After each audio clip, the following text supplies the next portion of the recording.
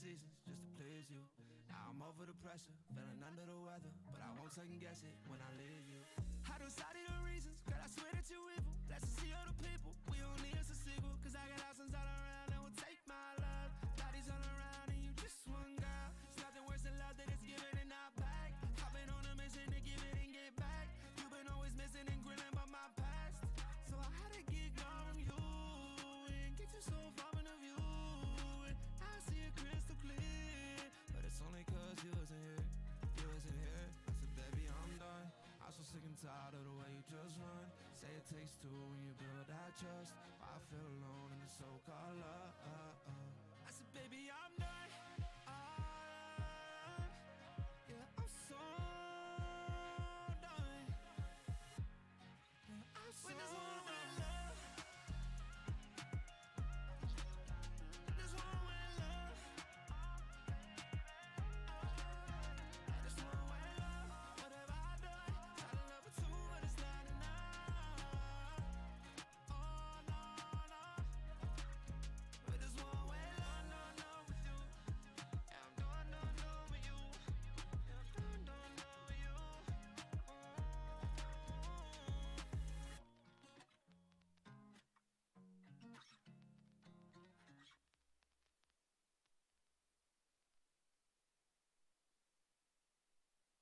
One in a million, one in a million, one in a million, one in a million, one in a million, one in a million, one in a million, one in a million, one in a million,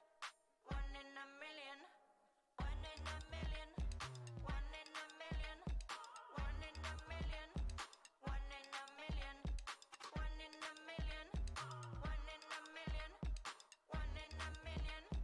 One in a million. You know they're coming up to me, cause I'm just the kind of flower that's stinging in my beat, but the rhythm's getting higher. Go, go, go, go, go, go, go, go, go, go, go, go. One in a million, one in a million, one in a million, one in a million, one in a million, one in a million, one in a million. One in a million.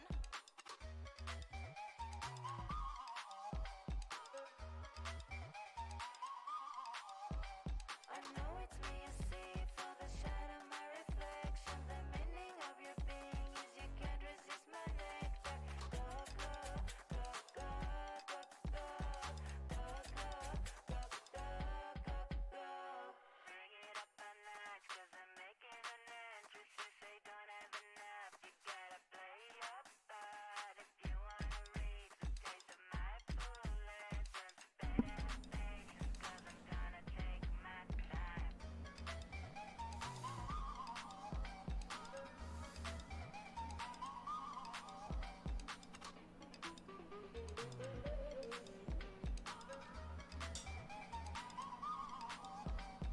One in a million, one in a million, one in a million, one in a million, one in a million, one in a million. Well, well, well. Good morning, good afternoon, good evening, and good night to you lovely folks joining me here nice and early over at Marvel Snap Zone. We are back for another YouTube live stream this very comfortable, very cozy Friday night. First of all, to all you lovely folks out there who are celebrating, happy Thanksgiving. Hopefully you're having a lovely holiday period and you can just enjoy, the aftermaths of yesterday by chilling and having a nice stream with us over here at Snap Zone tonight. Mostly going to be looking for a good time, to be honest. We're going to be trying out a few decks tonight that we haven't played on the stream so far. Hey, Brig, how you doing, my friend? Welcome, welcome. So a few things that have come from myself, a few that have come from the community over in our deck builder on Snapzone. Howdy, howdy, James. Hopefully you're doing well as well. So we're playing a mixture of things tonight. Going to try and stay away from stuff we've played a ton already. just because I like to add some variety into the mix where possible, which is kind of the name of the game. But obviously we're in a bit of a weird period right now. Everyone's kind of desperately waiting for the new patch. We don't know exactly when it's going to land, but we're very much in that like patch waiting room as people wait for the token shop and Season 4, Season 5 cards to make their way into the game. So we're mostly just going to focus on having a good time tonight, hopefully playing some sweet games and just having a good time with the community. So if you're into that, feel free to hang out. We're going to see what we can do. And we're going to be starting one off tonight with a deck I've been playing a little bit off stream that I've been having a fair bit of fun with, and hopefully I can showcase to you guys. And if it goes particularly well, I'll make a video up on this one as well, and we'll see how we go from there. So we'll hop on over to our deck list screen, and I'll show you what I'm on about. Going to be starting the evening off with some Kingpin. Kingpin is a card that I personally really quite enjoy, but I feel like doesn't really have a home at the moment, tends to get a little bit outclassed in strategies that could benefit from it, just because it's so hard to utilise the ability, although I do think that ability is very, very strong. So I'm going to have some fun tonight. I'm going to try and jam some Kingpin games, and let me walk you through all the moving engines and pieces and odds and sods this deck has available to it. So first of all, the namesake card here, we do have Kingpin available. If you're not familiar, he's a 3-cost card with 4 power, that when anything moves to his location on turn 6, it gets immediately destroyed. Now that is a very, very strong ability, but obviously playing it out early, your opponent can quite often have some counterplay to fill the location before you can drag stuff into it with Kingpin on turn 6. So it does tend to be a little awkward to use. So how are we looking to get around that? Well, we've got a number of ways of doing so.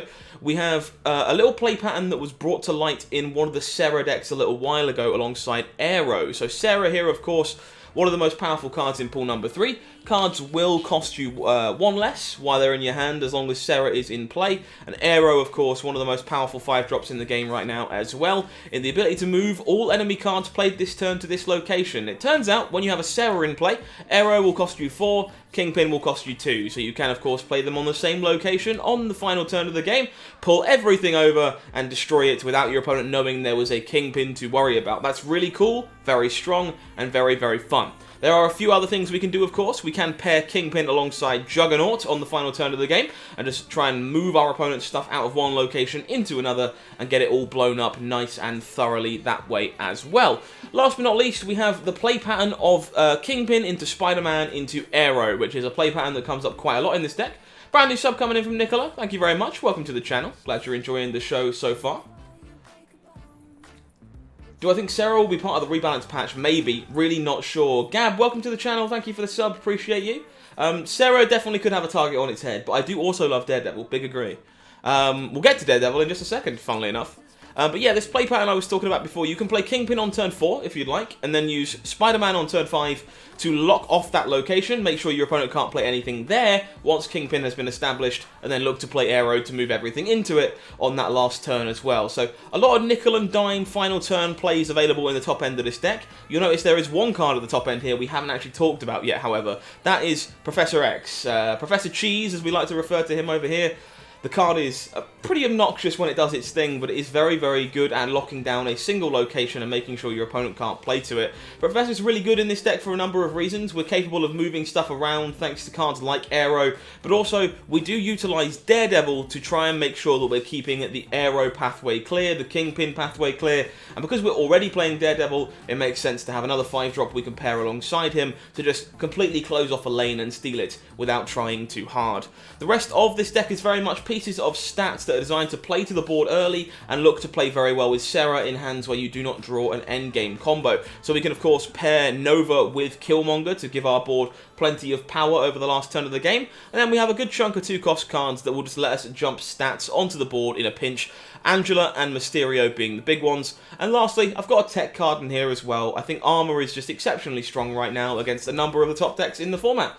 So we are doing our best to jam this one here and have some fun with Armor tonight as well. When's the update live? At the moment, we don't have an exact date, unfortunately. We just know that it will be between now and December 5th. We are told to expect it early next week, so hopefully in the next few days. Fingers crossed. So this is where we're starting tonight. Going to have some fun with Kingpin, fingers crossed. Let's hop onto the Marvel Snap ladder and see what this one feels like, huh?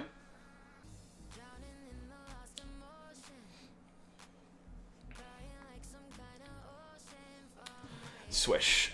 Alrighty. No turn 1 play is going to be pretty common in this deck. For what it's worth, we do only have access to Nova, and we're quite happy to save Nova until later in a lot of cases. Speaking of Nova, opponent plays theirs on turn 1.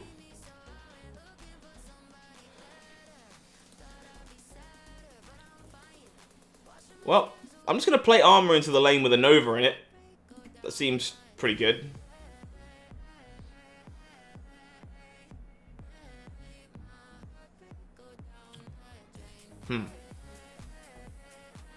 So, I don't really want to play this Killmonger just yet. It's not exactly doing an awful lot. Jug is interesting. We don't really want to move anything anywhere at this moment in time. Maybe we're just Mysterioing for stats here. Seems like it might be fine.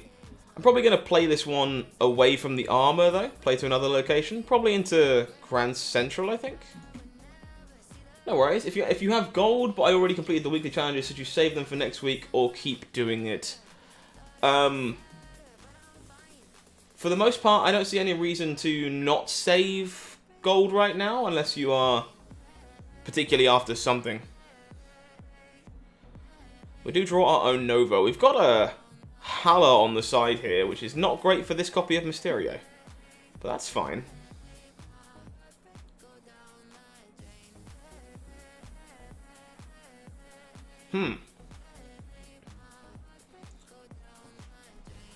Some interesting options here. We don't really ever want to let this thing destroy my opponent's stuff, so I'm not going to pick this fight. The question is if I just throw Nova to its death.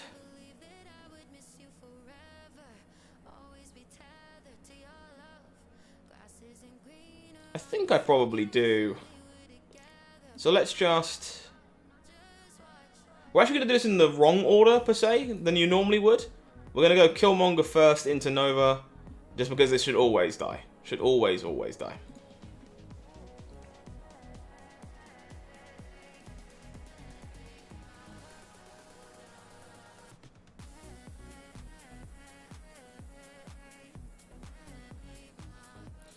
My opponent's almost certainly winning Hala, which is fine. We got to pick our fights on the other two. So how do we best do this? I guess...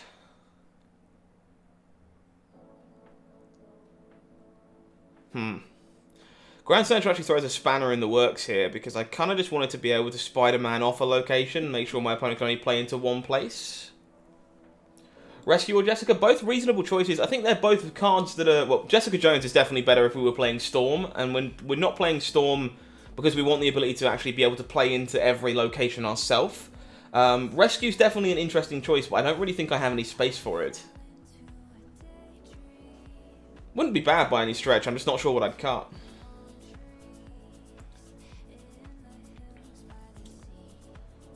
I think we're still just Spider-Maning mid here. Try and make sure our opponent can't play here next turn. White Queen will steal an arrow. This could get a little messy. Okay, so with this Mysterio revealing, normally I would just arrow... So normally I would just arrow, expecting my opponent to play a big card and move it into Hala, and then I win both of these locations. That's maybe a little tough because I know my opponent has my arrow. So I think we just... The thing is, if we jug, we could accidentally jug stuff into mid. I think Sabretooth is actually kind of reasonable. Wolverine is like very vanilla. We also know about the Sabretooth, unfortunately, which means we're not going to be able to move everything with Arrow either. So I think we are probably just using Arrow as a stat stick here. And hoping that 8 is enough. Alongside the existing Mysterio bonus.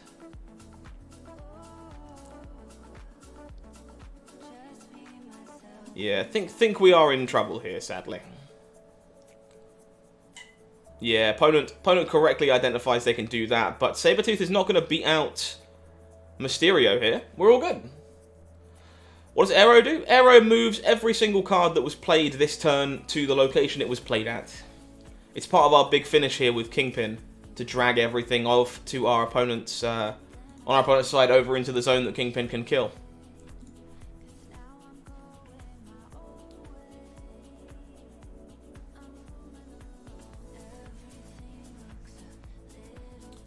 Good start for this one. Once again, pretty clunky start here, sadly. Looking for one of our 2s. If we can't find a 2, I'd like to find Sarah, I suppose. Negative zone, not the best for this deck, but we might be able to knock some stuff into it with Juggernaut later.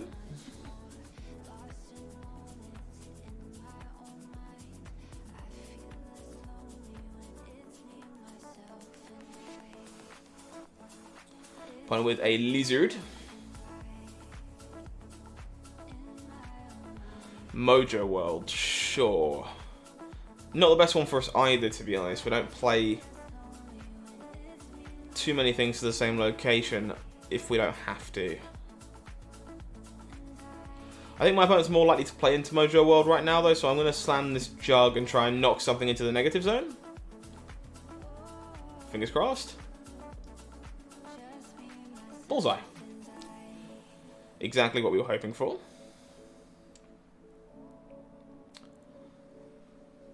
Okay, so we can just... So we could just Spider-Man here. I think I actually want to go Mysterio Daredevil to try and figure out where I'm putting this Professor X. So that is what I would like to do. I'm going to stack these both into the Vibranium Mines. Yeah, Kingpin into the negative zone does wonders if we had drawn our Kingpin this game. It's definitely a thing you can do. Your opponent, like, there's so many locations your opponent's just incentivized to leave empty, which make your life easier than having to try and force them to make it empty. But sadly, no Kingpin drawn for us this game.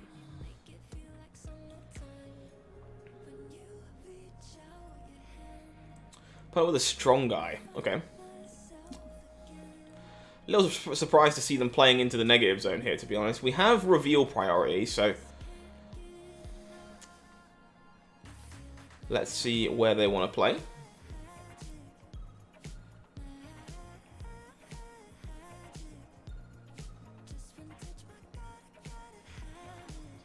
Okay, so this is Sarah into Mojo World. So this ends up being 10 power, so we can just guarantee ourselves Vibranium Mines here.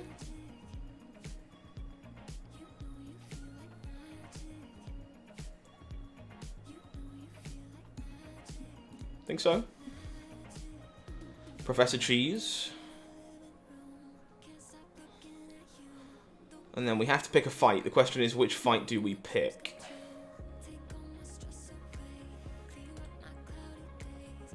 I kind of just want to play 12 power into Mojo World, to be honest, but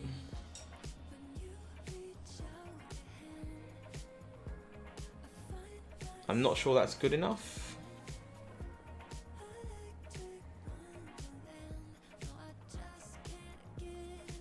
Killing the Ant-Man with Killmonger is actually just bad for us. Unfortunately, neither of these Mysterios is the one that we would like it to be. That's unlucky, Cool KG. Hopefully you can turn it around.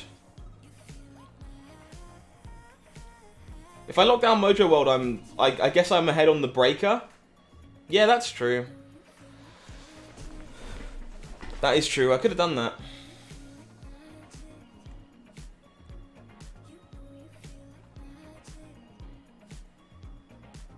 Yeah, true enough. True enough. Definitely could have done that.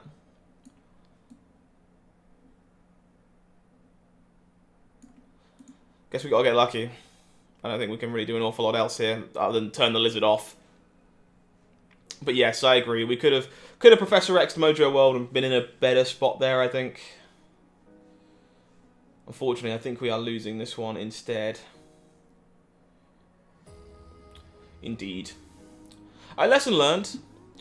Brain was not on Mojo World, Brain was on Raw Power, but yes, I'd have had an extra body, so of course we can lock down Mojo World, my bad.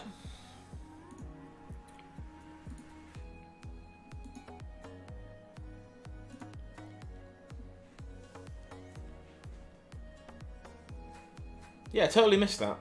Whoops. Cool, we find our Kingpin. That's nice. I would like to do some Kingpin stoof. Are we playing out Nova here at any point for the moment?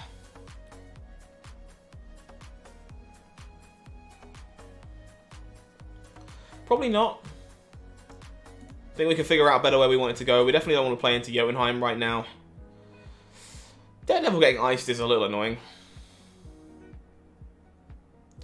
Avengers Compound, sure. I don't mind starting a fight here. But it's Mysterio, sure. Was kind of hoping they were going to leave Jotunheim clear so we could look to set up Kingpin Arrow. But alas. Okay.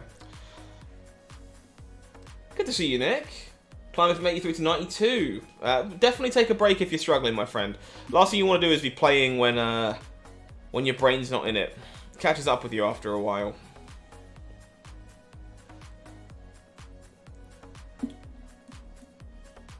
Kingpin is definitely not one of the better cards in Pool 3. But he has some sweet synergies, and we're looking to try and figure some of them out tonight. Yeah, Spider-Man on 4 in the Avengers Compound is pretty gross. Big agree. Think we'll be doing that. Seems reasonable.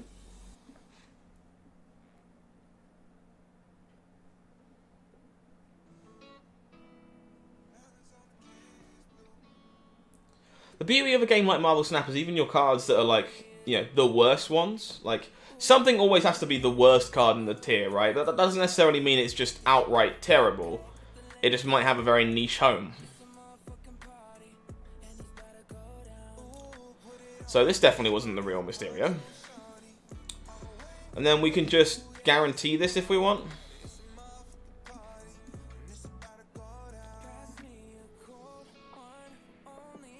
We can probably take a snap here.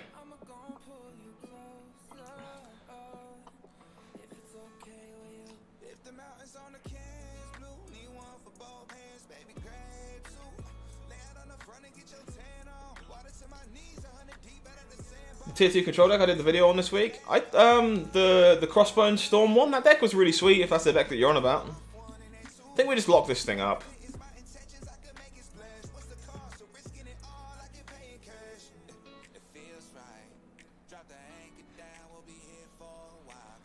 Yellow Jacket does actually see some play, funnily enough.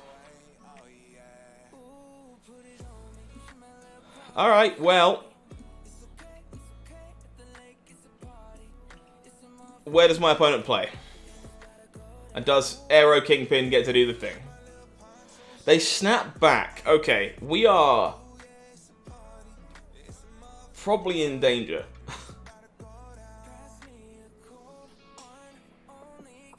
Nice, Sean. Yeah, I think that deck was pretty sweet, actually. I had a good time playing it.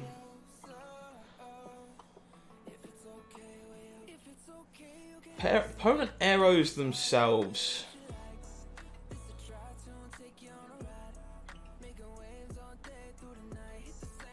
Oh, the one with Doom and Magneto. Sure, the traditional control deck. That deck's good. Oh.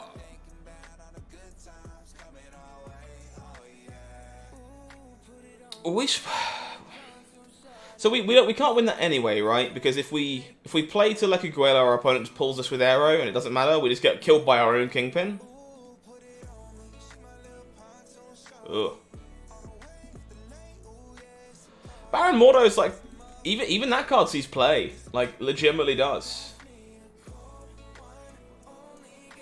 I guess I have to get my own Nova killed. Does that work? Yeah. Getting my own Nova kill works there, right? I can play it in Leku Guela. I have to know my opponent has an arrow, in fairness. Gonna hold the Nova for now. Getting close, Rick. Getting close. What new card am I most excited to use? I am most excited to use Valkyrie, I think, probably. Honestly.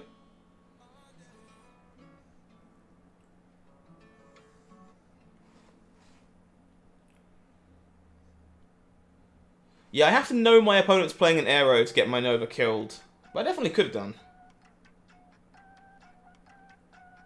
I think we're fine playing out Daredevil here. Juggernaut? Does Juggernaut get me there? No, Juggernaut doesn't work, right? Because my opponent's arrow still pulls...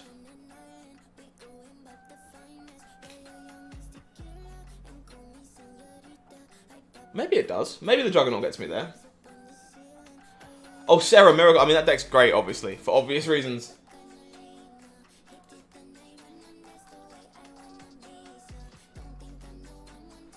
Thanos is going to be Carnage's best. We actually posted some deck lists for Series 5 cards today in a video.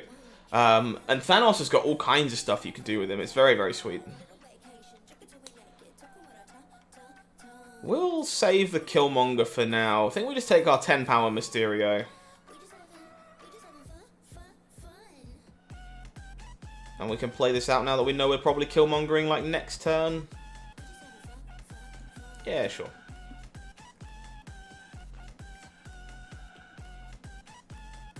Kingpin's a fun one. I have had some success screwing around with him in the past, but it takes a lot of work. It's mostly why we're having a good time with it tonight. Sure, all kinds of stuff is going to change, for sure, for sure. What about Wakanda film? I haven't seen Wakanda Forever, unfortunately. Okay, so let us just go.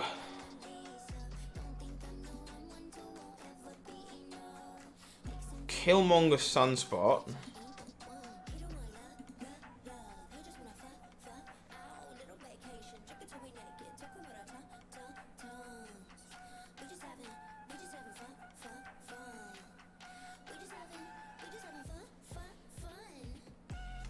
Clear out our opponent's wands, kill our own Nova. Thanos is basically ongoing Thor because the Power Stone is ongoing. You can copy it with Mystique. Yeah, you can definitely do that. You can do things like picking them up again with Beast and Falcon. You can make them cost 0 with Quinjet. There's like all kinds of stuff you can do with the stones. It's really, really curious.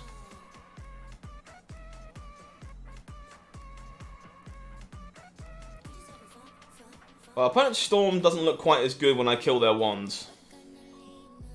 And now I can Juggernaut to keep them out of their own flooded area. Let's see what they play.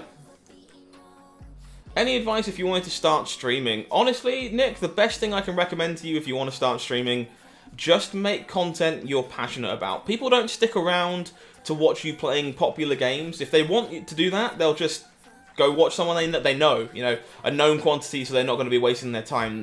What's going to attract people is what you're doing differently, your fun, your passion, your intrigue coming through.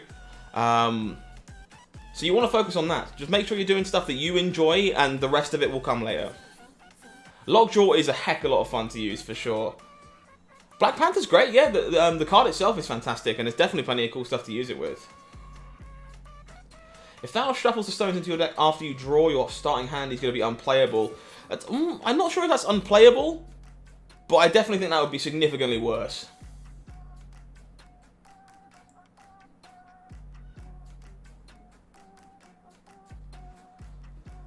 Opponent appears to be deep in the tank here. We're waiting for our Daredevil to show us what's what.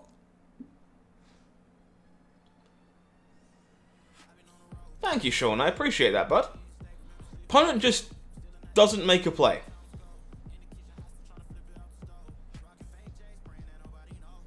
So we're expecting an Infinite, maybe?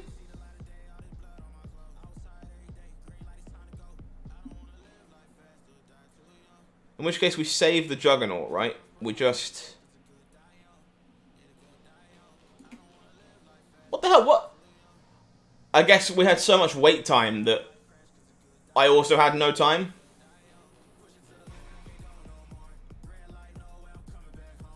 Whoa, what the fuck? There's like no time here.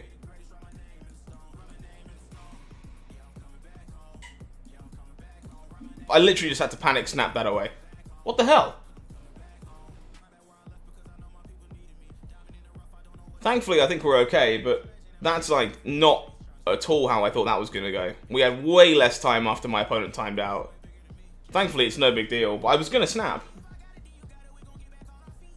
Yeah, no worries, Nick. It takes time, my dude. Just like, as I say, get your first feet under you. Like, get your first steps under you. You'll be fine. It just takes practice. More helpful than other YouTube? Thank you, Sean. Again, I'm doing my best. Feedback super appreciated. doing what I can. Like, I'm not perfect. I'm still learning a lot like you guys. But you guys seem to be enjoying it. I'm enjoying doing it. So, hopefully we can keep it up. And we can have a good time.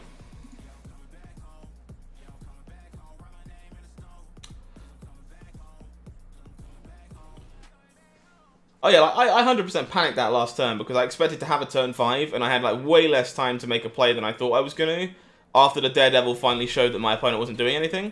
So I'm just sitting there like talking to chat like I've got all the time in the world and I just don't. Fabian, thank you for the brand new subscription, my friend. Welcome to Marvel Snap Zone. Glad you're enjoying the show. Don't really want to play into Machine World just yet, so I'm just going to start stacking Angela on the right, I think. Juggernaut's fantastic. I love playing Juggernaut alongside Storm myself, and in a deck like this as well, where it can pair up with things like Killmonger. Nidavellir, sure. That's not too bad.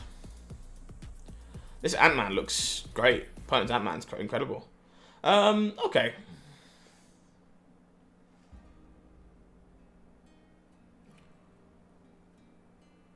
I think I'm fine just setting off Mysterio.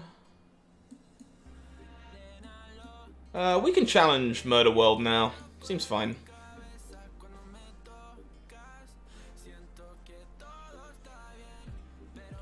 Opponent with the Ebony Maw. Sure.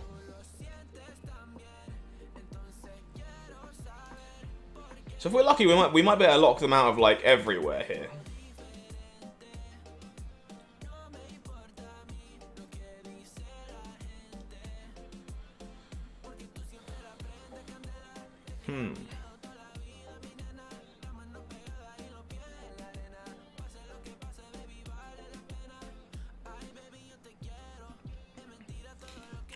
How do we want to do... We have so many options here. I think I want to set up Daredevil over setting up Spider-Man here, because we already have Professor X to shut off a location, and Ebony Maw has already shut off a location.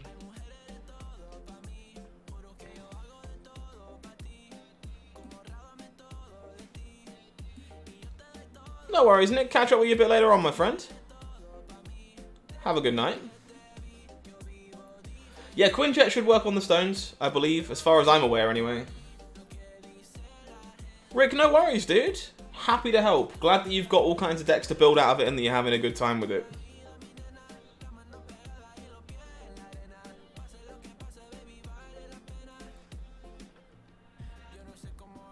Yeah, I'm getting the impression this may have been Claw Spectrum. It's a Professor X of their own.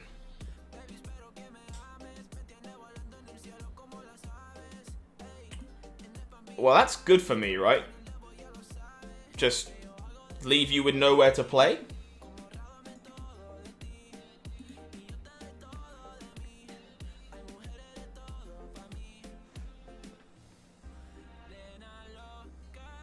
You can't destroy or Spectrum if you have no location to play into.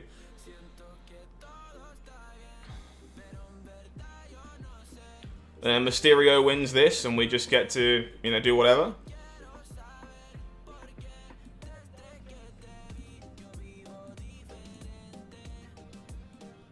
This is just like the most amount of stats. Yeah, exactly. Nice. What are my thoughts about on Absorbing Man? I think Absorbing Man is really solid, honestly. We've published a shell. Nice. Published a shell that you can use it in early, but I think it's just a very powerful effect. I can see it seeing a fair bit of play. Ooh, Quake variant. Nice. Grab some gold while we're here.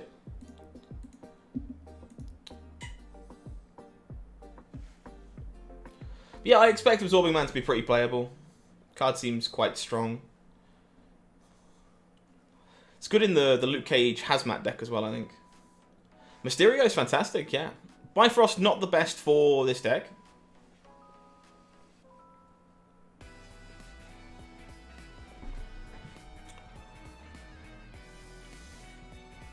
Shuri, yeah, Shuri is honestly one of the ones I'm a little less excited about.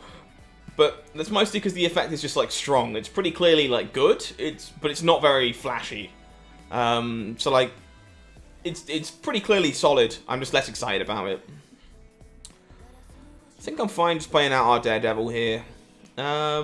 This can slide across with the Bifrost on turn 4. It's fine. Opponent with the Angela. Sure, sure. Oh, Subterranea can bite me. I really do not like this location.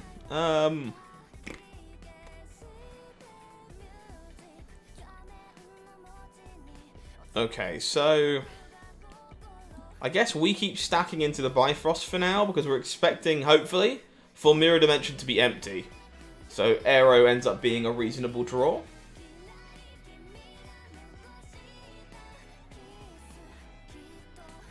Opponent plays out a Bishop, sure.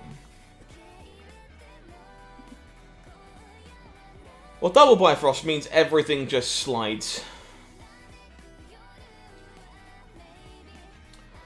Yeah, the Spider-Man plan probably works for sure now, right? Because we just guarantee... Well, double slides means that we just do this, right? And we guarantee mid.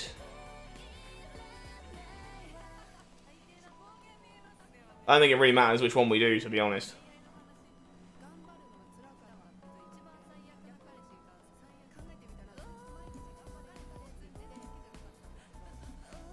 Let's just lock down a location.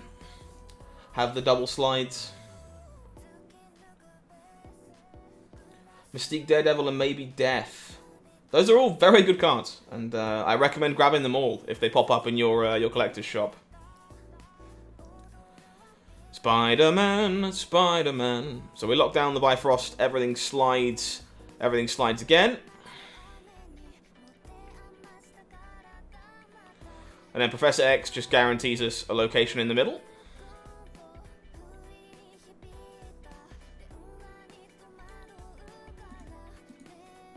Opponent plays a rock. They have 2 cards in hand. Interesting. Well, we'll just make sure that we have this. The question is then, which other location do we play for? And are we just going to get Hellered?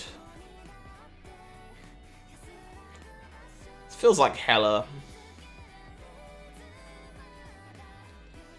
Do I beat Hella?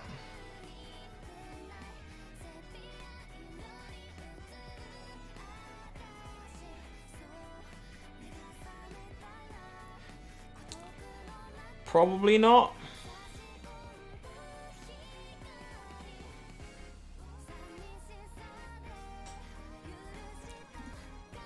Discarded a rock and magic, right? Maybe we can?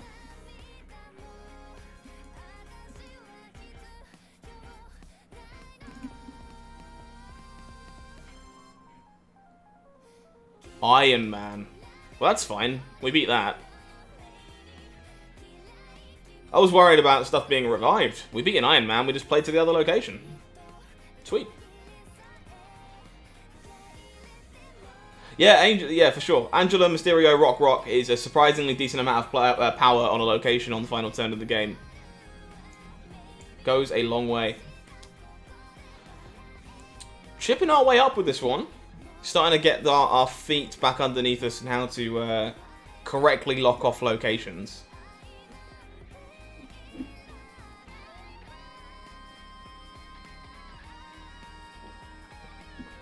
Yeah, Kevin, unfortunately, that's not the kind of thing that digital TCGs tend to do. I think it just cuts into their business model, like, quite significantly. It's just, yeah, sadly not a thing that, like, Hearthstone's never done it, Magic Arena's never done it, like... Trading is just... they're definitely more like collectible card games than trading card games. Which is both understandable and a shame. I like seeing Avengers Compound with this deck. There's a lot of funny stuff we can do to make this really awkward for our opponent. I am going to be setting up Daredevil here, though, I think. And it probably just goes into Nidaveldir. Get some juice on this and get an idea of what our turn 5 will look like. Falling in love with Daredevil, honestly. The card's just really fun. Okay,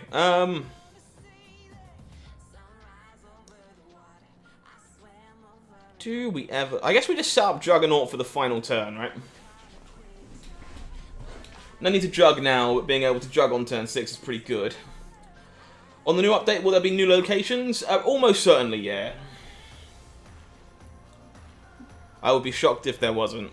I haven't seen anything about it just yet, but normally we get something every time a new season pass comes around, so if you don't get it straight away, you should expect it December 5th, I would imagine. Yeah, Pokemon's a bit different, but yes, it did allow it, that's true. Ghost Rider or Hella? Given the choice, probably Hella. You just surpassed 5,000 credits. Is it an update? The update is coming towards the start of next week.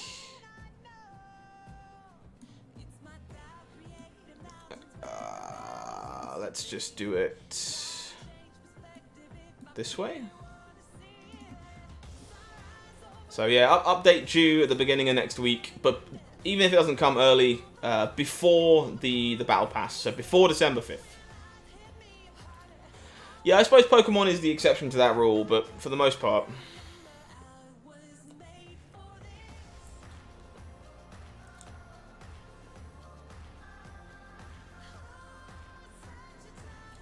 Trading is just not a digital TCG thing.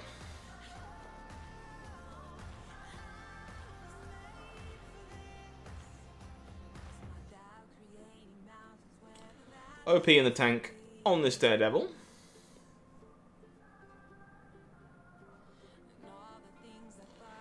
What do we got?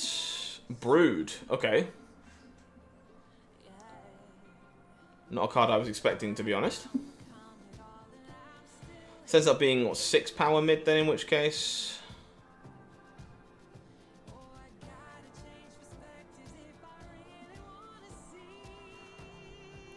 Have I tried Cerebro Destroyer? Not yet, actually. It's on my list of decks to get around to at some point. I saw Jeff playing it the other day and was excited.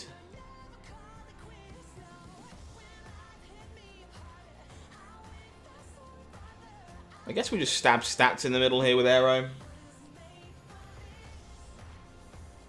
In the new season reveal? Yeah.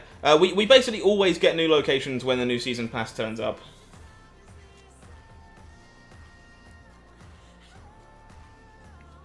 One resource short of doing everything we'd like to do here, but that's okay. So, Mysterio, Nova, Killmonger is the play, I think. Can you get to 1,000 before the update? You're around 900. Raising the 41%, I also disagree with your username, so let's not get into that. But yes, you can theoretically, but you'd have to spend money to do it, I believe. I believe you're looking at about 100 and something levels every 7 days if you don't spend any money, and I don't think you have 7 days left before the patch drops.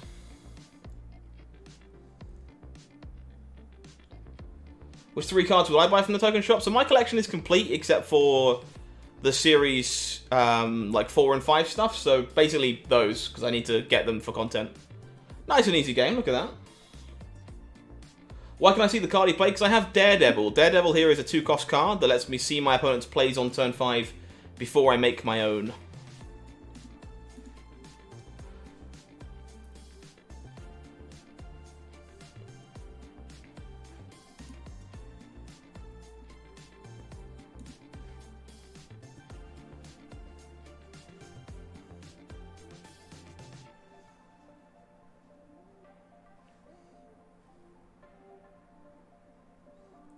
$950 so close yet so far. There's a good chance you can make it, Frodo, to be honest. $950 seems very doable.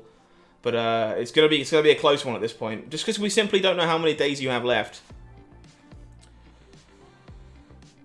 So Crimson Cosmos shutting us off from playing into it's a bit rough. Just gonna establish armor into Murder World, I think. What if I was just starting out? Well, that would mean that I was picking up like Series 1 and Series 2 cards, right?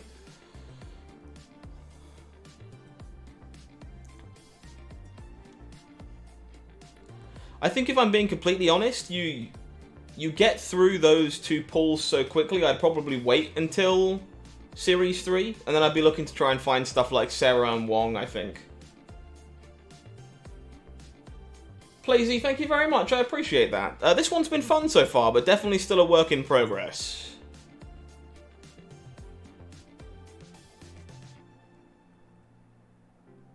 So the Kingpin is not particularly good here, sadly, because we can't play it anywhere where it's likely to do very much, just because turn 5 is always going to jam this up. I guess we just play it as a body. Hopefully we draw another 2-cost card to play alongside it. You have a lot of Series 3 cards people call the best, but you don't use them. Like, definitely, they are very good cards, for sure. Was trying to save credits, but got greedy and started powering up to try and get some more cards. Yeah, I've been there. Definitely been there. You can delay installing the update. I don't know if that's true or not, Thorsten, to be honest. That seems a little dodge to me, but I cannot confirm or deny that.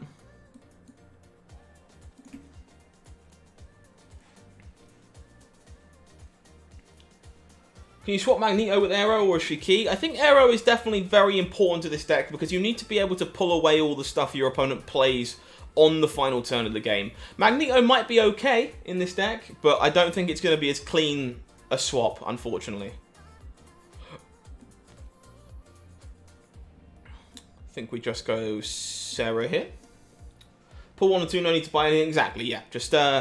Just grind your way through, enjoy the game, and save your collector tokens for Series 3, I think.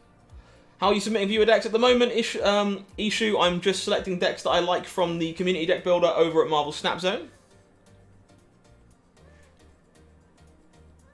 So whenever I see something I like that I think is kind of cool, I just go and grab it from there and try that out. Don't take offense, but you remind me a bit of Nick Frost. That is not one I get very often. Thank you, I think. I'll take that. Okay, so we can go Angela, Daredevil, Aero mid to guarantee that we win these two, I think.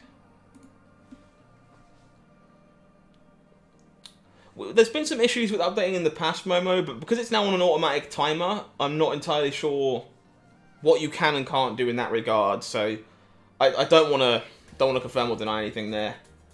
Arrow, no, open your caches, my friend. Don't bother waiting. You should save credits, 100% save credits, upgrade your cards later, get new caches, but do not save your caches. They have predetermined contents when you earn them. You will not be able to get different things from them. Look at that. Arrow doing exactly what she's here to do.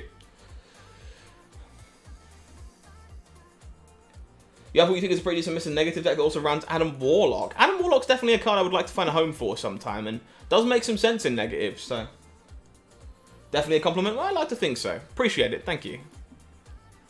I've been called much, much worse by many people on the internet. Trust me.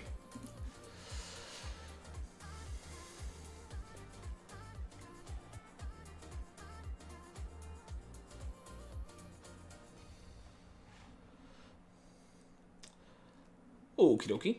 Would like to draw a 2-cost card here, to be honest. Make this hand a fair bit smoother.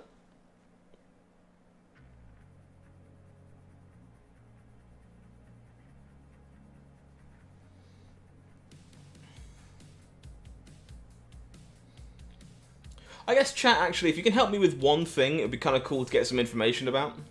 Obviously, at the moment, I have a pretty full collection of everything up to Season 3, Series 3. But when I'm making content immediately after the patch, what cards do you want to see played the most?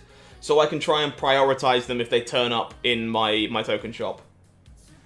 Would be kind of nice to be able to prioritize accordingly. Pretty slow, clunky start here, unfortunately. Thor's Hammer's pretty good. Mjolnir is definitely pretty good. It's hard to get a sub Mystique for Morph since you don't have her yet. Yeah, Mystique's a big deal for sure. How many collector tokens will pull 4 and 5 cards again? They are 3,000 and 6,000 respectively. Jan, probably not, unfortunately. If you're free to play, you can probably only get access to about 140 collector levels every 7 days. And I don't think you have 7 days left. I think you have more like 3, 4 before the patch drops, honestly. So without spending money, definitely not. Shad, thank you so much, my dude. I appreciate that. That really means a lot. Glad you're enjoying the content. Galactus and Thanos makes sense, honestly. There it comes through. I knew we had a notification waiting. Chad, thank you for the brand new sub. Appreciate that. Is Rescue a good replacement? It's a bit tough. You really do want Spider-Man in this one. He's very important for locking off locations. Thank you for the brand new subs, folks. I appreciate that. Matt Q, welcome, welcome, welcome. So this is Cerebro 4. What are we worried about? I guess I'm just playing Sarah here and hoping we don't get punked by something. You saved 2,000 credits, then you got impatient and upgraded all your cards. It's so easy to do. So easy to do. Opponent snaps. I'm curious. I'm going to see where this goes. Yeah, I think Valkyrie is very good too. I am personally looking forward to Valkyrie quite a lot. Yeah, Valkyrie Shuri. It's mostly the Series 5 cards, right? Like, most people seem more excited about the Series 5 stuff than the Series 4 stuff.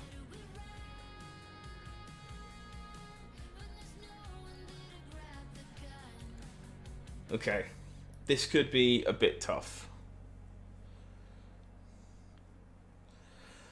We have a decent amount of stats. We can kill the Nightcrawler.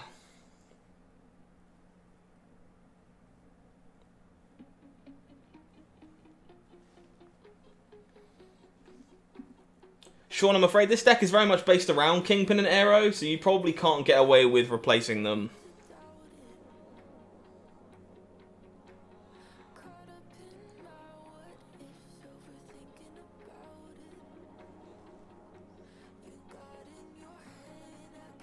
What do we do here?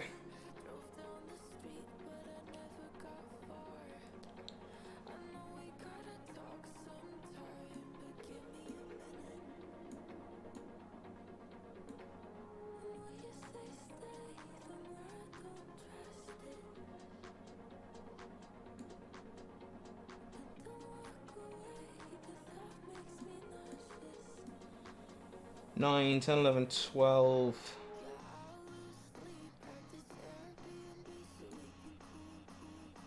I think we have to retreat. Can't find a way to win this. Cannot find a way to get there. Series 4 seems worse than 1 to 3. Not sure about that, but there definitely seems to be more excitement around Series 5 than there is around Series 4, which I think is a bit of a shame, honestly. I was like desperately looking for a line there and couldn't find one. Brood would have made a lot of sense, yeah. Brood would have made a lot of sense. Here's a Jane Foster trick. Tell the opponent to play Black Widow on turn 3. Yeah, sure. Just tell them. Just tell them to play Black Widow on turn 3. What a cool line. I'm pretty happy to throw out Nova here, knowing that Killmonger is going to clean this all up eventually. Could not find the line to win that last one. Bit of a shame, honestly. Fisk Tower is pretty sweet for this deck.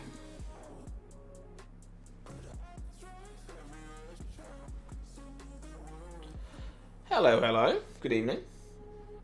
A little inside thing. Apparently your best bet to get to 3,000 before the patch is to play Agatha in your deck and keep upgrading her, because she always gets the boosters. That seems mildly suspect. Not sure how true that is. Stranger Kill, thank you so much. Appreciate you enjoying the content we're putting out. Means a lot. Yeah, I'm actually a really big Luke Cage fan. I do think Luke Cage is the card I'm looking forward to playing with Hazmat, for sure. Helicarrier, yeah. Helicarrier is another card I think is really good in Lockjaw. Like the Lockjaw discard deck, right? Because either you discard it and fill your hand up, or you pull it out of your deck with Lockjaw and it's got 10 power. I think there's a really good mix of stuff you can do there.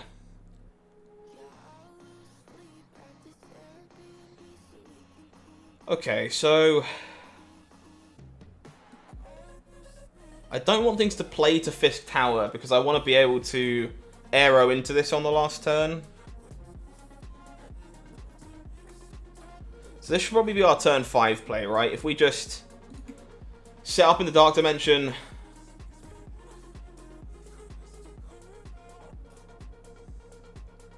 Yeah, I can't wait for the patch to drop. I really can't.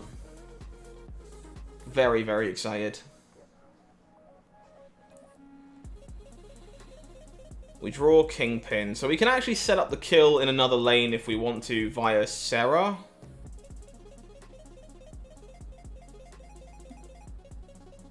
That might be better, genuinely. Yeah, I think Helicarrier is pretty sweet. Alright, so I think we should be good here. This is 5, this is 8 power under here. So I think we're good to just do Kingpin Arrow. So we slide opponent's Chavez over and it gets brutally murdered. And then hopefully we have enough power underneath Dark Domain. You've got to be kidding me. How did that death get there? Ugh, okay. I massively underestimated how big this was going to be. I didn't think we were losing that. Rip. Got outplayed by the death.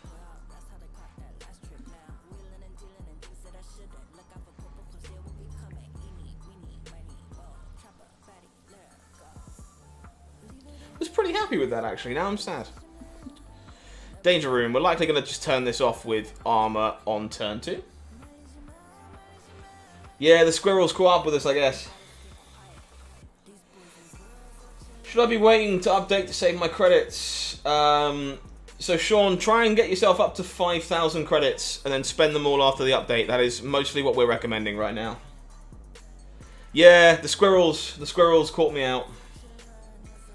Missed, we've been told to expect the patch before the season pass. It will turn up probably early next week. Might be a little later, but you should expect it before the new season pass.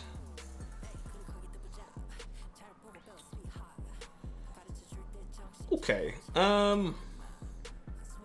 Fine just to set up Killmonger here, I think. Not Killmonger, sorry, that's him. Not what I meant. Got it on the brain still. Kingpin is what we're setting up. Thankfully, my opponent's Storm plays quite well into my Juggernaut, so that will be happening.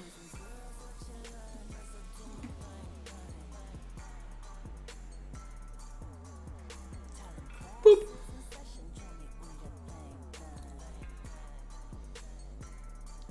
Opponent will kill our Novas for us. Perfect. Alrighty. Do we reckon that Professor X guarantees us the Danger Room, or are we going to regret playing it? That's kind of the question here, right?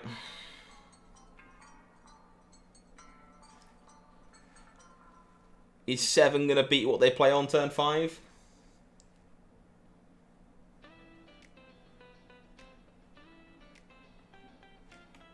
Ah, this is way more fun to watch. Snap, go on. Play more than 7. Do it. Nope, opponent wants out. Makes a lot of sense. You hit 1100 before you saw the patch news. Still don't have Gambit or Mystique. It's sad. Yeah, you're going to be waiting a while for certain cards if you don't find them in your token shop, for sure. One more Arrow. I'm afraid Arrow is going to be everywhere for a hot second. People have quickly figured out how good she is. Yeah, Miss, that's going to be a tough one, I'm afraid. 80 might be too much to make in a few days. Tough one for sure. Ooh, Elysium. Alright, well, let's just start stacking up some stuff. Probably going to switch on to our next deck after one more game after this, I think.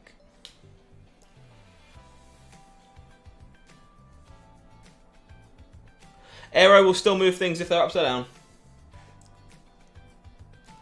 Doesn't matter whether you have Prio or not, she'll still move them.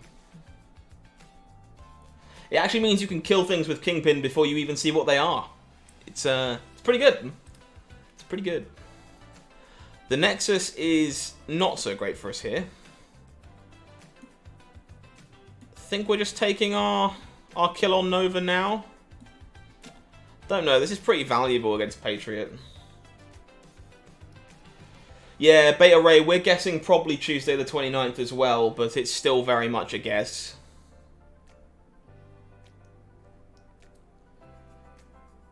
Those are some good pull 3 cards to open. I think I'm going with this.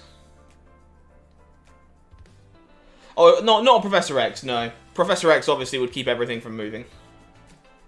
But if I have priority, it will still move Professor X if it was face down, just not things going into his location. You know what I mean.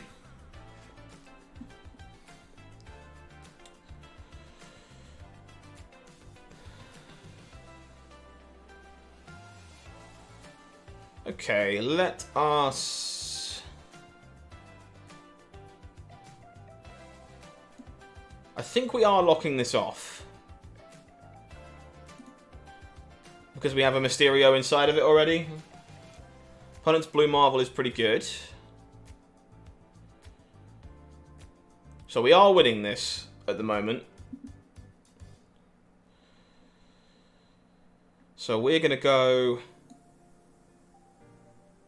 Kingpin, Okay, yeah, so we go Kingpin, Spider-Man, and then we Juggernaut stuff into the Kingpin lane. That's what we do.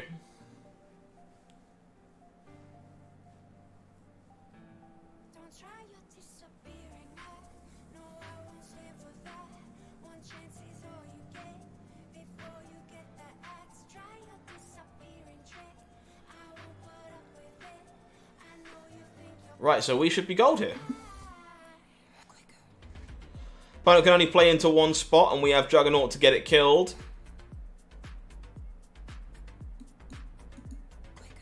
Let's go. You think, what would out my Professor X play? Yeah, so because Professor X is already there, as long as I have priority, Arrow doesn't beat me. Scarlet Witch not better than Armor in this deck? Maybe. So Armor's in this list at the moment because I think it's just so good against everything the room is doing. Like, there's so many people on the ladder do not want to see an Armor right now, but it is definitely the flex slot, for sure. Hebrew 965 is going to be pretty close, I think. Again, you're looking at about 115, 120, maybe a little more over 7 days. We're expecting to maybe have 4 days. So 40 should be doable, but you're probably going to have to play quite a bit of Snap. Goodbye, America Chavez! Kingpin! Look at that. Easy peasy. Lemon squeezy. Mysterio reveal for me, please. And add some power. No worries, Thosia. Happy to help. You get an extra good chunk of coins for getting to 1,000, yeah. Arrow is pretty incredible, to be honest. Like, it's one of those cards that definitely was massively underplayed during the beta, and thankfully, I guess, people have... well, the format's kind of slowed down, less decks are going wide, and now people are starting to realise how powerful Arrow can be when people aren't going wide. So, you love to see that.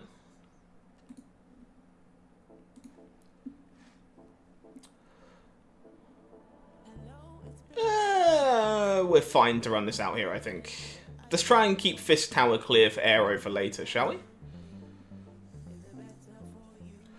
Good to see you, by the way, Lou Muncher. Hopefully all is going well. Folks, if you're enjoying competitive Marvel Snap, by the way, and you enjoy watching people compete, goodbye, Daredevil. I actually really wanted that. Lou Muncher in the chat actually runs a great series over on Marvel Snap Zone called the Cube Rush, where people compete to earn as many cubes as possible in a 1 hour space. We host the VODs here on YouTube, but we also get to watch Lou Muncher streaming live over at Cube Rush events. So if you enjoy that kind of stuff, go and check out his content. Go see some competitive Marvel Snap underway. Ugh. Well, I'm going to hope to Juggernaut spike into Fisk Tower because it's going to be really funny.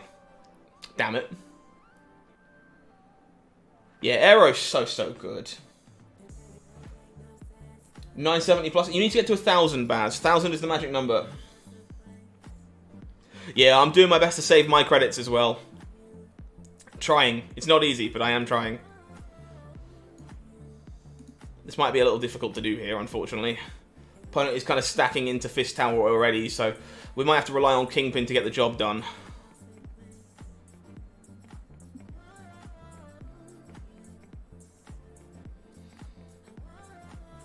Interesting.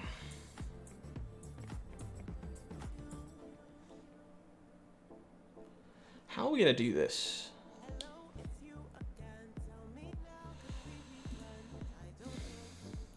I think we're just going Angela Killmonger to kill the wands. We're not killing the Misty Knight, unfortunately. You're at 4,950. That's a bit easier. Like, 4,950 means you're basically at the cap, so you can spend a little bit, depending on how quickly this patch actually drops. Alright, clear out some stoof. Killmonger, thankfully, well, unthankfully I should say, doesn't kill everything as much as we wish that it did.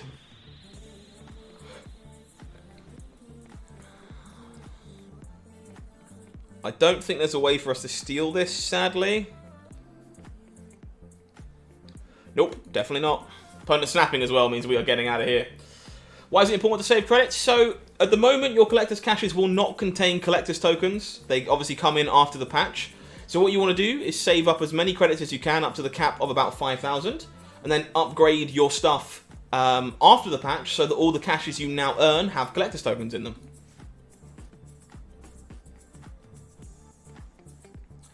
Okay, last game with Kingpin, then I'll be moving on.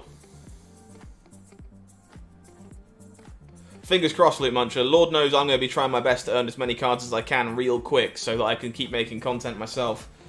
It's going to be hard to acquire everything. Which is good, I guess. It means that, you know, there's still things for me to go out there and collect, which is sweet. Alright, Mysterio is probably going into the vault here, I think.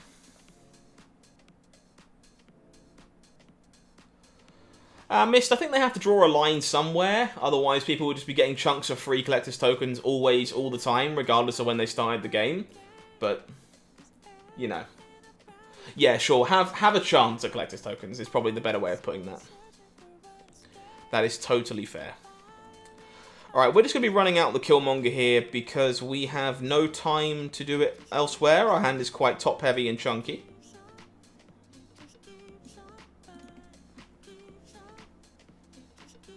Probably Onslaught incoming. Yeah, it was a pretty good chance of that, I think, from my opponent. Last game, that is. Opponent with the Wolfsbane? Sure, sure. Where is Los Diablos destroying? Well, the plan went out the window to be able to play into here early. So, let us try and lock off... I'm going to try and lock off a location to stick Professor X into. Nice. Kappa, I'm afraid I can't give you an answer to that. I don't work with the devs. They've obviously drawn their numbers up where they want them. Sadly, my opponent reveals first here, so this might be a little crap. Better to haul credits or push for 1,000? I would say push for 1,000 if you can actually make it, but realistically, if you're below like 950 right now, you probably can't make it. So if you're like really close to 1,000, just push, get yourself there. If you're not, just save your credits. As a beginner player, should you spend your credits like crazy? Not really. So it's technically better EV for you to upgrade all your commons first to uncommon if all you're looking to do is maximize how quickly you progress. So 16 mid here. We are 5, 6, 10. We can beat that. Aero beats this, right? Because of the Mysterio's already here. Oh, Nightcrawler can still move, right?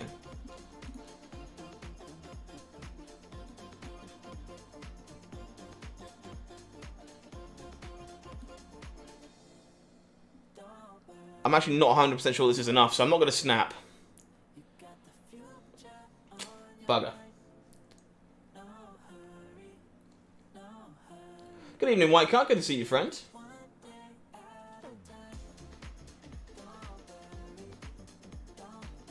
Yeah, 860 is probably a bit of a stretch. Yeah, I think chat's right, unfortunately. There's a good chance I could have X'd off the Wong lane and just accepted I was losing it. I got Nick Frost earlier. I've literally never had anyone call me Nick Frost in my entire life, and I've been compared to him twice today. It's weird. So weird. Cool, but weird. Right, okay, what am I moving on to? I believe I wanted to play some Move next, actually. So this is a lovely deck that doesn't get enough credit. And fair warning, chat, I'm going to be completely straight with you. I suck with this deck.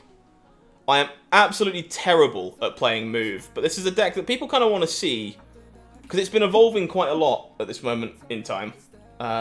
It's the beard? It's probably the beard, yeah. I'm taking it as a compliment, it's fine. Like, I just never one that I've had before, it's pretty sweet. So, move obviously an archetype that's been like around the block for a bit. People kind of know what's going on with this deck, but it's been evolving quite a lot recently to try and move your opponent's stuff, not just your own. Hello from Texas, good to see you. No B-Ball Miles, I don't have it sadly. I don't have the variant. I have this one. New patch will drop before December 5th, probably early next week. Shame, I know. So I don't play a lot of move.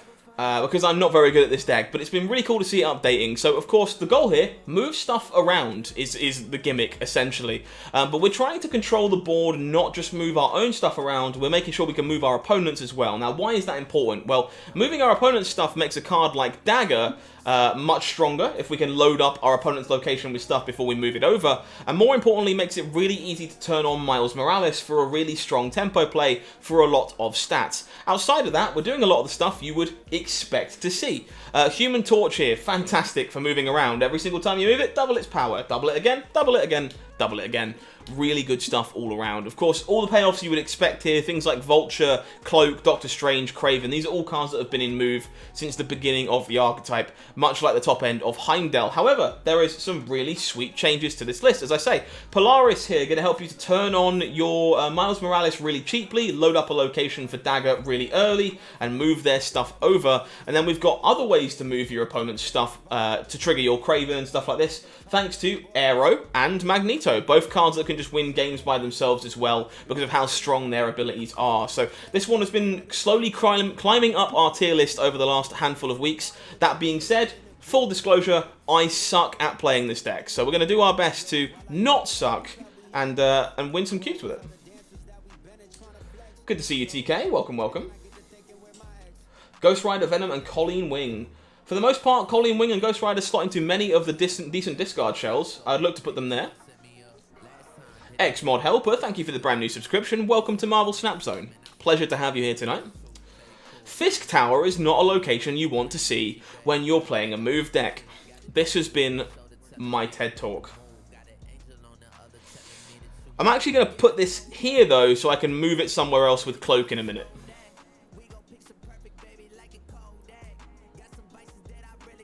For sure, yeah. Yeah, no multiple man in this list. We've got other payoffs to move around. Dagger. Do we care about Dagger? I think we do. Let's load Dagger over here for now and look to Cloak shortly afterwards. He ends up a zombie playing video games in the shed. Oof. Oof. It's fine, I get it. I understand. Alrighty, so we will go Cloak on the right, shift these things over, then look to Heimdall them back into the middle. That is the plan. However, yes, our Aero and our Magneto should be pretty good into Fist Tower, hopefully. Why no multiple mana? So there's only a limited amount of space for payoffs in a deck like this, and this version is looking to abuse things like Vulture, Human Torch, and Dagger more than it is to play multiple man. Basically, there's only a finite amount of space for payoffs, because you need space to make everything move too. So, I think opponents stole my Vulture, which is kind of rude. Yeah, we can make them cry with Magneto later, if required. We're going to shift these two over into Hellfire. Maybe we're just playing Miles as a 4-cost card here, to be honest.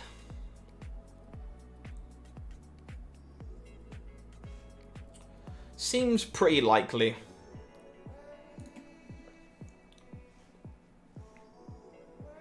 I would really like to draw Aero, but Magneto will do a decent job on turn 6 if required.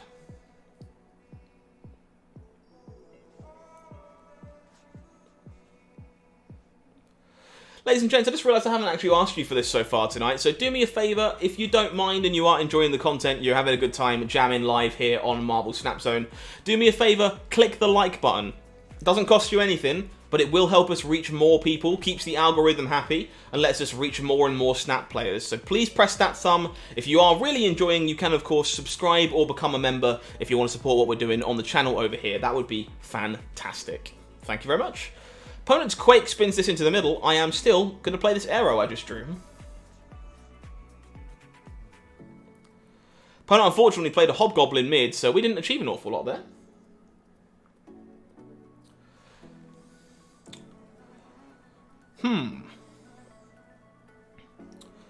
So we cannot pull anything out of mid here, unfortunately.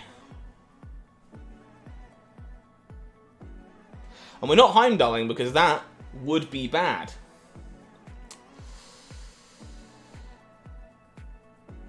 So I think we're just slamming Magneto mid and hoping that 12 is big enough.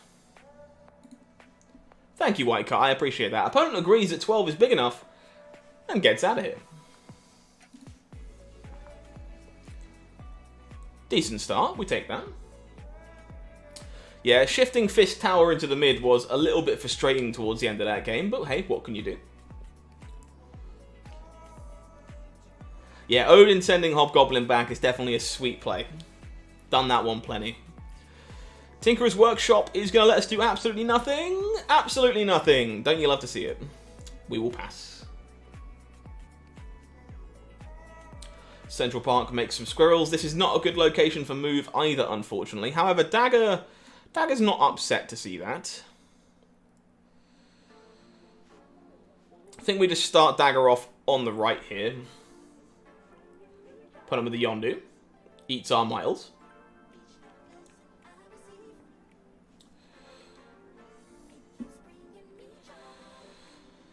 So I think we're going to Polaris mid.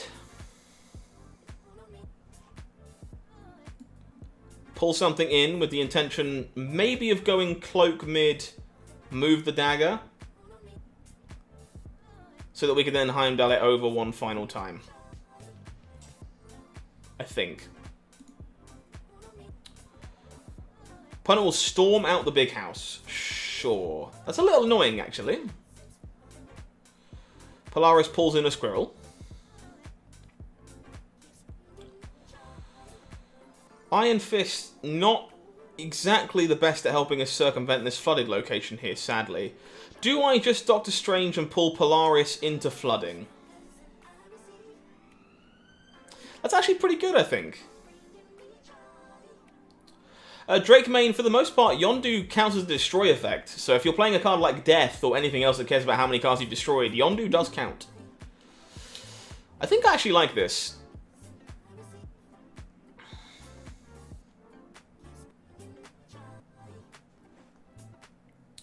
Is this my main account? Yes, it is. This is the one that I played during the beta, which is why it has all the cards, but is not at Infinite yet. Because I only use this one for content. Wong off on the left. We will pull in our Polaris.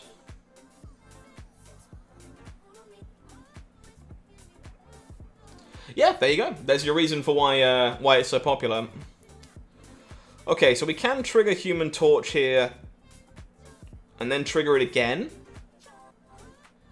Okay, so Iron Fist, Torch, Cloak, right? Then we can move it back. Destroy the rocks, nice. Hobgoblin, not sure about that one, unfortunately. I would have to check. Your orange is just too random, so you've got like 2 cards for destroy and 4 cards for this. It's really kind of hard for me to tell you, Anam, without knowing what your collection looks like, unfortunately.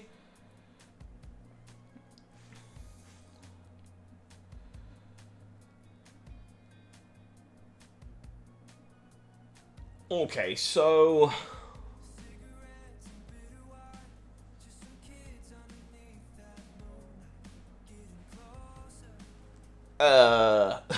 what do? Question mark. I think the plan is move this back here.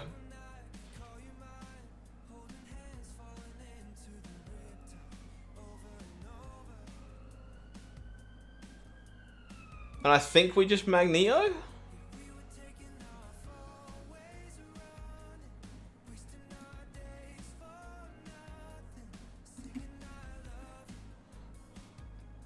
Odin does indeed make a lot of sense.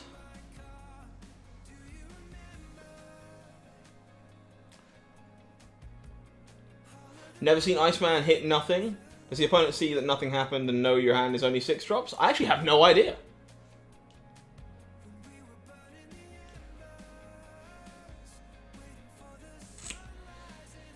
Yeah. I guess I should have expected some amount of these buffs to be hitting in flooded. It's a good chance we should have moved something out of here. Do I recommend any early pool 3 decks? I mean, for the most part, the decks I would recommend coming out of pool 3 early are just going to be things like Kazoo, the Devil Dino decks. If you've gained some decent cards in pool 3 early, you can play various versions of Discard or Destroy, but again, it kind of depends on what your stuff is. This is a good start. We'll take this. Let's juice up a Human Torch. Iceman gets a no target message. That's cool. I actually had no idea. Beast is great. Yeah, I really enjoy playing Beast too. Opponent well, the hub chucked us a Serra. We'll just get some juice on our Human Torch.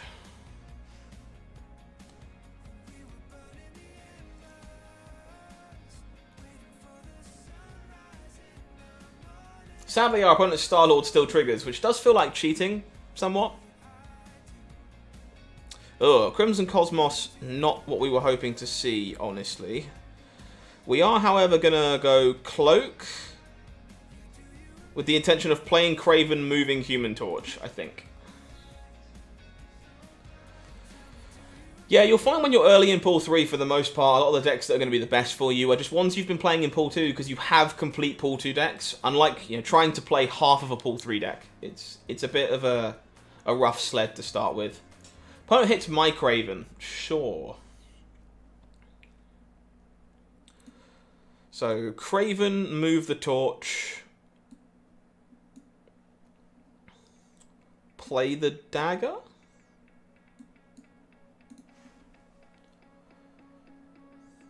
Every card in discard except Dracula. Yeah, Collector's Tokens will help you out there a fair bit, I hope. Fingers crossed.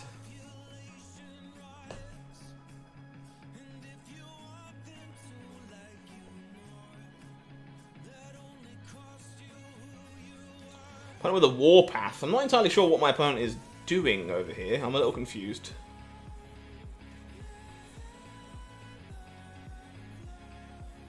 So we're going to play Serra out here. Did I hear that Season Pass cards will go into Pool 5 afterwards? Yes, I did.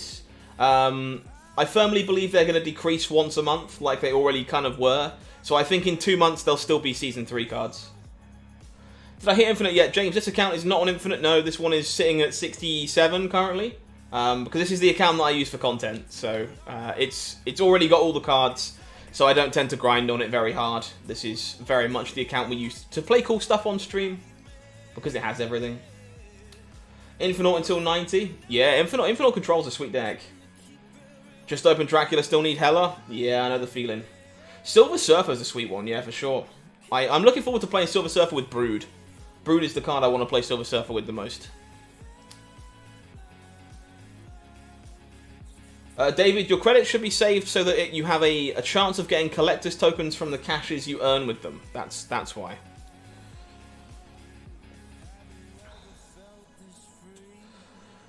So how do we do this?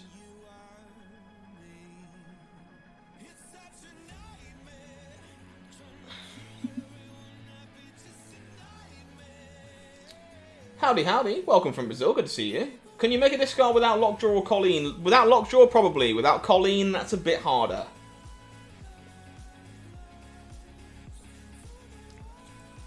We can move the Torch.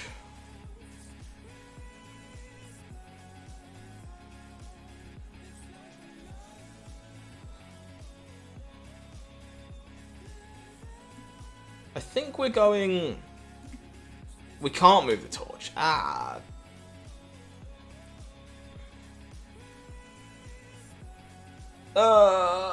This deck is so difficult. My brain hurts.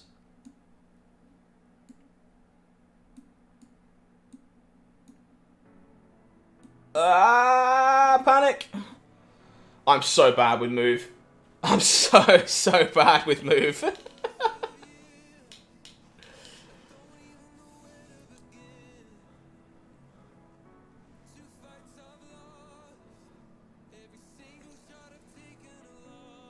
Well, that played out actually perfectly, and I'm going to claim that was deliberate and not be asking any further questions.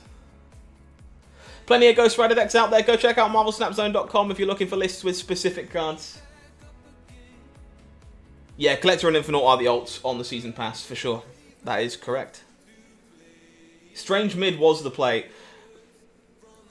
Full disclosure, folks, again, the reason I am playing this deck tonight, not only is it a bit different than everything we've been playing so far, but I need to get better at playing this one because I am terrible at it. Gonna hold our Iron Fist for now. Would it be better to save the tokens for the Series 4 or 5 cards considering how much more rare they are, or just go after more meta Series 3 cards? I think that's going to be a personal choice, to be completely honest with you. I think it's going to very much come down to whether or not you want to play more decks right now, or whether you want to make sure you have rarer cards later.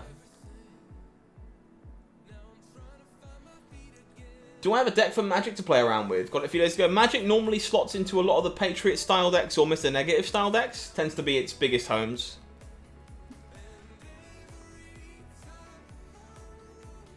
Polaris pulling this Morbius out actually seems pretty great.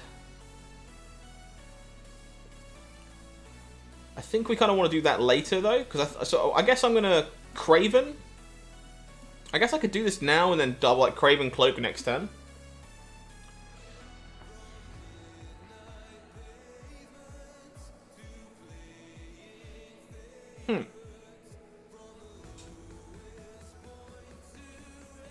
Okay, I guess that seems better. So let's pull the Morbius out of Clin. Kazara and Blue Marvel onto Onslaught Citadel. Hell yeah, there's going to be a lot of power there. Wonder how many tokens you'll get in caches. So I think the average when you hit them is supposed to be like 100, unless you have a collector's level of 3,000 plus, in which case you also have a chance of hitting 400. I think. If Thanos shows up early. Yeah, for me, for the most part, my priorities are definitely going to be Series 5 cards. I can wait on Miles. I can definitely wait on Miles. That is Aero that is in the thumbnail of the stream. She's currently in our deck, actually. She's actually in our hand. Right here.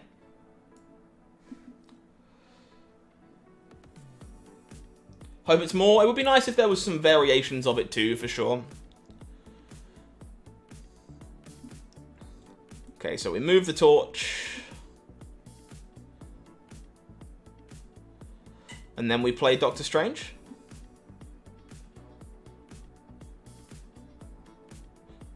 Do we move Polaris?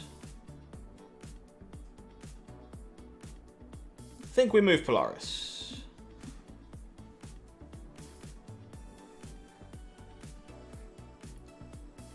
Yeah, there's a chance of 400 after you reach Series 3, that is correct, yeah. Really want someone to make Thanos work, trust me. If Thanos turns up in my token shop, just straight after the patch, I will be buying it immediately, and I will be trying to make it work. Can I not sign in with Google and Apple? I don't think you can sign in with both, no. You can sign in independently, with one or the other, but I don't think you can sign in with both at the same time.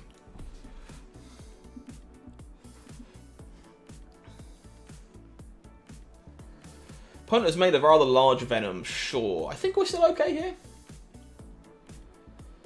here. Junior, they let us do a variety of things such as turning on Miles nice and cheaply, making sure Dagger has an area to move into that's full of stuff, and also doing things like locking off locations and making sure our opponent can't place places on the final turns of the game, turning off things like Warpath, triggering Craven, number of things basically. Any advice for a new Marvel Snap YouTube channel? Keep making stuff you're passionate about. I can't put it any other way, if I'm being completely honest. The thing you really want to be doing is making content that you think is cool, that you think is interesting, because your passion will shine through. That should be your priority.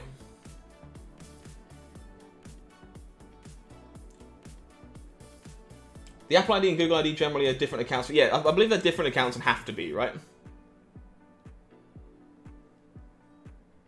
Very nice. Got an interesting question for you, my man. Is your rank mean you're a better player or just... No, okay, so... as a general rule, rank is going to be indicative of the fact that, yes, you know what you're doing, you're playing well, you know when to retreat, you know when to snap. But fundamentally, if you just play snap for 24 hours a day, you're probably going to make it to, infinite just by sheer variance alone if you just keep playing and playing and playing and playing and playing. So I wouldn't use it as a indicator of exactly how good someone is. It's probably unnecessary.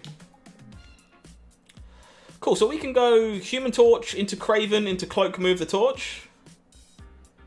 That is what Aero brings to the deck. Yeah, if you wanted an example of what Aero does for a deck like this, that. Can't sync your phone account with your PC account. No, I don't think you can.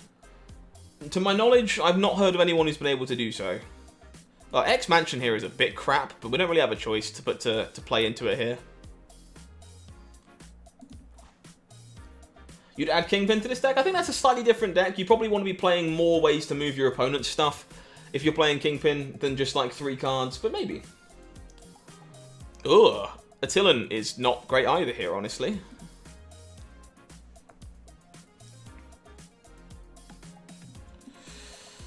Oh, if we Cloak, we risk filling this up. Maybe I'm just meant to wait on the Cloak. Yeah, let's Polaris my opponent's Domino out of X Mansion. My favourite deck is Serra Negative, if we're talking about decks I enjoy playing the most.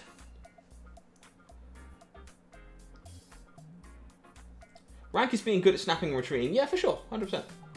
Steam and Google logins work fine. Yeah, believe that's the case, because mine is a Steam login and a Google account, but I don't use iOS, I don't have any Apple devices, so I can't comment on how that works, sadly. Is it easier to rank at lower collection levels? Hard for me to say. I haven't been down at a lower collection level in a while. I would have to check, honestly. Yeah, these locations are being a bit awkward for us today, for sure.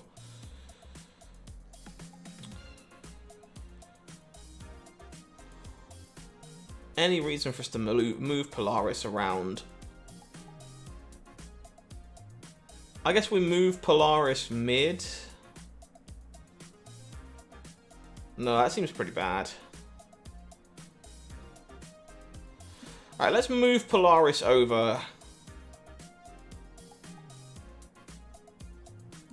And play Miles.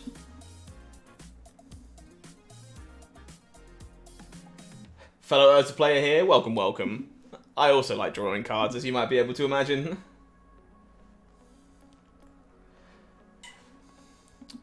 Yeah, there's a few locations that benefit move, for sure. Okay. I'm not sure what my opponent is doing here, to be completely honest.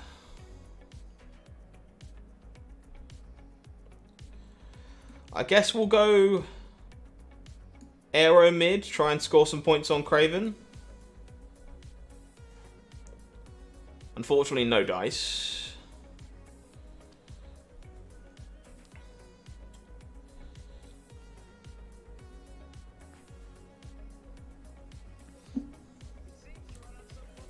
Brand new sub coming in. Thank you, Eduardo. Welcome to Marvel Snap Zone. Glad you're enjoying the channel, my friend.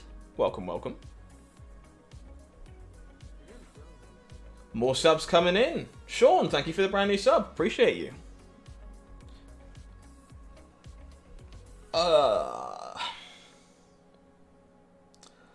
Heimdall slides the torch, but I don't think that's good enough.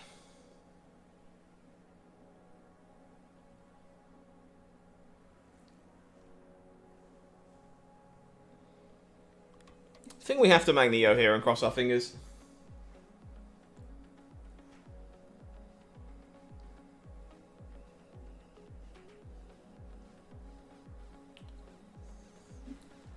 If opponent's snapping, I'm getting out of here. I don't think we're winning this game.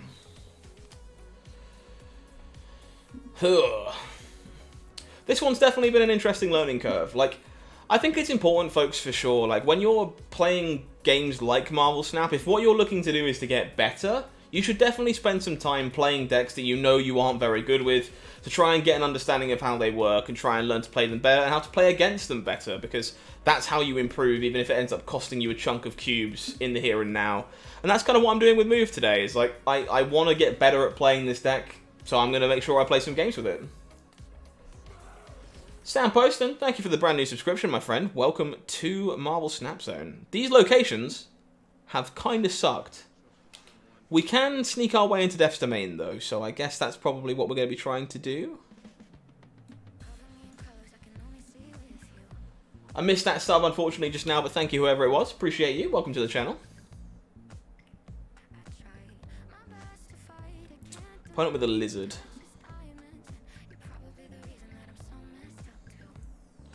Okay, so we can...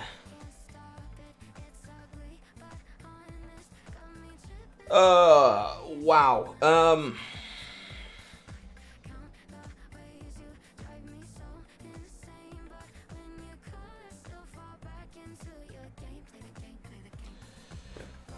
Hey, good to see you again, Mark. How are you doing today, my friend? What the hell do we do here? Honestly, I guess I just vulture with the intention of pulling it over, but... Opponent with the Nightcrawler.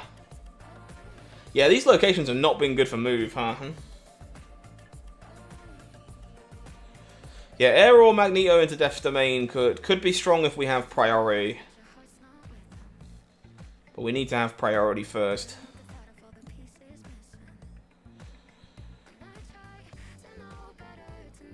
Alright, let's just move the Vulture.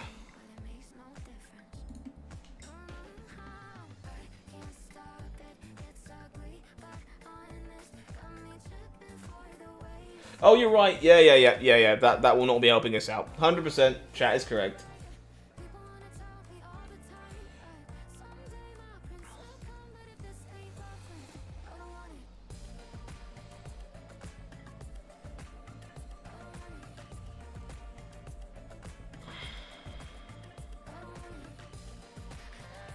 Are we just hoping that Crimson Cosmos... Are we just going to like stack 20 power into Crimson Cosmos and hope that's good enough? Is that where we are?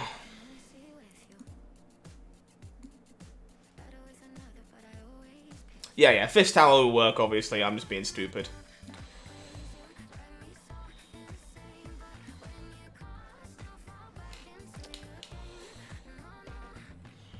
Maybe it's where we are. I don't see any other option, unfortunately. Okay, that's not going to be good enough, I don't think.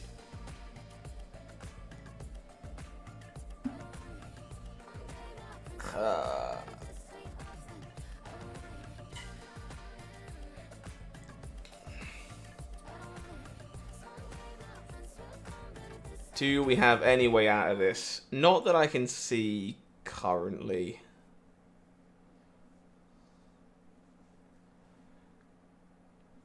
This just feels like a Taskmaster. I think we have to get out of here. This deck is hard, guys. Good lord.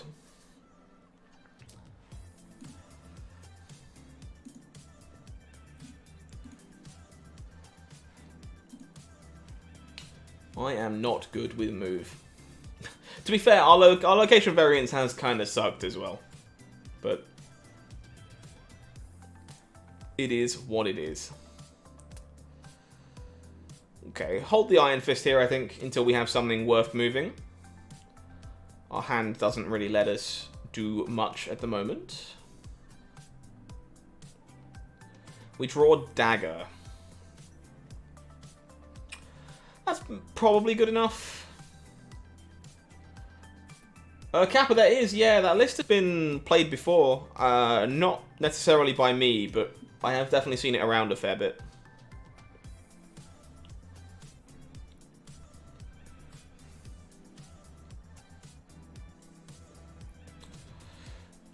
Okay, that seems better than moving Dagger, so we will do that. Yeah, move is one of the decks that I've typically struggled to play the most, and I think part of it is the deck's fault, part of it is my fault, and that's why I think it's fun to explore these things and try and learn some things that I don't already know, or you know, learn to be better with a deck that I haven't really played that much.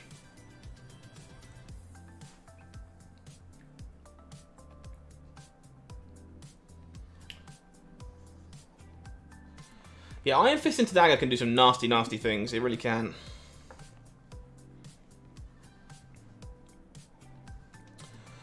Okay. I think my plan here is just strange miles. Does dagger normally work? Dagger's really good against some decks and terrible against others. It's a very mixed bag kind of card. At least in my opinion. Playing with Angela Mojo, sure. Chaos Chess kind of deck. That's an interesting way of putting it. I like that. Alright, so we can Cloak Vulture, and then look to move these both back to Cloak, play Heimdall, shift it all across.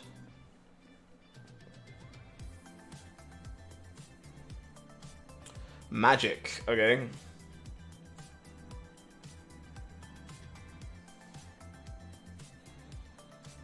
So I think the play here is move. Brand new sub coming in.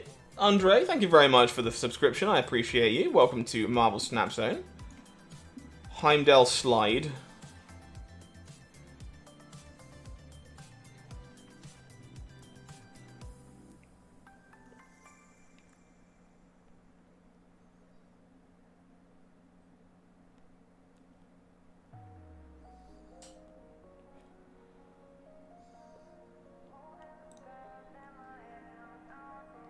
Dagger gains a chunk of stuff.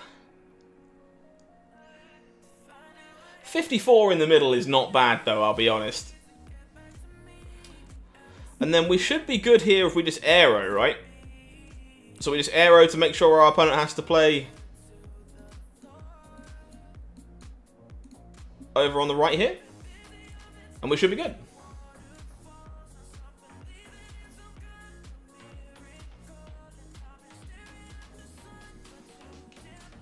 Man, arrow is just such a strong effect. You know what also helps? 32 power human torches. They also help. Thankfully we reveal first, so I think we've even beat something like Shang-Chi here.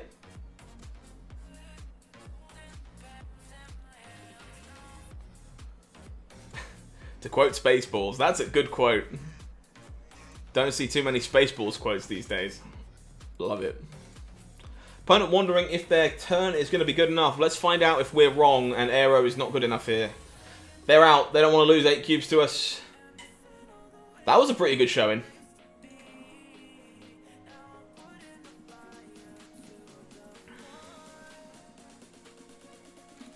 Very nice.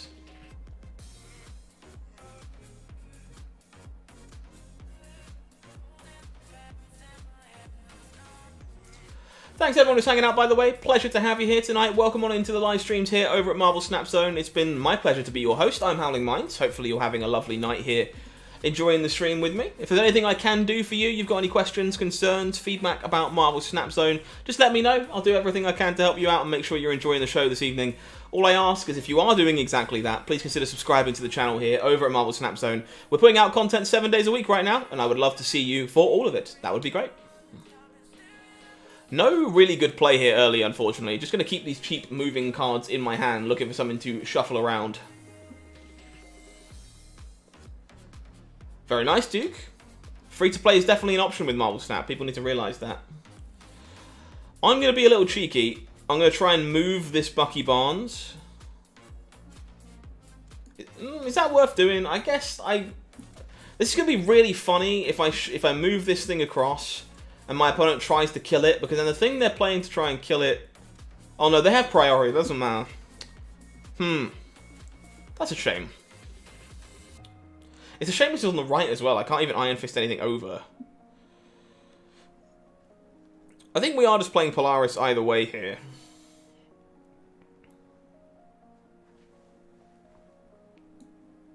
Sure. Sabretooth is now free, sure, that's fine.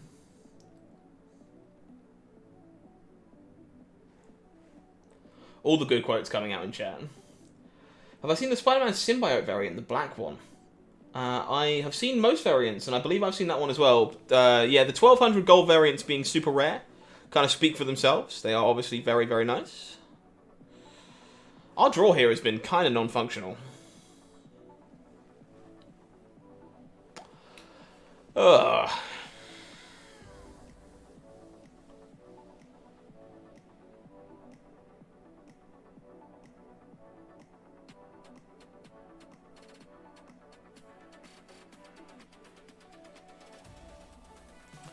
I guess I'm just in the market for playing out stats.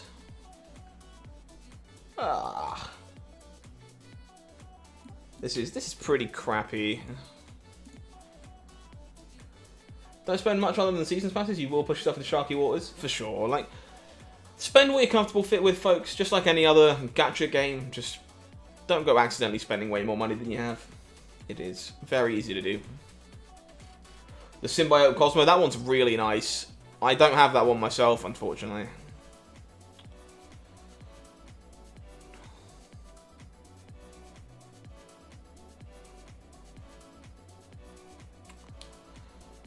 Oh, this has been rubbish. I think we're just going to have to Strange into Death's Domain, pull something into... pull Polaris into Death's Domain. I think that's the best option we have. We're really not able to do a whole lot here.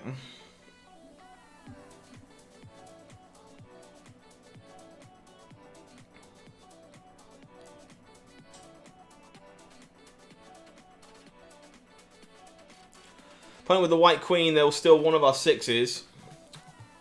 Could be any of the above. Well, Aero Spider-Man might be good enough. That is not Spider-Man, sorry. Aero Miles Morales might be good enough. That is quite a lot of points. Gap of 4 here, gap of 6 here. We would get +3 on Aero in this location. Opponent snaps. Ah.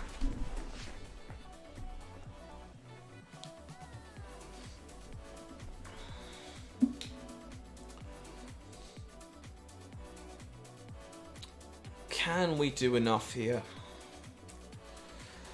I think we can, right? So the plan is go Miles over here, bring this to 11.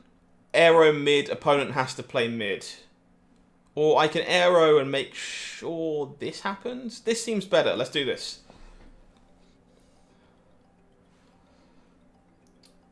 This is a copyright-free playlist, to make sure that I don't get in any trouble for that. That's not enough. No! Ah, Nova! Nova, you piece of shit! That's so annoying. Alright, fair enough. Nova does stop us from winning that game thanks to Death's Domain. Feels bad.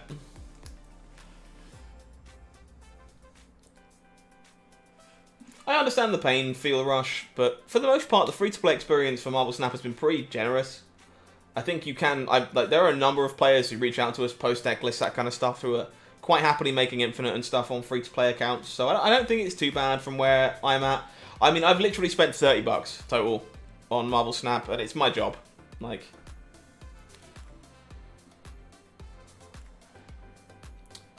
So again, I think we just hold off for a second here. Wait to see where my opponent plays their stuff to. Maybe we can score a nice cheeky dagger buff.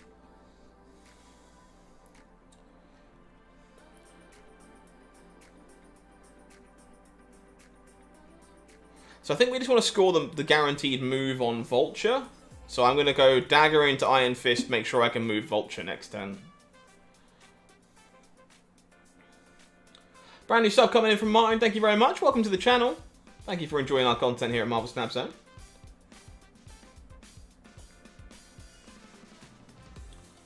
That's unfortunate. Thankfully, Iron Fist will just punch this through, but we are going to lose our dagger.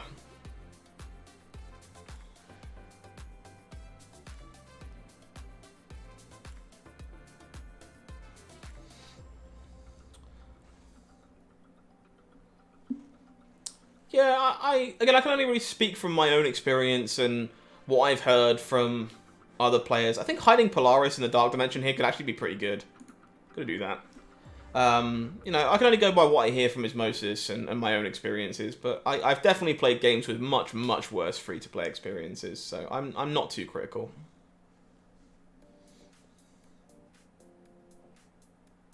They can tell they're losing because they spam emotes. Yeah, Dagger's having a bad time today. Can't deny that. So I think we Strange Pull Vulture. But we do it after the Craven, obviously. So Strange Pull Vulture.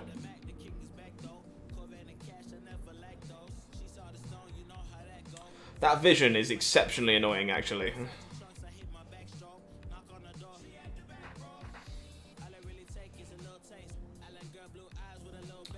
Yeah, move definitely has some inconsistent draws. It's hard to argue that.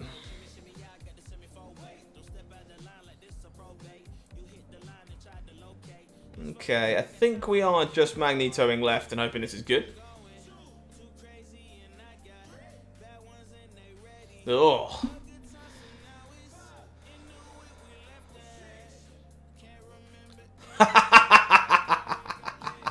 Get absolutely rolled by a Polaris. Shang-Chi made us look a little silly there for a second, but thankfully Polaris, hidden in the Dark Dimension, pulls that Winter Soldier all the way across, and we're all good. Cool, gonna take probably 2 more games with Move here, and then we'll move on to a 3rd deck for tonight. If you have any particularly strong affiliations about what you'd like to see, if there's any kind of cards or archetypes you're super interested in being played right now, let me know. Won't make any guarantees, but if I'm in the mood for something, we'll see what comes next. Pretty happy just to throw Dagger out here from the Tinkerer's Workshop.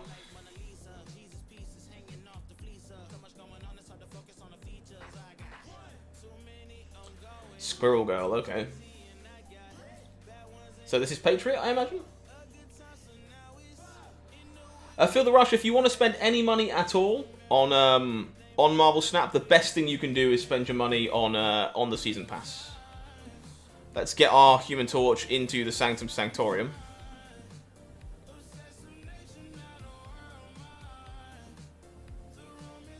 Yeah, Agatha's like surprisingly a reasonable deck, but Chaos is the word. Play some Bounce. I could probably find a good list of Bounce somewhere. It's almost like we have a website where I might be able to find the list.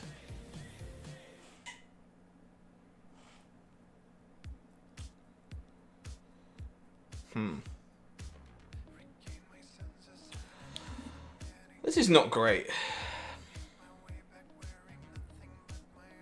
I think we are just vulturing on the right here with the intention of moving it out if we can find something to move. That's a really cool Patriot variant. Chibi one. We find Cloak. Okay. That seems mostly fine. Yeah, I enjoy Bounce. I do definitely enjoy Bounce. I haven't played it in a hot second, so I haven't got a list built on this account, but I could definitely do that. I don't run Snapzone Wi-Fi, but I do work for Snapzone. This is their official account. I am streaming on their behalf. So this is pretty good, right? We go move the Vulture, Strange, pull it back.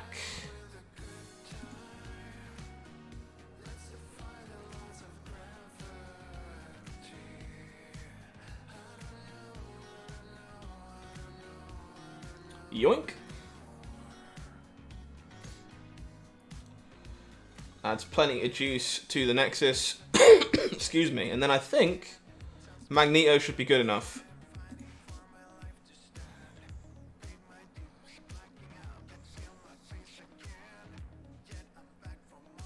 Maybe not. That's a surprisingly large amount of power, but we're all good. Yeah. Outsizing Patriot. That's not an easy thing to do. Very nice. Cool. Last game with Move then, and then I think I will try and find a Bounce list. Bounce sounds like it could be a bit of fun to play, so we'll do that. I'll go look for one now on the website.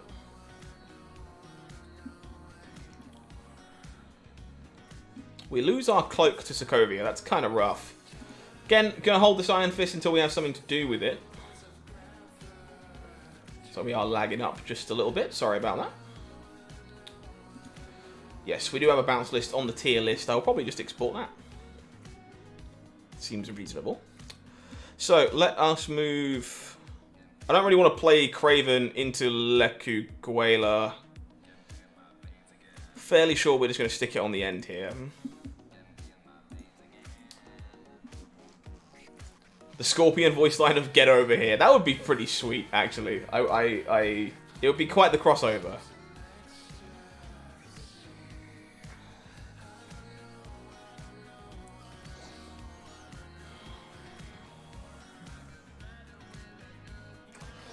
Might just strange here to turn on Miles Morales. Yeah, seems fine.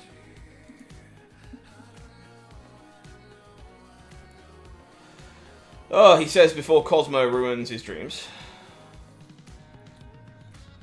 Oh, it looks like we got a bit of lag going on here. I might have to restart in a second if we're struggling that much.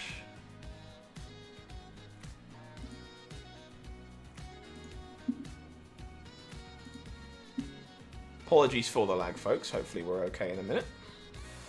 Opponent snaps with the Serra. I think I'm just going to get out of here. That seems like a pretty hard game to be trying to win.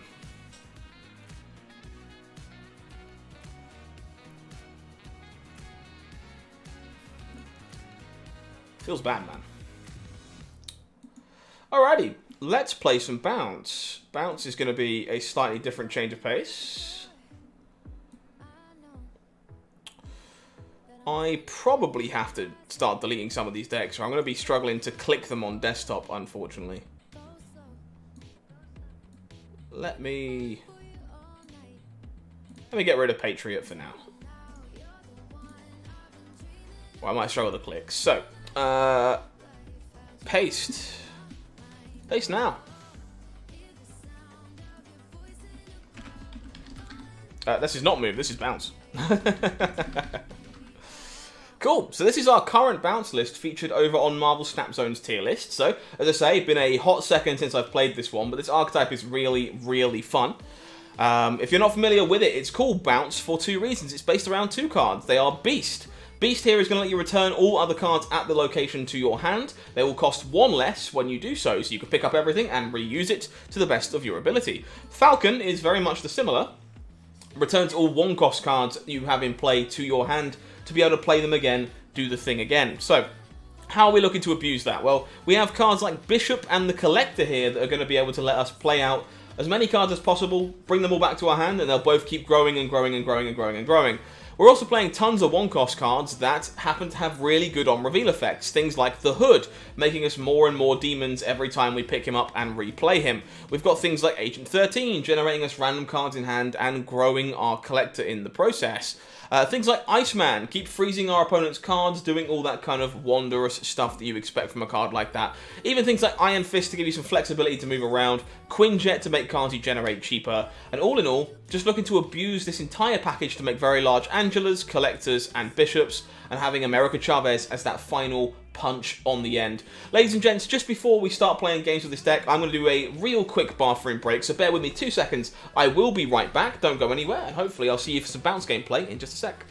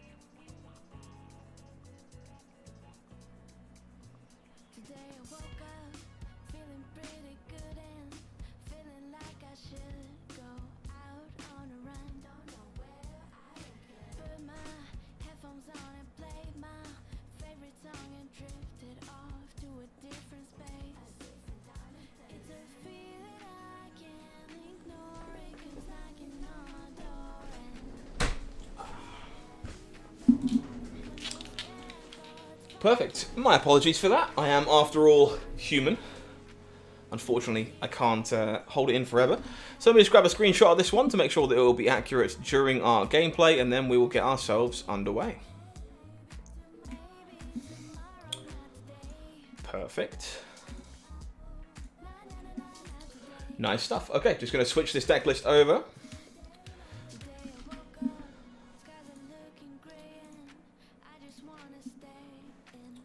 There we go. Should be all fine and dandy. Perfect. Yeah, the Agent 13 variant is very nice. I'm inclined to agree. Helicarrier should be pretty good in discard, I think. Did I stay on move? Oh, okay, folks, sorry. Let me play one more game with move, because I'm a dumbass and didn't change my deck.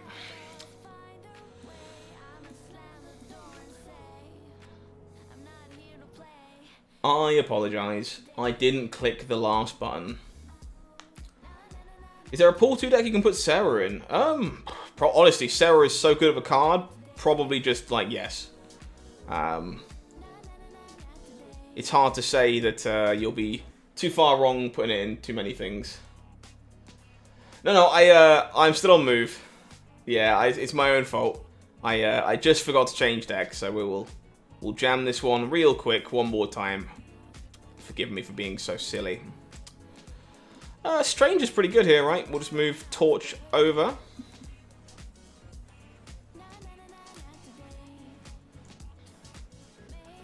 It's all good.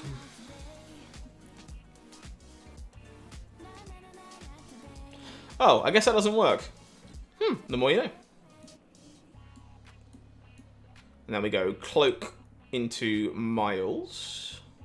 Move the Torch back. Yeah, I mean, Sarah is just a phenomenal card. And honestly, you can just slot her into just about anything and she'll do ridiculous stuff. She's just very good in decks that play things that cost 2 for the most part. Having them suddenly cost 1 is very, very strong. So move the Torch back. I think we go move Craven, move the Torch. It's probably better. And we Aero to try and make our opponent not be able to play into the Vault, right?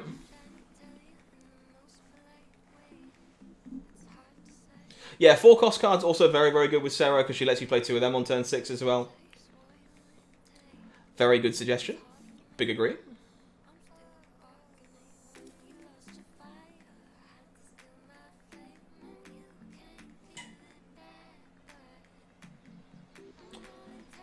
So opponent does stop me shifting anything over with Aero by playing into both locations. One of them is Carnage, however.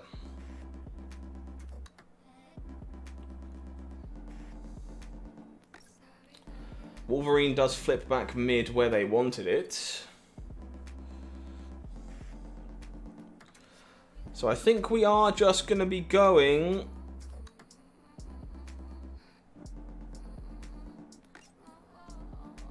Iron Fist Vulture.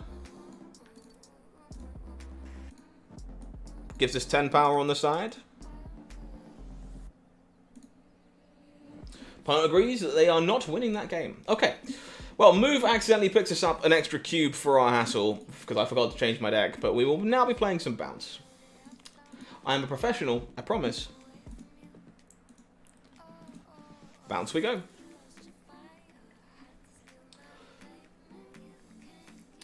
Yeah, opening Sarah early in pool 3 is some incredible luck. I opened her very, very late, and it took me a long time to find her.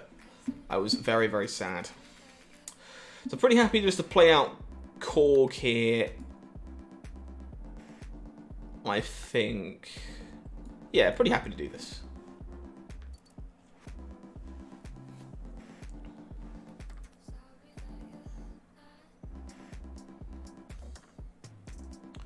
Getting that power doubled and then picking these back up is going to be pretty sweet. So, Angela next. Try and stay out of Lecuguela if we can for a hot second. Don't want to put too many rocks in our deck.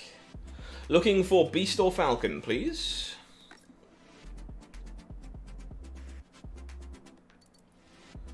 We do find our Beast. Okay, well that's perfect. So let's go... Collector Agent 13. Yeah, Sarah is very, very, very good. She's playing a number of decks and is very powerful in them. It's basically a deck unto herself. We generate a Daredevil from Agent 13. Interesting. So we are just going to go Iron Fist Double Beast pick it all up. Opponent will Warpath, sure. We have a handful of cheap goodies that are all got extra power on them. Seems good. Collector gets bigger. Hey, Druv. Pleasure to meet you. Good to see you.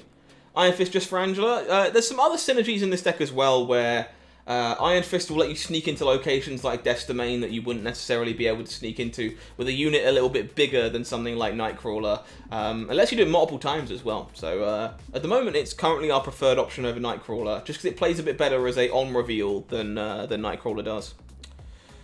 We can actually... This is nuts. So, Bishop, 0/0/0 Falcon.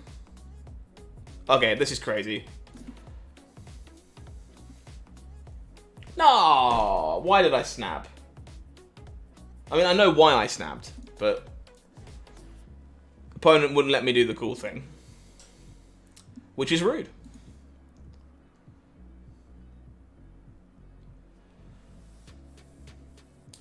Yeah, pretty early into your journey into pool 3 there for sure. The Nexus, sure. By the way, I love this hood variant. It's like easily one of my favorites. The purple border looks so nice on it too. It's why I've left it there. Big fan. So we're going to hold our 1-drops for now. Play them after Angela here, I think. Oh. Okay. How about we go something like this. I would like to play my entire hand, please. Is that acceptable?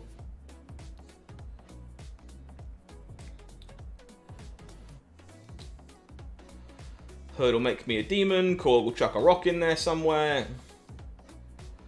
Iceman will freeze something, and then we'll just pick it all back up. Whee! Man, this deck is so much fun. I love bounce. It's been a while since I've played it, but it's really, really fun. Well, Quinjet is mostly irrelevant here, but our hand just kind of costs 0.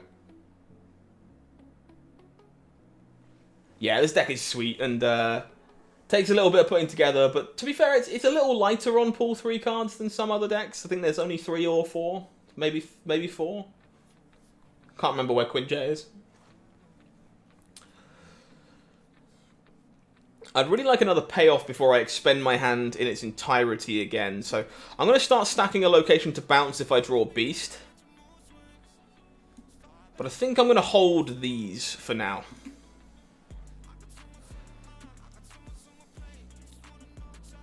I would like to draw Beast, or Bishop, or the Collector, something to that effect. Agent 13. What even is energy, chat? Hand just costs 0. Well, we're definitely playing this one out. But again, I think I just kind of hold everything else for a second. Opponent with the Iron Man. Okay, that's bad. This could be hard to beat.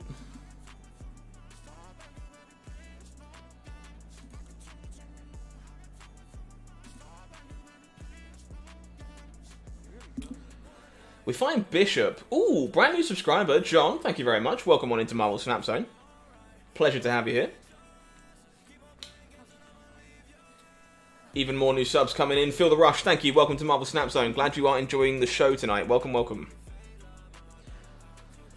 Not having Beast here has definitely been a bit of a shame.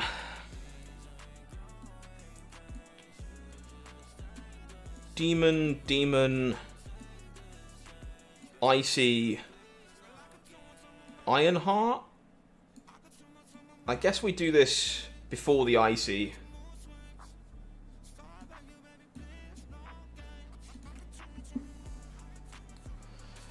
Exo, we expect the patch to be arriving early next week, but it will 100% be here before December 5th. But we're expecting early next week, so a couple of days probably. Oh, Cosmo is like a real feel-bad here.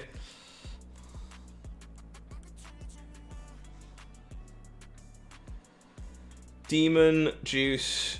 Demon Juice. Ironheart. Ironheart getting stopped here by the Cosmo is pretty game-ending, I think. Chavez pulls this up to... gains 11. So it goes to 34. Oh, what a shame. Didn't find our payoffs early enough. So we are running away. Cosmo there actually really big, because if this Ironheart scores points on the Nexus, we're in pretty fantastic shape.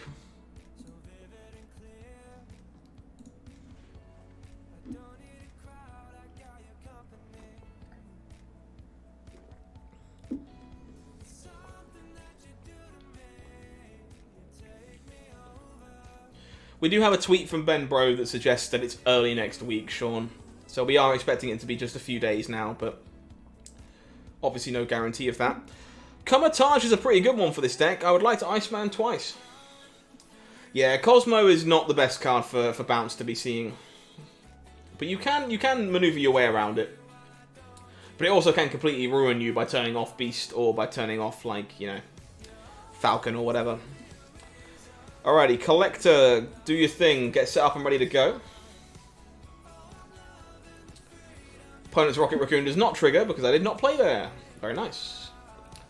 Angela. Okay, that's actually pretty good. So we're going to go Angela into Quinjet and then pick it all up with Beast.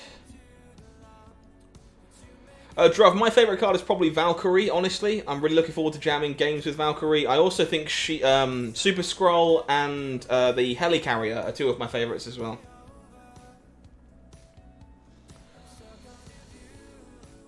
Alrighty, so Beastie Boy. We can Korg here too, right? Yeah, if we lose the Korg, it's fine.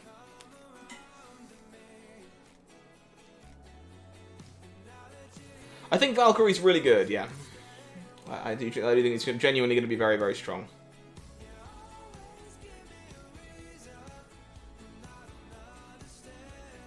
She-Hulk's a good one. She-Hulk will be very, very good with Death, I think. Well, that's pretty good. So we go Dingity, Dingity. Oh, no, this costs 3 right now. Okay, so what do we actually do? We go Dingity, Dingity, Ding. Think this is the best we can do?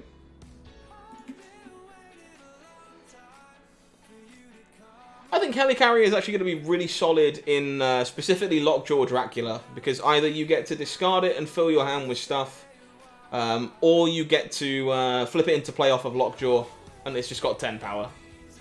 Super Skrull seems really good, yeah. Couldn't agree more.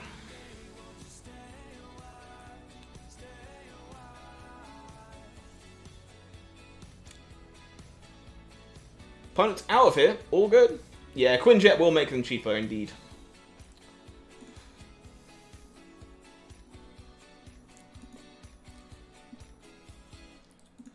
Yeah, I think a lot of the Series 4 cards and a lot of the Series 5 cards are very solid, and I'm looking forward to getting my hands on them, because they're going to be you know, kind of hard to get hold of for a hot second.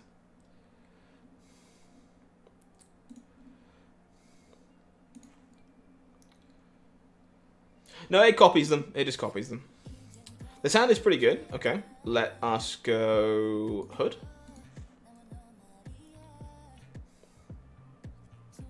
I think Titania is actually a super interesting design, and I'm really looking forward to watching how people utilize it. Agent 13 Korg, and then we're just going to look to Beast into Washington, D.C. Pick it all back up.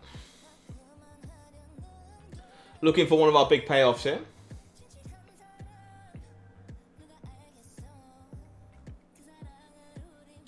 We don't really want this Viper, admittedly.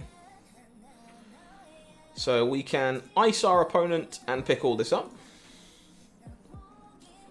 Don't you just love YouTube?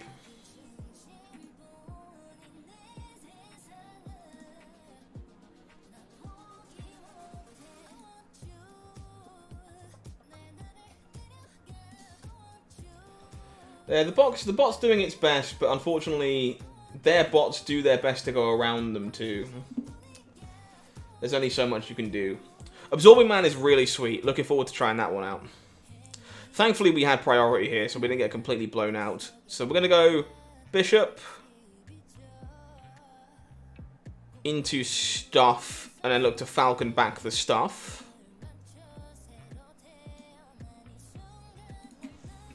Man, this deck is so good when it does its thing. You just dump your entire hand like every turn. Yeah, I can always send the Viper the Hood back later, because I intend on picking everything up first. Yeah, opponent's Cosmo just a little teeny bit too late. Who knows what you were trying to say? Good question. Alright, so now we just go Angela Falcon.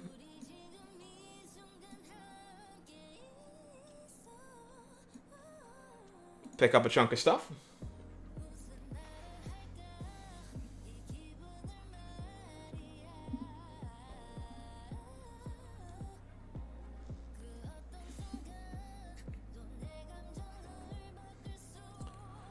Opponent has a collector. Falcon. Whoop!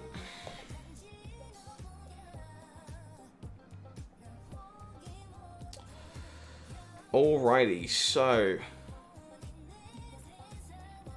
Miss Shaw, fantastic. Excuse me. Think we're good here.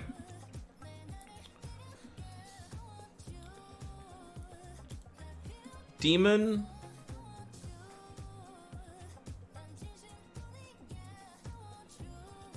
Yeah, opponent agrees. I was trying to think about how I wanted to sequence this, but for the most part, I think all roads kind of lead to Rome here. Very much doing the thing. Very, very nice. Good evening, Adam. Good to see you, friend. Hopefully all is doing well with you. Thank you, Red. Yeah, it's just literally just a copyright-free soundtrack jamming in the background to make sure that we don't get in trouble for anything like that. But there are some good songs on here, so...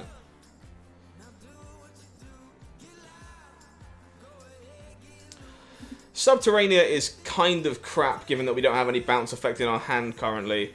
Given that both of our 1-drops could grow Angela or make the collector bigger, I'm actually going to hold them both for now. Because I expect to be drawing some rocks. Subterranea makes me sad. I found a rock.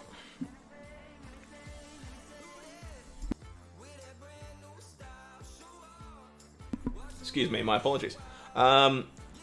Just going to get the collector on board here.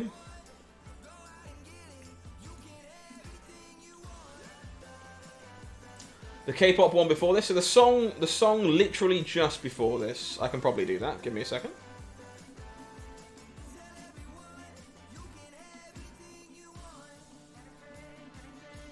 I'll at least try to. You'll have to hang on there. Okay, this is fine. So we go Angela Korg.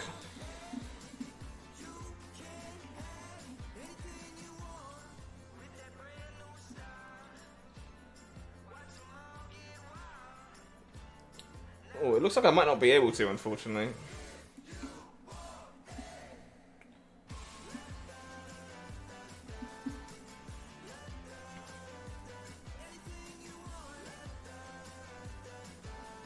No, I'm afraid it's on shuffle and there's no, like, history button. So I'm afraid I can't tell you. Hey Adam, this deck is what we call bounce, so you're essentially going to be playing cards that have powerful on reveals, picking them up over and over again, replaying them for continual value.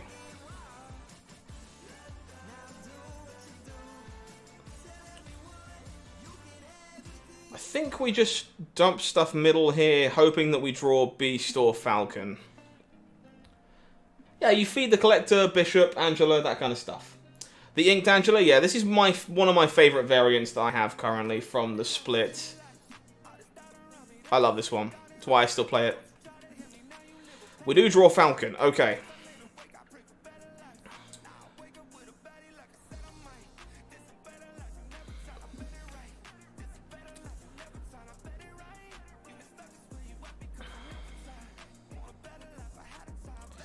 So the way we do this is we go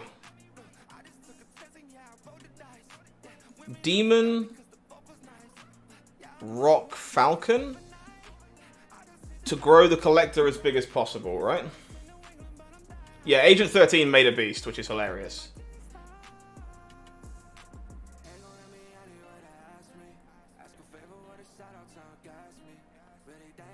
Oh, Kappa, that's not great.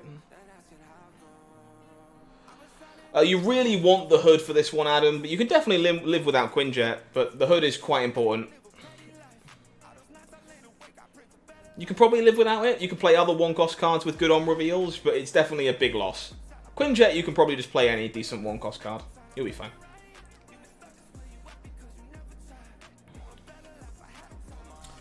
And then we're just going to try and fill our hand as best we can to keep the collector stuffed here. So, Demon,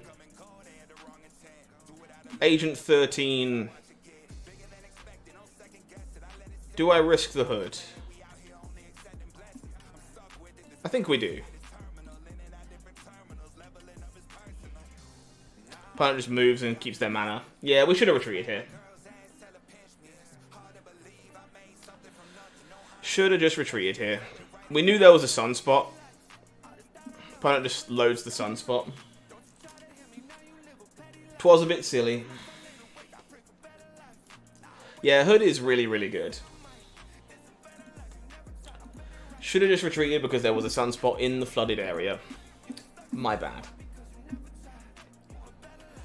Yeah, well, you can definitely play a card like Human Torch in this list. I've played some versions of Bounce with Human Torch before because of that synergy with Iron Fist. Leads to some pretty cool play pans.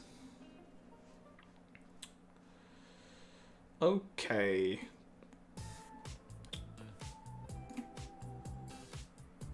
I'm going to run out the Quinjet because this is a cloning Vats.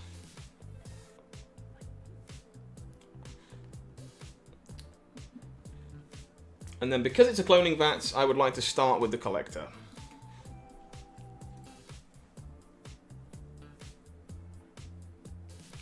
Who will make a copy of himself and get slightly larger. And also cost 1.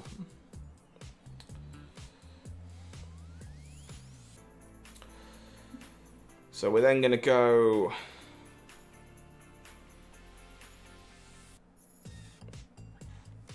I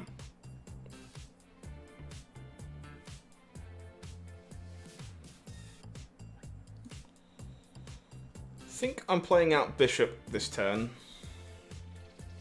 Opponent loads up into cloning Vats, playing more copies of the Hood and Carnage, sure. It's pretty good. Pretty good thing to be cloning. X-Mansion would like to give us an Electra. That's pretty crap.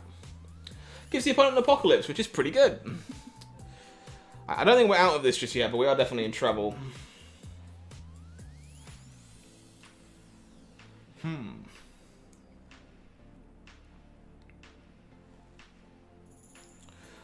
Looking for a Beast or a Falcon and not finding one currently.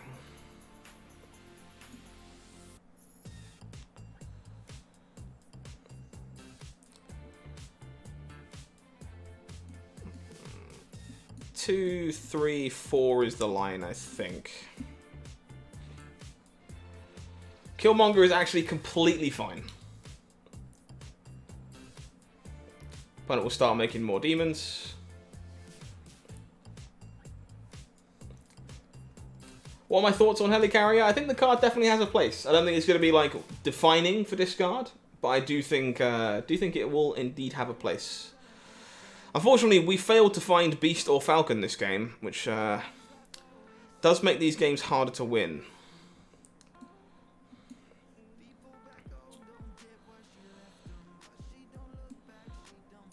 Angela, Collector, Demon. Yeah, not finding your Beast or your Falcon can make these games quite hard to win, unfortunately. Hello, Checkers. Good to see you, my friend. X-Mansion sucks. It can suck when you're on the wrong side of it. Can't deny that.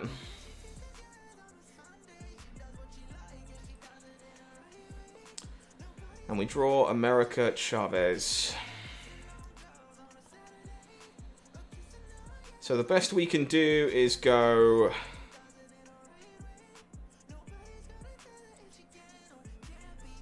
We can only grow these by 2. Yeah, we have to retreat here again, unfortunately. Just couldn't find a beast, couldn't find a falcon.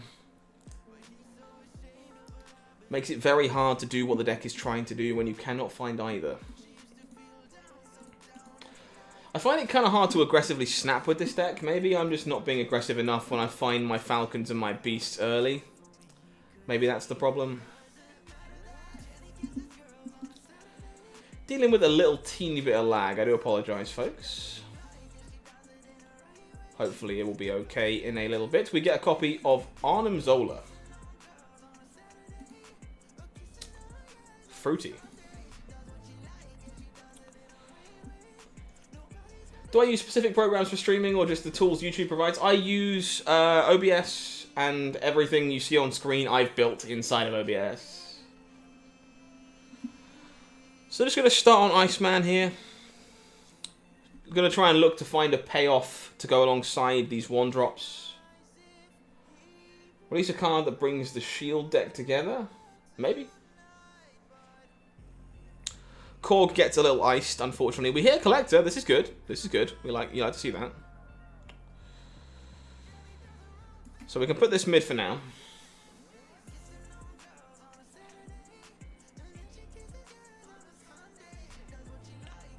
Opponent with the Sunspot. Thanks, Nick. I appreciate that. I tried to make something that looked reasonable.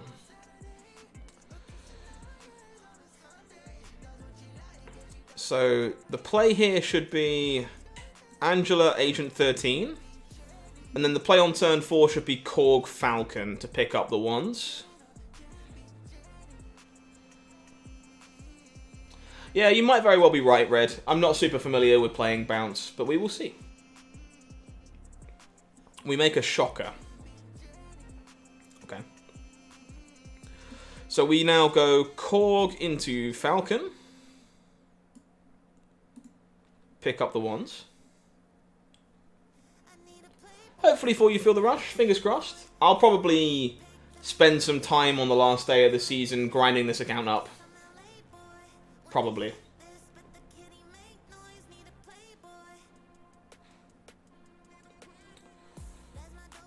So we get to stack up into flooding here, probably, unless we draw Beast, in which case we might stack up somewhere else. We draw Bishop.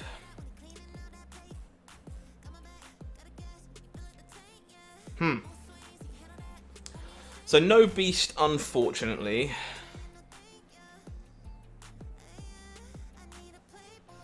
I guess we go Bishop.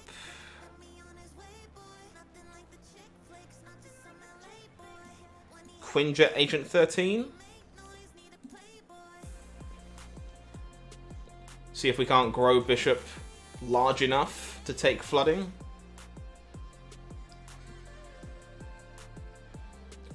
We make an Agent 13 with our Agent 13.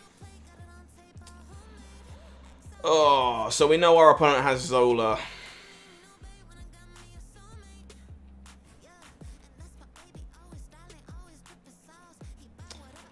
That's unfortunate.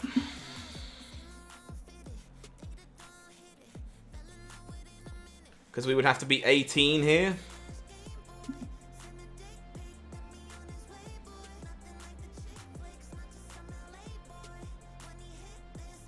Which we can only equal. So this 2, 3.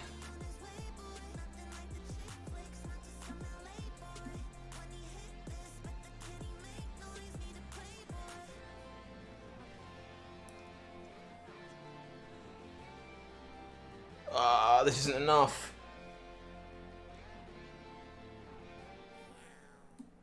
So we do this.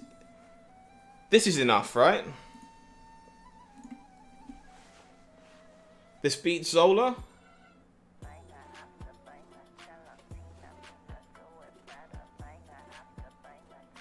Because the card to hand from Agent 13 should give the collector the extra point of power.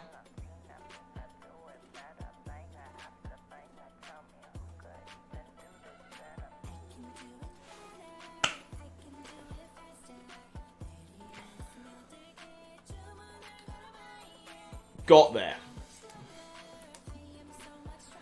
It turns out Agent 13 generating an Agent 13 won that game. Very nice. Very, very nice.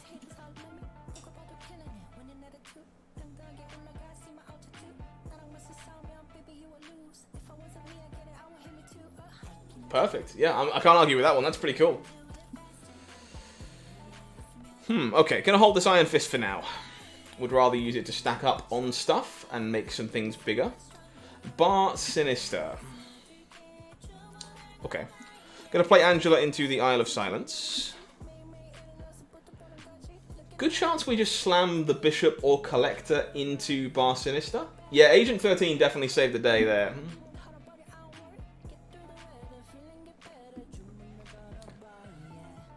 Yeah, opponent didn't see that one coming. I think it's probably for the best that Zola doesn't have chunks of power. Lockjaw's a great card for sure, Brandon, and it's very good in Lockjaw discard. How do I stop myself getting tilted? It's just a game. I'm mostly here to make good content with you guys, have a good time. Like, if I make mistakes or things don't go my way, I'll just play another game. Who cares? It's not like I'm playing for real stakes. It's not like money up for grabs or anything, you know? Alright, this one is about to get fruity. Bishop Collector. We have 3 left over, so we go into the area. I would rather pick things up with Iceman and Hood. And then run out this Iron Fist. Just play my hand on turn 3. It's probably fine. Opponent does the same. Mysterio giving them plenty of juice for their Bishop. Carnage going to eat one of the Mysterios, so not the real one. I would like to find a Beast or a Falcon, please. That would be ideal.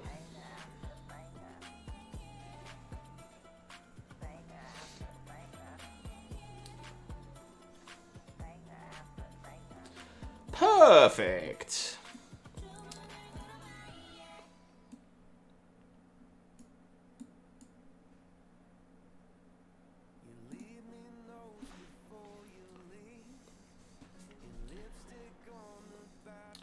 Why is Iron Fist in this deck? So Iron Fist lets you do some rather unique things with your ability to be able to move into locations you otherwise can't get into. Things like flooded out spots with Storm, things like Death's Domain.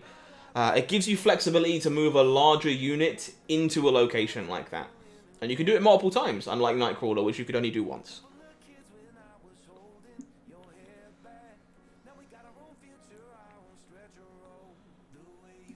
Okay, so we go Angela, Korg,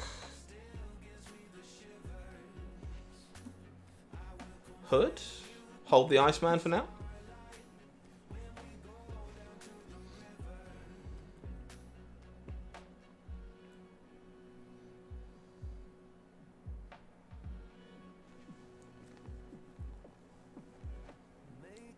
Opponent with Nova Sentinel, sure. So I guess I'm just going...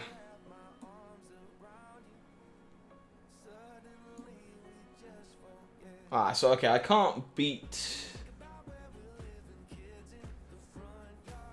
her.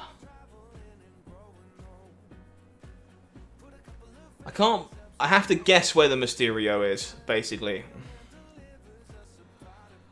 And my guess is that it is in the middle. Opponent snaps back. I mean... yeah, Iron Fist also opens up room for Beast.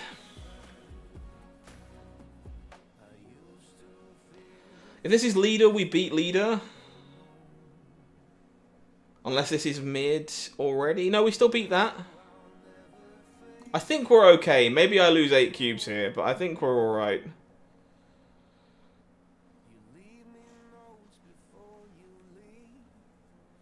Shang-Chi, sure.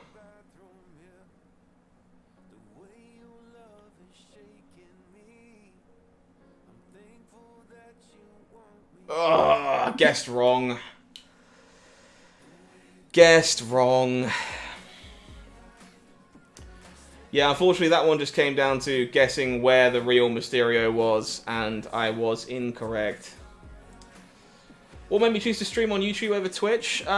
Basically, we are producing content over here 7 days a week on YouTube, like videos and stuff as well. I can't make videos for Twitch, so if we're going to be doing a live stream too, it makes sense for it all to be in the same place, so that if people follow our content, they know where to find us.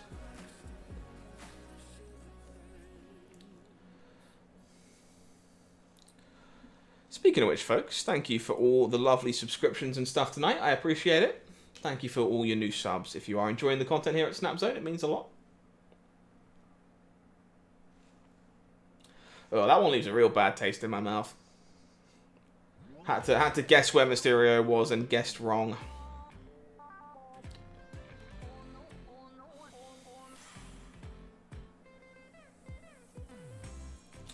The Vault. Sure. So this can just be Iceman, Quinjet, and then we'll beast it all back into our hand next turn.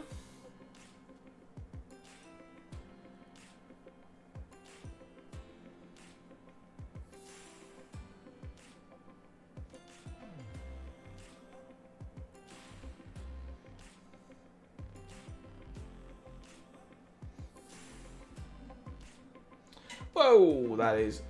I'm starting to get caught out by opposing Mysterios. It's a lot of bodies, a lot of stuff. So opponent on a variation of Patriot pretty clearly. That's okay. Looking for another pseudo payoff here would go a long way. Iron Fist. That one largely not a problem. Magic, thank you for the sub, friend. I appreciate that. Welcome to the channel. Is split effects random? No, they are kind of random. If you're looking for details on exactly how infinity splits work, we've got a whole video guide on it on the YouTube channel. Go check it out. Zhao, thank you very much for the subscription as well, my friend. Appreciate that. Welcome to the channel. Frederico, welcome to the channel. Appreciate that too. Welcome, welcome.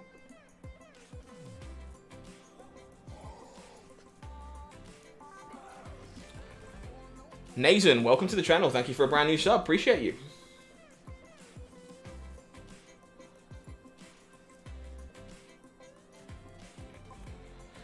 Mysterio is very, very good. Yeah, can't deny that one.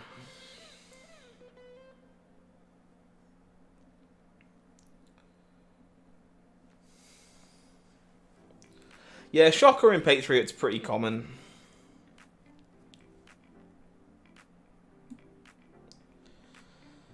So we go Angela, stats, Falcon, and it should all shift off the Bifrost. Opponent will Storm, sure. Yeah, Shocker's a pretty common choice in the Patriot deck specifically. It's just a good statted body to pick up buffs. No target for Iceman again, yeah.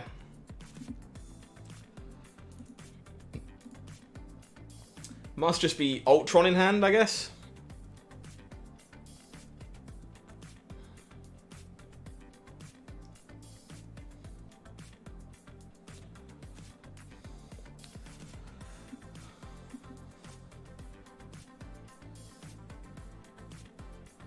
Okay, so we can always Chavez on the right at the end. We just need to load stuff into the vault now. Yeah, no Death Wave here. This is definitely Patriot.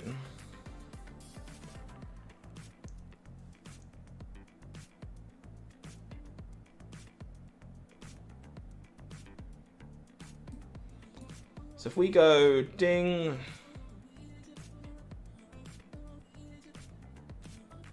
ding,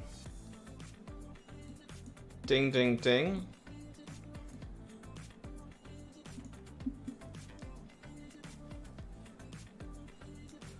Yeah, Ultron would be my thought of a card that was stuck in hand that my opponent could, like, I keep Ice-Manning and hitting nothing.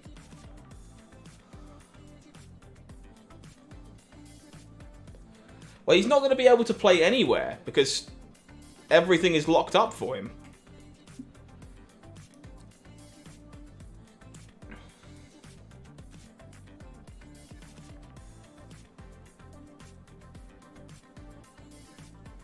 I guess if this is the real Mysterio, we're dead. Should have played another 2 over here, right?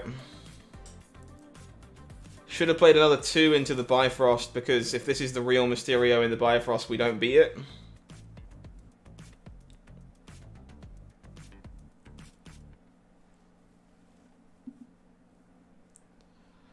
I guess I have to hope that it isn't. For a cube, I will hope that it's not the real one.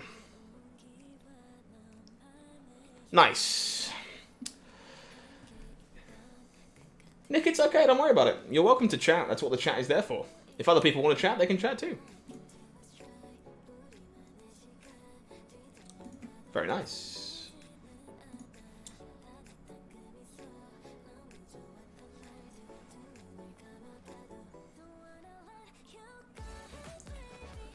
Hella deck since you don't have Dracula? Sure, I mean, Hella's still playable without Dracula, for sure. Alrighty, let's... well, we drew a bunch of rocks, which is obviously going to be crap. So let's Agent 13 into a non-rock. We find ourselves with a copy of The Thing. Okay. Hood Quinjet, looking to pick all this up with the Beast next turn.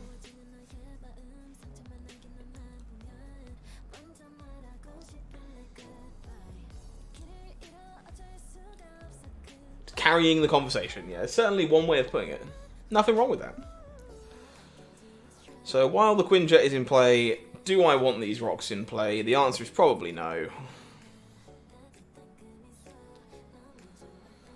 I think I actually just play Thing out this turn while it's cheap. I can always Beast later.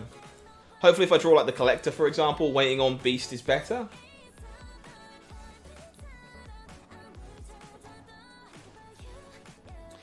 We draw Angela. That's not quite as good.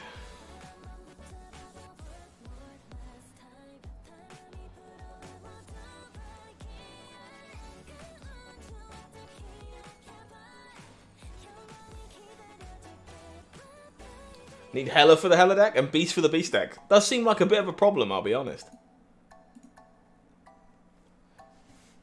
Seems like a minor issue.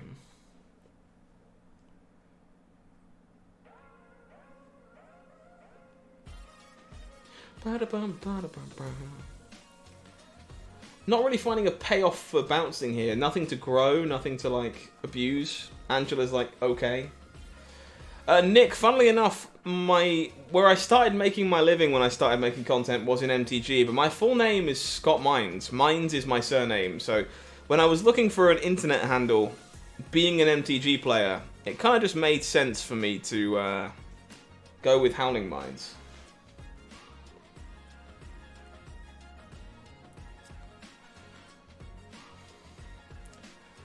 Where do we put this stuff now? This is kind of rough.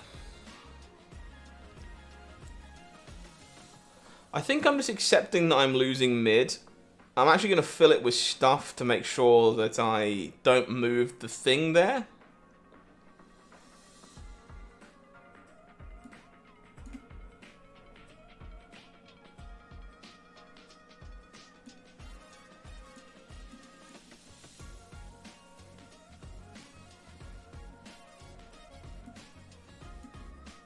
Yeah, this is fine. Yeah, I mean, it's definitely part of the Hella experience, is you will just discard Hella. That is a thing that happens plenty, I'm afraid. How does Agent 13 make a hood? That's a little unfortunate.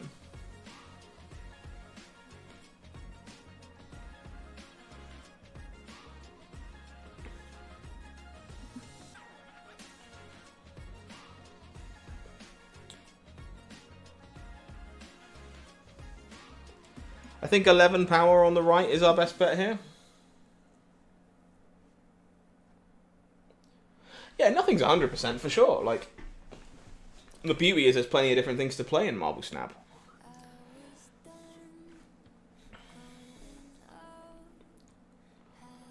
It's been kind of refreshing in a way to play a bit of bounce, because again, I don't think this deck is particularly good right now, is the sad truth, but it is a lot of fun. Eduardo, thank you very much for the brand new subscription, my friend. Welcome to Marble Snap Zone. I'm glad you're enjoying the content tonight. If opponent snaps, I'm probably getting out of here, as I don't think we're winning. I would like to leave. Nikos, thank you for the sub as well. Really appreciate you. Welcome, welcome. That brings us over 5,000 subscribers here on Snapzone. That's pretty incredible. I can't believe we're at 5k subs already.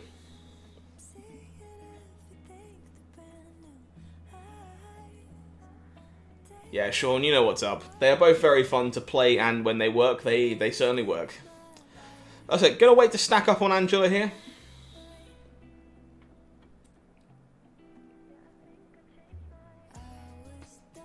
Ooh. We even find the beast. Okay. For people that were asking about Iron Fist earlier as well, you can do some sweet tricks with Angela, getting extra bodies into play to buff her up.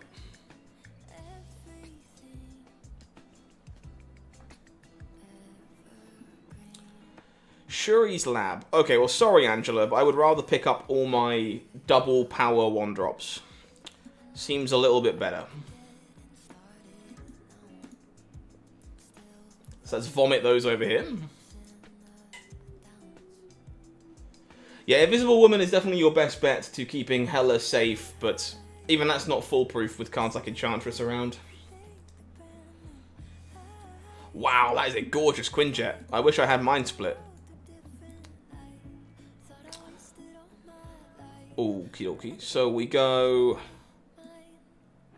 Beastie Boy Quinjet. Do we play out anything else?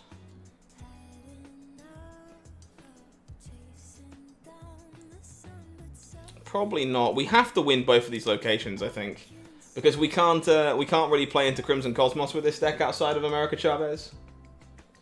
The deck is really fun. You do some very unique things, Feel the Rush, for sure. Opponent loads up Angela into Colossus, so they're definitely on Destroyer.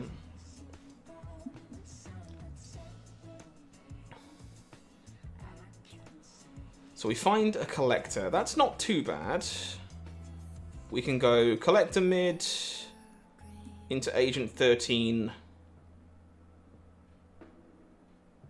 into Iceman. And then we can go Chavez into Korg, hopefully. Ugh, Cosmo! Get out of here.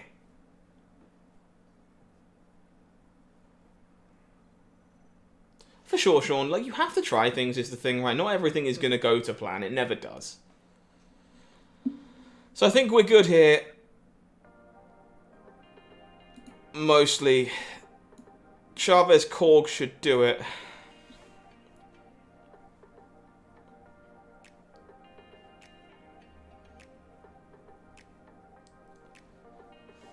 Yeah, there's plenty of counters to Invisible Woman right now, is the sad truth. Spectrum is not good enough. Very nice. Good showing for the deck there, honestly. Shuri's Lab is so good with this deck. Your ability to just double everything. Very, very sweet. Pick it all back up, double it again. Leads to a lot of power. Pretty reasonable draw here for sure. Yeah, Ghost Rider could be a nice backup plan in Hela for sure. Do we play out Quinjet or Hood? So Hood is better if I draw the Collector, so we're going to start on Quinjet.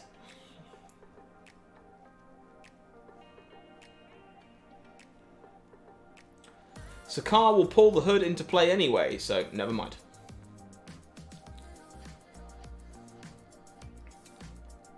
Invisible Woman stops things that are at her location from revealing until the very end of the game. So you can hide all your discard effects behind it, then hide your Hela behind them, and have them reveal in the right order.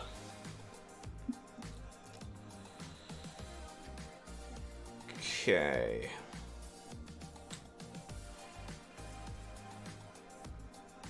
So I guess what we do is we go Iron Fist Demon. Shift the demon over, look to Bishop, pick everything up with Falcon.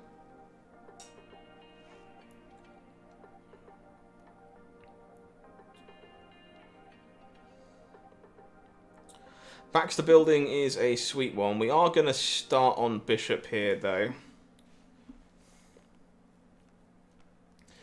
lets you hide things from your opponent. Essentially. Danger Room. Okay. Not quite what we were hoping for.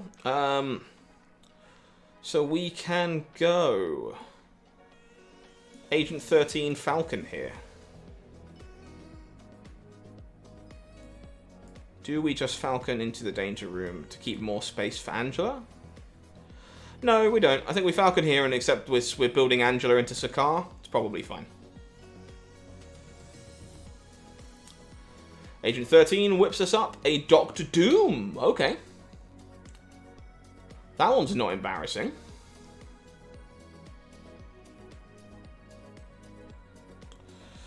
Nice full hand of stuff for us here. Angela into Demon.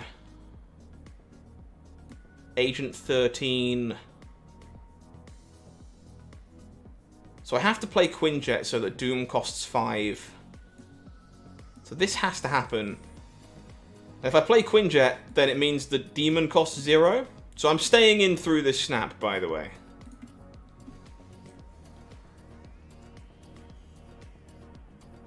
Yeah, I remember seeing the Benbro deck. He was nice enough to share plenty of stuff he's been playing on IGN, I want to say it is.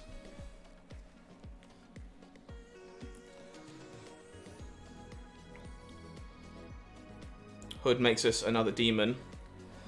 So I believe we can steal this by going Doom.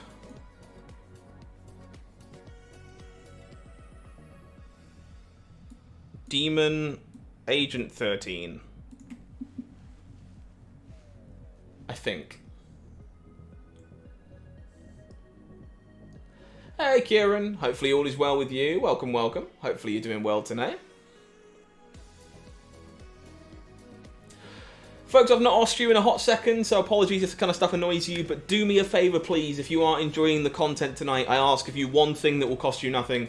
Please just press that thumb for me, hit the like, and help us spread ourselves to as many people as we possibly can, so that more people can come and enjoy the stream. The algorithm likes it when you like the video, lets them know that you think we're doing a good job.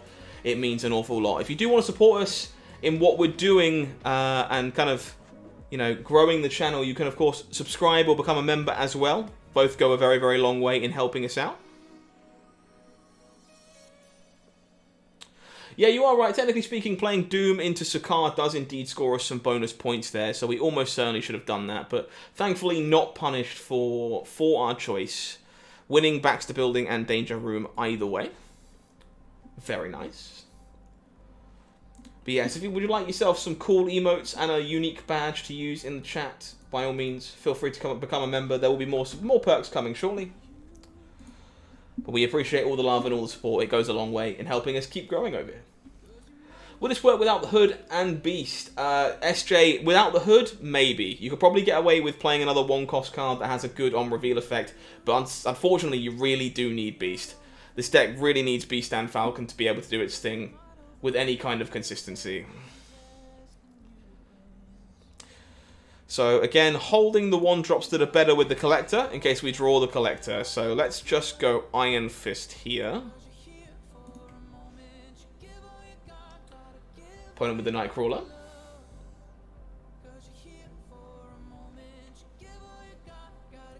Ugh.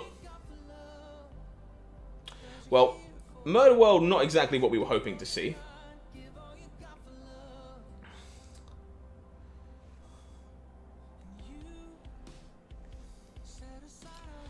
Okay, so we have our Falcon, so I guess we are just going to spin these out here now. Look to Bishop next turn. Oh, what am I doing? There's a Murder World.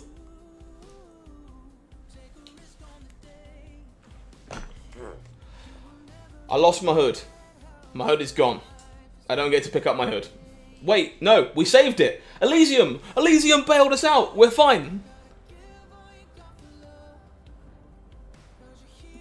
So Bishop, oh look at that, we got bailed out. I would like to pick up everything, please.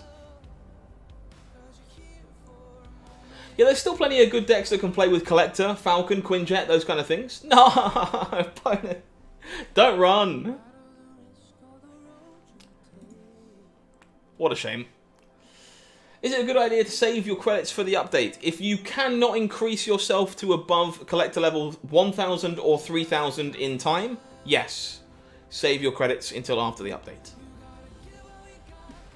Yeah, we got bailed out by the Elysium, but our opponent also ran away, so it didn't end up mattering. Magic Iron Fist does a number of things in this deck. It lets you get into locations you couldn't normally get into. It plays very well with Beast and Falcon to do that multiple times. And also it lets you grow Angela, get extra stats onto Angela and move things out into other places in the process. It does a number of little things. It's a good little one drop to do a number of niche roles. Okay, so again, looking to hold the ones that are better with the Collector. Iceman is better later than Korg, so we're going to lead on Korg. We know the update is sometime between now and December 5th. We are guessing that it will be on Tuesday the 29th.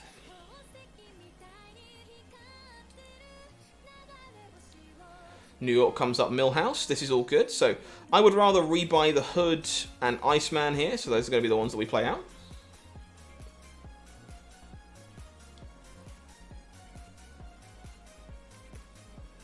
Domino, sure. Well, it's pretty easy for us to fill up the RAF next turn, but we are going to have to wait a turn.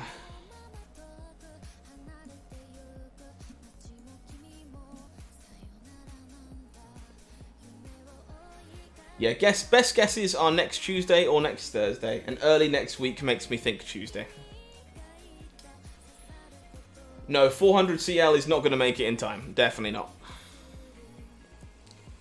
We draw a Rescue. Rescue can go into New York, I think, and then we can...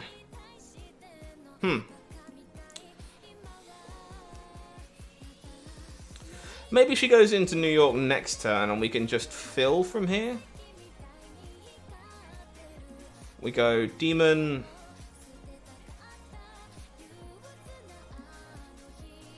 Iron Fist, and then look to move it out again.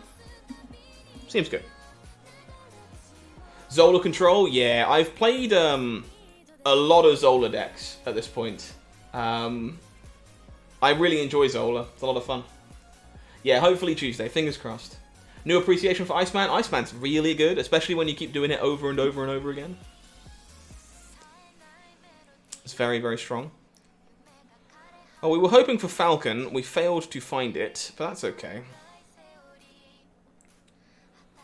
So we're just going to go Chavez, Rescue, Demon, Iceman, Korg, and then we should draw a Chavez. Just pulled Leader, very nice. Leader's a great pull. Adam, yeah, please do, man. Bounce is a blast.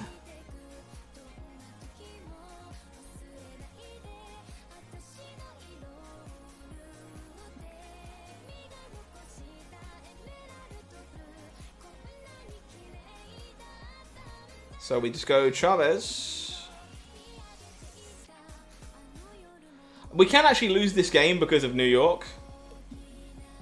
So snapping is a bit aggressive, but we will. Chat asked for a snap, so we'll risk our cubes. Big Blue, 2830 is probably going to be a bit too far away for you to get there, I think, unfortunately. Unless you are not free to play. If you're willing to spend some money, you probably can, but free to play... 170 levels is probably a bit too much. 838, also going to be pretty close, unfortunately. So for anyone who wants the data, we put up a video the other day on the YouTube channel. You can go and grab it. It's got a spreadsheet in it, and it confirms for you exactly how much you're able to gain in collector's levels each day. So you can get an idea of if you think you'll make it before the patch or not. So well worth checking that one out if you haven't done so already. Zola Storm, yeah, Zola Storm is great too. Death's Domain, okay, sure. Let's not play into that, I guess. Are we going to hold this for Angela? Probably. No Black Friday deals? Yeah, I'm skeptical to confirm the pausing of the update thing because I don't know if that's true, and I don't want to say that you can do that or not do that because I have no idea about that. So I'm going to refuse to comment on that one for now. Okay, so I'm actually going to go Iron Fist Collector to shift this into Death's Domain, where I want it.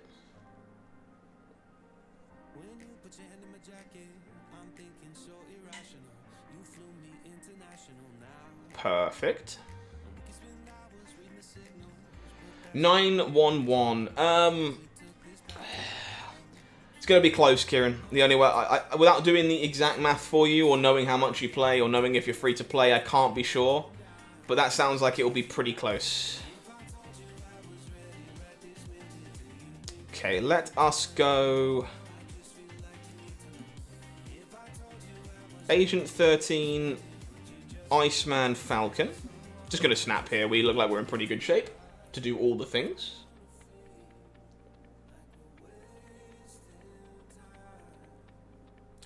Man, people really don't like to let you have multiple cubes when you're playing Bounce. Fair enough, John. If that confirmation has come through from the devs, I have not seen it, I'm afraid. So, I'm just very careful about what I say on streams like this, representing a fan site, because all it takes is for me to get information wrong and sound like I was 100%, and I can get myself in quite a lot of trouble. Magic, if you get to 1k before the update, you'll score yourself some additional free collector's tokens. Weird World is really crap for a deck like this, unfortunately. Good luck, checkers. Good luck. Kappa, what will happen essentially is you'll play against nobody but bots. You'll just play against bots. We draw a Nightcrawler. Interesting. Alright, let's load some 1-drops into a location to pick up with Beast. Am I playing another submitted deck? I'm probably going to put up another community poll for the last deck of the night. I'm open. If you've got immediate suggestions you really want to see played at the moment, feel free. Otherwise, I'm probably going to stick a poll up with 4 options and let people pick from the poll. Thor is pretty good. Yeah, Thor is really good with Lockjaw, actually. Good place to play it. Correct. Brandon is 100% right. If you're not going to make it, and you're pretty sure you're not going to make it, you should just hold on to your credits. Opponent with my Angela and my Quinjet. Kind of rude, honestly. We pick up a Storm. Am I just going to stop my opponent from drawing from my deck? Is that what I'm doing? Probably not.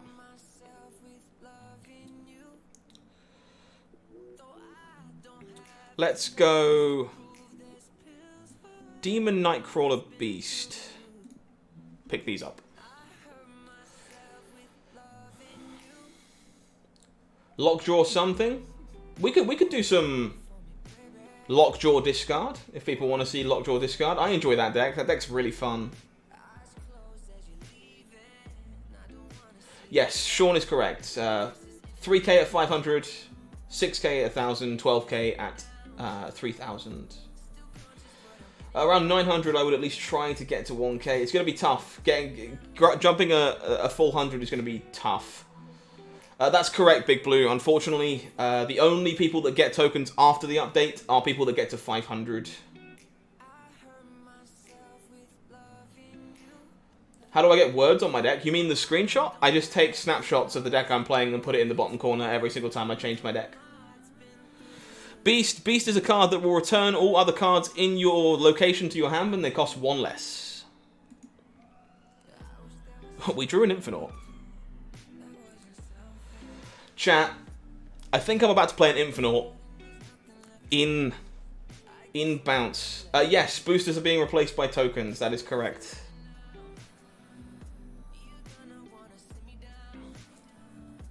Yeah, there's no way I can't do this. It's too funny. Seems like a good way of wrapping this deck off.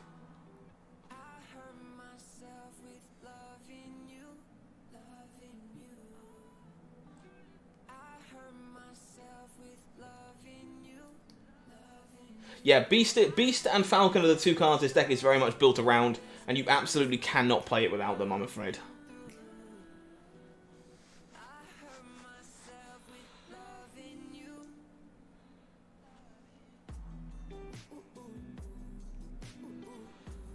We draw an opposing Iceman. I am simply going to go move the Nightcrawler, play the Infernaut, play Agent 13. And hopefully this is good enough. I believe boosters are being replaced entirely, from what I understand. Will just be collector's tokens. Oh, we don't beat a Chavez. That's a shame. Yeah, you'll still get boosters for playing. They are still there. It's just the caches. Just the caches. Cool. Okay, so what I'm going to do, folks, I am going to play one final game with this deck, but before I do, I'm going to put a poll up for you so you can decide what we will be playing next. So, what deck next? And you will have until the end of this final game with Bounce to decide what you would prefer to see. So, I am going to take a look and see what we've got on the docket at the moment. So we had some requests for Lockjaw. So would you like to see Lockjaw Dracula? Would you like to see Sarah Miracle? We can play some Sarah Miracle. Would you like to see Control? We could play Control. Or would you like to see Devil Dinosaur? We can play some Dino as well. Poll is up. You've got 4 decks to choose from. I will pick a winner at the end of this game. Let me know which of those 4 decks you would like to see.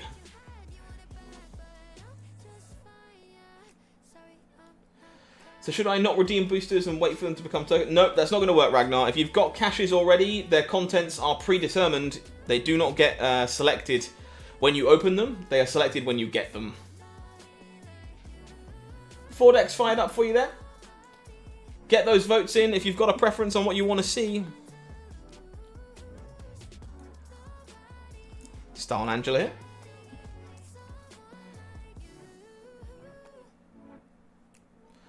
Lockjaw Dracula currently out in front. Control just behind. I've played plenty of negative over this week, so we'll not put negative on the docket for this one. Tempting though. So let's go Collector Agent 13.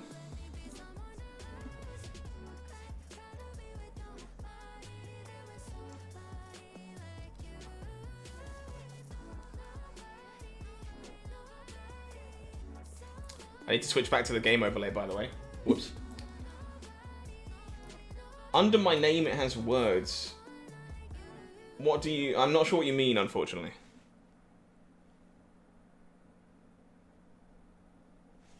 He is very cool. He is very cool. Maybe I'm just being stupid, but I'm afraid I'm not sure what you're asking, Eric.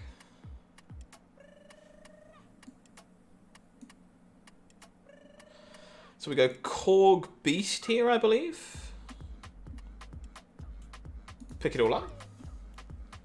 Do you mean the titles? Yeah, if you mean the titles, then you get those from your collector's reserves after rank 1000 on he means the title. Sure. Yep, so you get titles on your account after CL 1000 and you can open them at random from collector's reserves. My apologies, I wasn't sure what you were referring to. Ugh, that Green Goblin was pretty nasty. Well, I think this Iron Man we stole is quite good, but do I have time to get it down? Especially when every other location has a Green Goblin on it? Probably not. We probably just go Bishop, Angela,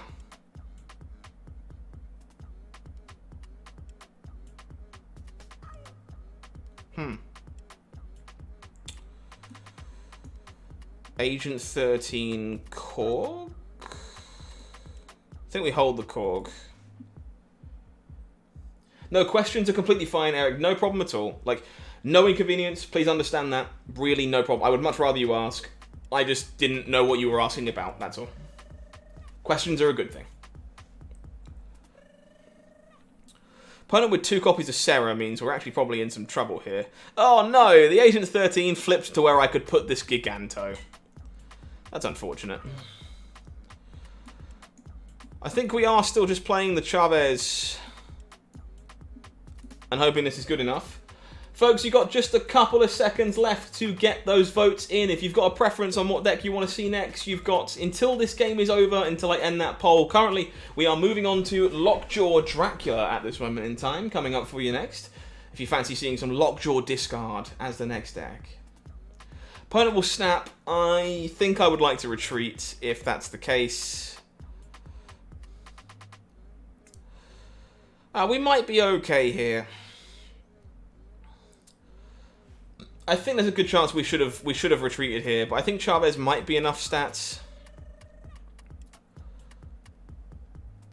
I'm not 100%. The bot is chastising the bot, as it should. As it should.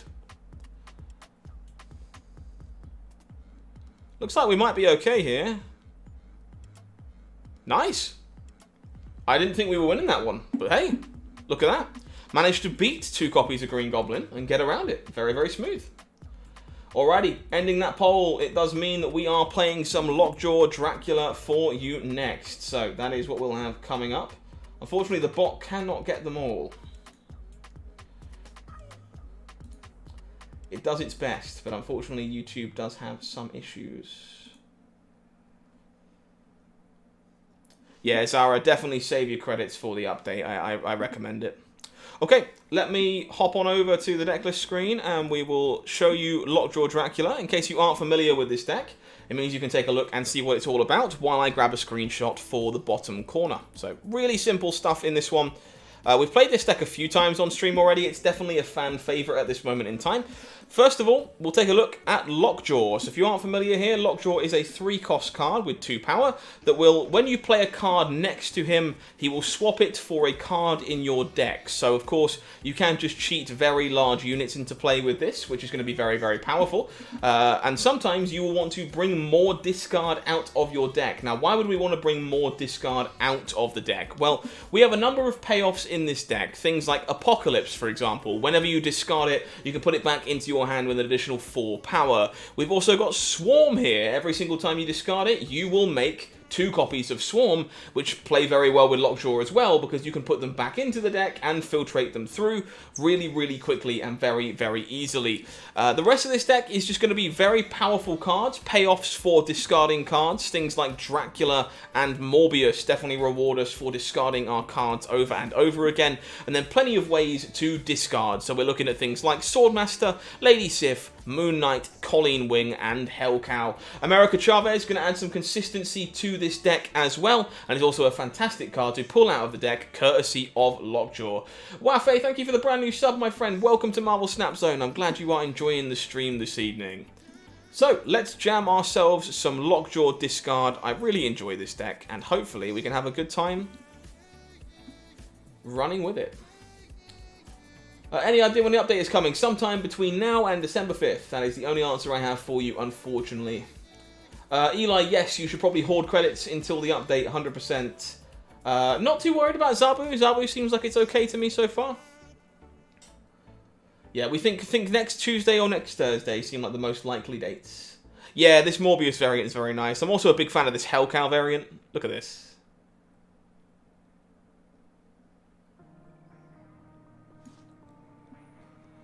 So we'll hold on to our stuff for now, no need to Colleen. Fair play to you, Eli, fair play to you. Yeah, I think She-Hulk Death is definitely very, very strong. And you're right to be concerned about that interaction.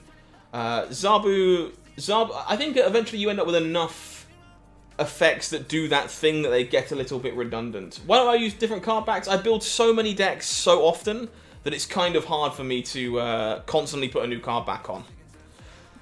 Sadly, I don't have space for Colleen here, so I'm actually going to end up risking discarding some more important stuff. But I think we're fine to just play this alongside something else next turn. So let's go Hellcow. Actually, let's Hellcow into Shuri's Lab and not trigger it. That seems good. Yeah, this is a variant. This is not the only Hell Cow. This is not the original Hell Cow either. Yeah, hit 5k subs during the stream. Very, very happy to see. I am honoured. Thank you, everyone, for the subscriptions tonight. It's been very, very nice of you. Can't tell you how much I appreciate stuff like that. So, we're just going to try and make some copies of Swarm here, I think. And make a big old Wolfsbane. The Wolfsbane will go back into the deck here, but hopefully we can draw it again in a hot moment. We don't really have a better place to put it, thanks to Cosmo plus Lockjaw plus Lockjaw. Yeah, for sure. She-Hulk plus Death plus another play on turn 6 is going to be very strong. There's going to be a lot of very good stuff you can do in the Death Shells. Expect to see them, basically. So, we make some copies of Swarm. Colleen makes another copy of Colleen, which will discard Swarm and make some copies of Swarm. Nice. She becomes an America Chavez. Perfect. Wolfsbane will get some juice. Make another Wolfsbane that gets some juice. And then spins the original one into Apocalypse. Look at that. Is that good? Chat, I think that's good.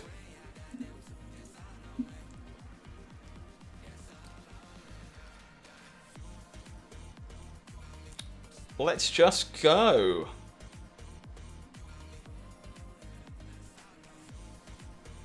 Swordmaster, Wolfsbane, Swarm, Swarm.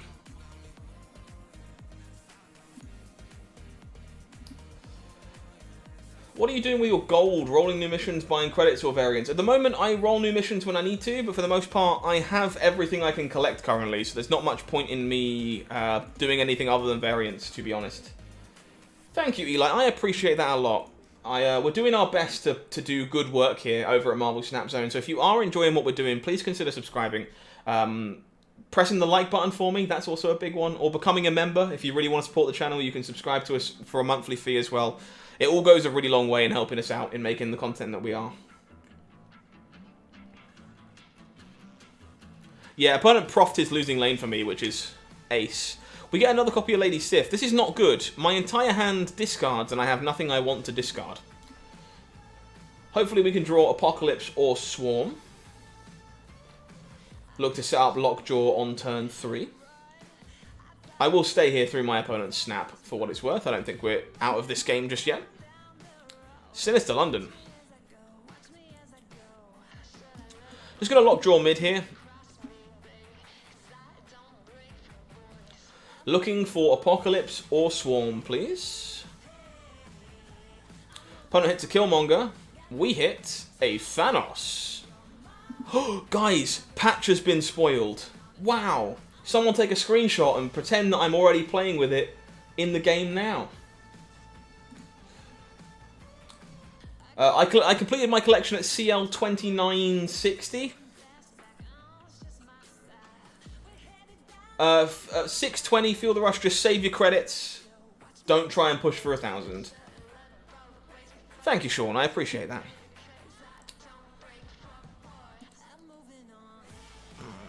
This is a bit rough, honestly. I think I'm just accepting that it's time to shred my hand up a little bit. It's probably okay if we lose Hellcow. I've not drawn anything to discard here, unfortunately. Playing Snap with the Time Stone. Rich, I think you probably need at least one of those. You probably don't need both, though. You can play Blade over one of them, but you're gonna need at least one of them. Yeah, long way to go for you, Momo, but that's plenty of things to look forward to. That's the best part. Okay, so we can do... Okay, this actually isn't bad. So we can go Colleen Wolfsbane here. This is pretty good. Make some swarms. Make some more swarms. Wolfsbane gets some juice. Makes a copy of itself and gets some more juice. Opponent with the Iron Man. Okay, that's going to be pretty scary.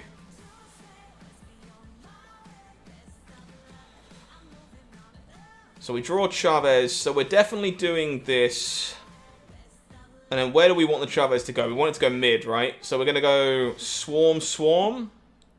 And have Chavez go mid. Indeed, yeah, just collect up some credits if you're under 5k.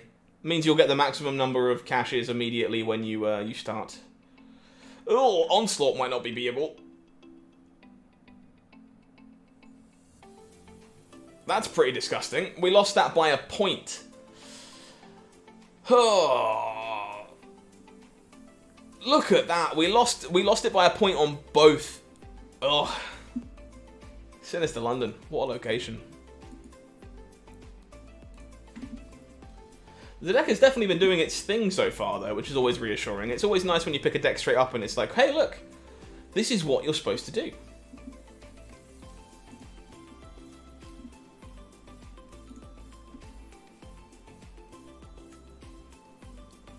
Dun, dun, dun.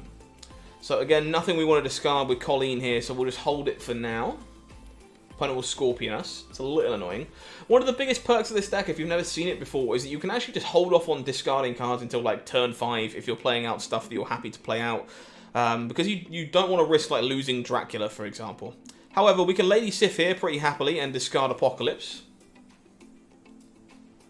Yeah, some decks do not benefit from Sinister London quite as much as others. MRX, I believe we know at the moment you can get 100 for the most part if you are below CL 3000, and you have a chance at getting 400 if you are above it. Yeah, opponent plays Iron Man Omega Red Onslaught to completely juice up one location. So we'll play out our Dracula here, and then try and shred our hand to bits to make sure that the last card available to discard at the end is APOC. Yes, I believe it's 100 unless you have a full collection up to Series 3, and then beyond that you can earn 400 instead.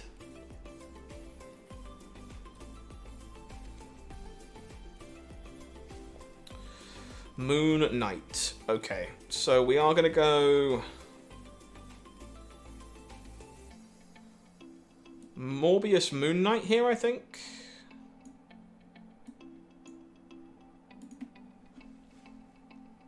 Omega Red's a really sweet card. Doesn't really have a home in many places, but it's very, very cool. Doc Ock is not good. We did not want to see that.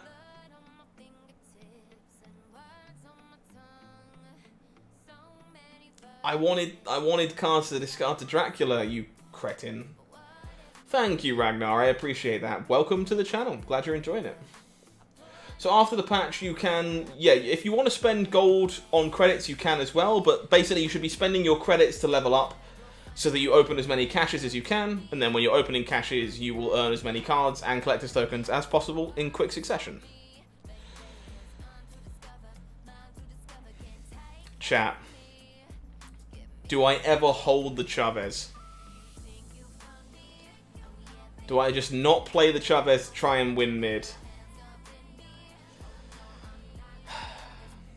I don't think I do.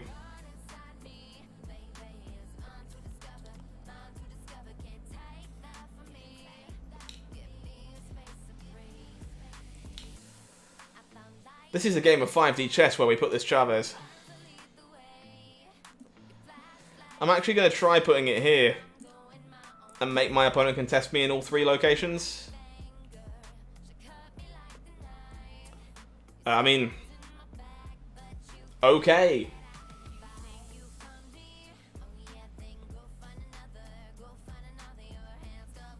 Yeah, spending gold on mission resets is definitely the best thing you can do.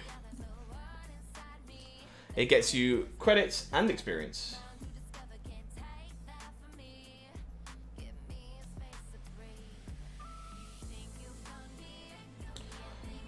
This song at the moment is called Up You Go. Sorry, this is called Find Another by Petra. Find Another by Petra. It's a copyright-free song. You will not get there before the patch burn, no. That is way too large of a gap to break. This peak is really bad for us, actually.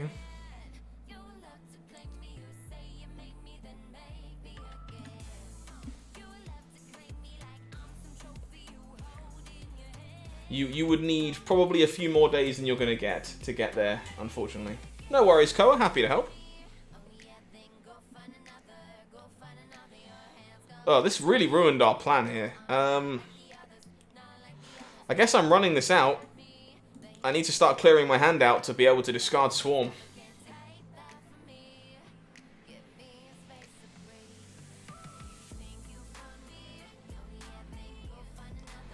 Yeah, the aero play was an interesting one. My opponent would like to leave, sure. That's also completely fine. What does Wolfsbane do in this deck? So Wolfsbane is a really powerful tool for a deck like this because it's another good card for you to pull off of Lockjaw, which is something this deck really wants to be doing when it's putting discard effects back into the deck. You can pull it back out and have it increase the amount of power in the Lockjaw zone quite dramatically.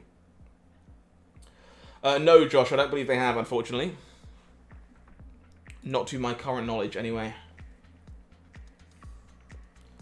What if you're over 2,000? You will not be getting any more from... So the intervals are 500, 1,000, 3,000. If you are anywhere in the middle, you fall into the lower bracket.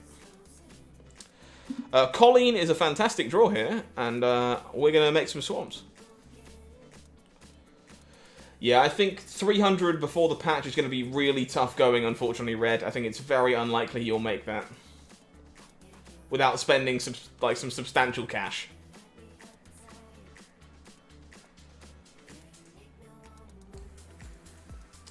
Hey, Blobfish, we're doing really well, thank you. Hopefully you are too. Pleasure to see you tonight. Just going to run out the Morbius here. Looking for Lockjaw in an ideal world, but Mindscape is going to be a bit of a nightmare for our Apocalypse. Okay, let's run out Dracula. Are we doing that? Or are we just trying to shred our hand? No, I think we're running out Drag. Leave my fate to the hands of Mindscape. Maybe, maybe. We will certainly see what we're allowed to discard on the final 10 of the game. It's more fun that way.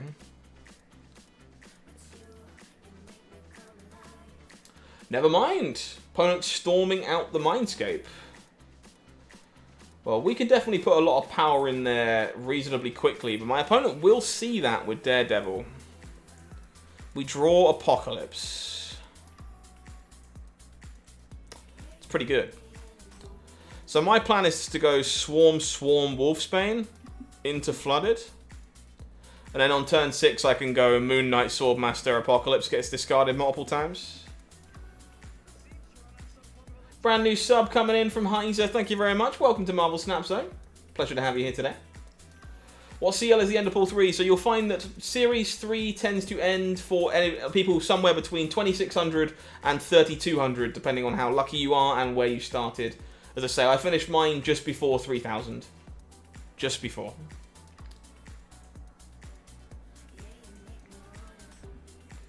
Pool 4 and 5 you can get basically whenever. They are available at essentially any point.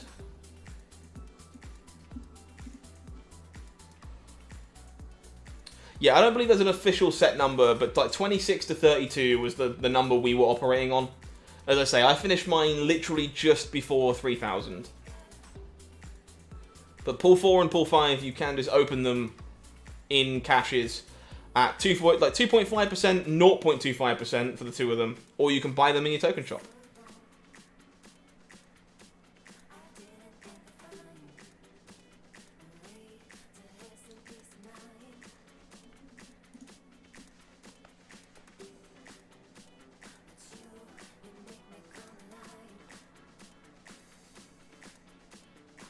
Think we are pretty good here.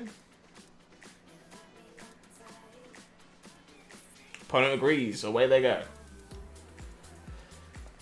Very nice. Grinding away. Yeah, this deck is definitely one of my favorites right now. Such a cool way to play. You get to play with some very sweet cards. Big fan. Big fan.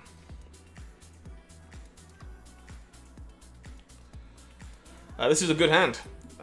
We get to Colleen make some swarms on turn 2, which is always what you want to be doing.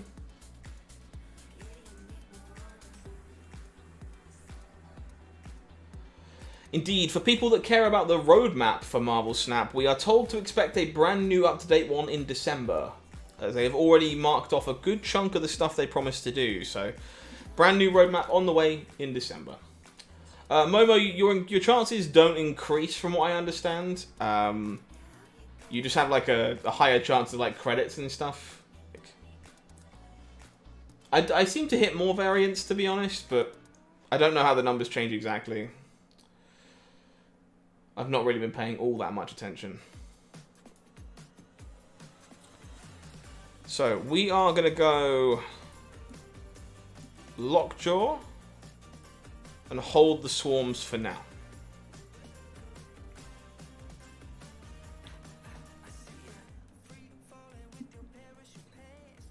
Okay, we can go...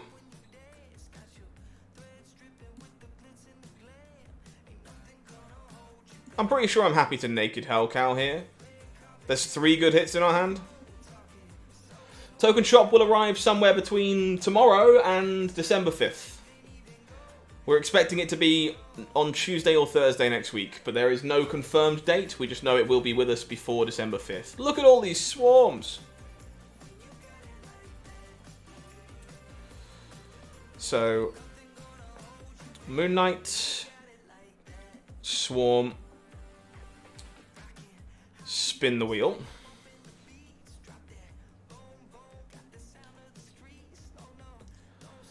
Oh look, we made some more swarms. Oh, we discarded our opponent's Apocalypse though, which is a little unlucky.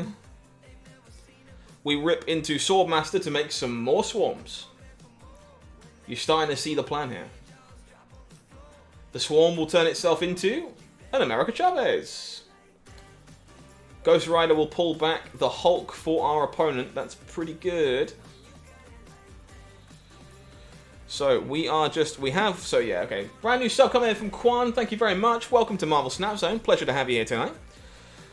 We are just going to go, we don't want to lose our Wolfsbane to Lockjaw, honestly. So we probably are just going to play out APOC.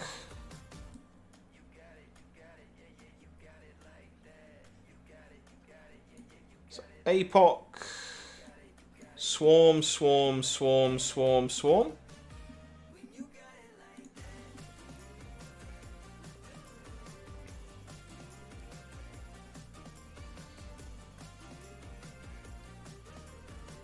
Fingers crossed to you, Chaddy. Best of luck. We hit a Moon Knight, which will rip that last card out of our hand. Oh dear, we eat an Infinite for our opponent, which is probably not the best. But it looks like we are okay. We can't lose 2 locations here. Easy. Winning all 3 even. Look at that. Lockjaw was such a sweet inclusion in this archetype. It makes it so much more fun to play. Big fan.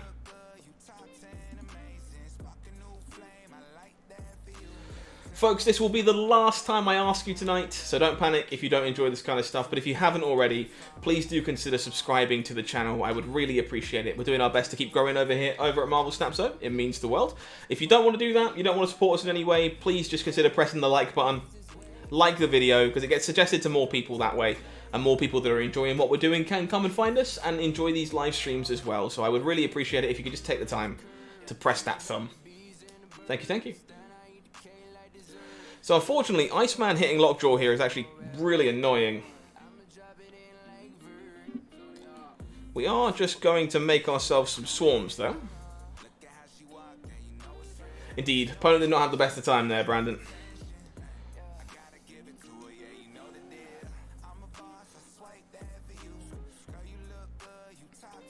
We draw our APOC. That's pretty good. I don't want to risk losing my Lockjaw, so I'm just going to run out the Wolfsbane here.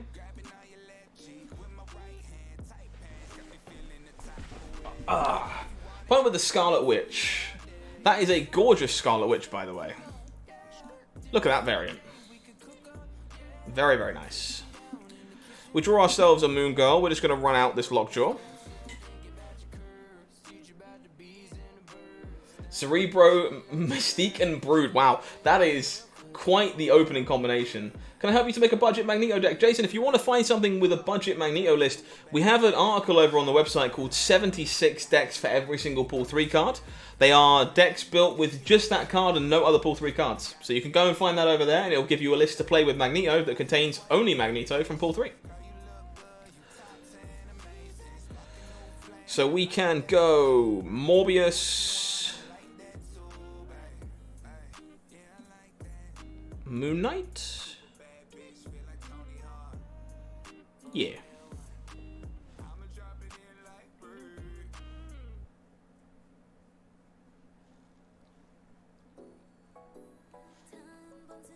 Spin the Moon Knight into a Lady Sif. We'll discard our Apocalypse for us. Thank you very much. Opponent plays a Black Panther. Sure.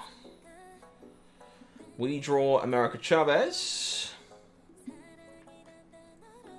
We are just going to go APOC, Swarm, Swarm, Swarm. Spin the wheel. No worries, Jason. Happy to help you out, my friend. Thank you for checking us out tonight. It means a lot.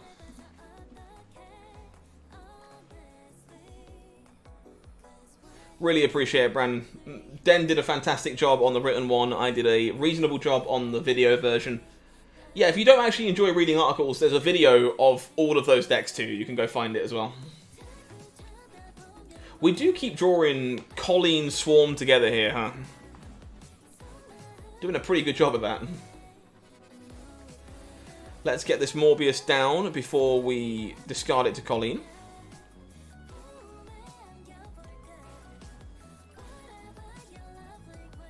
Opponent with the Angela, sure thing. Mindscape is a bit rubbish. We are going to run out our lockjaw though. Hopefully Mirror Dimension turns into another Mindscape and it will flip them back. That would be great. That's on YouTube, Jason. The channel you're on right now, Marvel Snap Zone. There will be a video you can go find we uploaded called 76 decks for every Pool 3 card. Should be 2 weeks ago, 2.5 weeks ago, something like that. Time's a bit of an illusion. So, Colleen, please make me some swarms.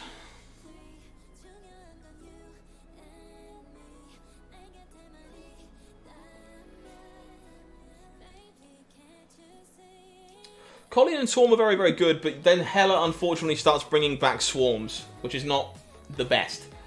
So our hand is going to get swapped twice here, which is hilarious. So we actually get our APOC back, which is fine. So what we're going to do is go Lady Sif, have Lady Sif become a copy of something.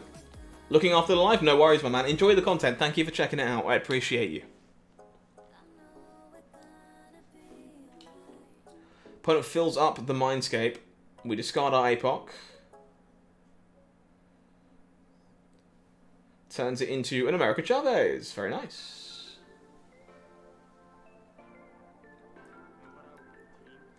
Brand new subscriber coming in. Thank you very much, Jason. I appreciate you. Welcome to Marvel Snap Zone.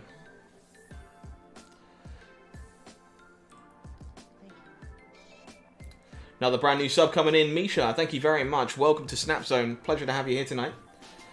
Do the old spaghetti! What's in my opponent's hand? They have Blue Marvel. And just Blue Marvel. Thank you for giving me my hand back. I appreciate it. Okay, so we're just going to go...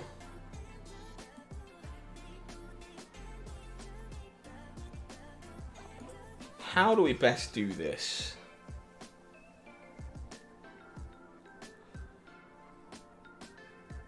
The opponent doesn't even want to let me figure it out.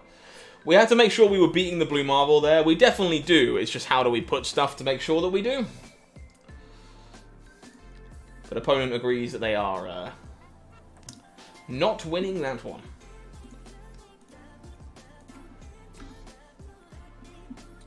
Very, very nice.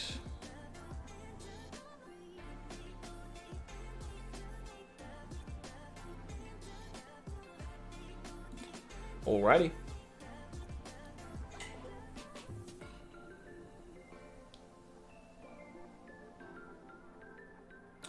Miri Isle is pretty bad for us, actually. We're not going to be able to play the board early here, so our opponent's going to start stacking up some stats on the side.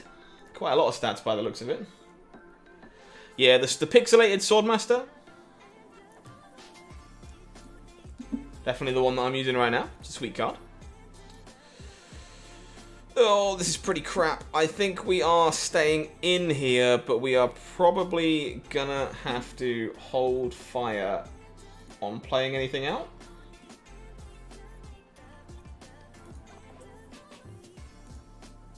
Sorry folks, bear with me 2 seconds.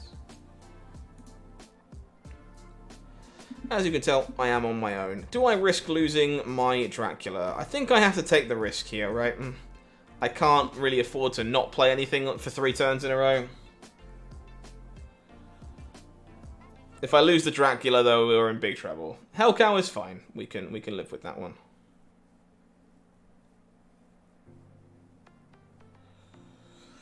So we just fill Bar Sinister with Draculas.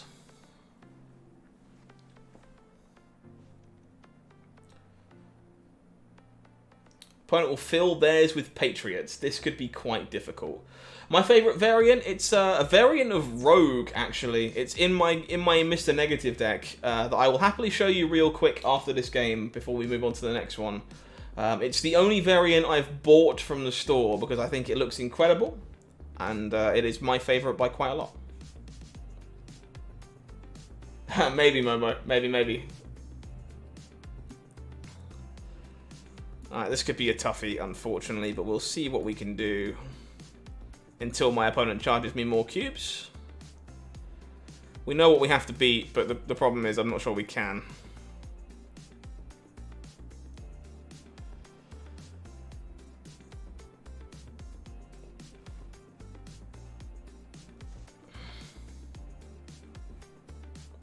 Yeah, I'll show the Rogue off real quick after this game, no problem. Yeah, we can not win this one, sadly, regardless of all these Draculas triggering. So we will get ourselves out of here. Yeah, I'll show you the variant real quick, because it's easily my favourite variant that I've stumbled across so far, that I have access to. There's a few that I think are gorgeous that I don't have. There's a Magneto that I love, but, yeah. Hey, Goblin Reserve, how are you, my friend? Hopefully all is well with you. Yeah, I'll show you real quick, bear with me a moment. It is going to be this variant here, which we will switch to the deck picks room. So, people that care about my favourite variant, there you go. That is what the Rogue looks like, and it's the only one I spent gold on. I love this variant. Brand new sub coming in, Mocker, thank you very much. Welcome to the channel, glad you're enjoying yourself here at Marvel Snap Zone. Thank you. But yes. Let us get some more games in with the Dracula deck.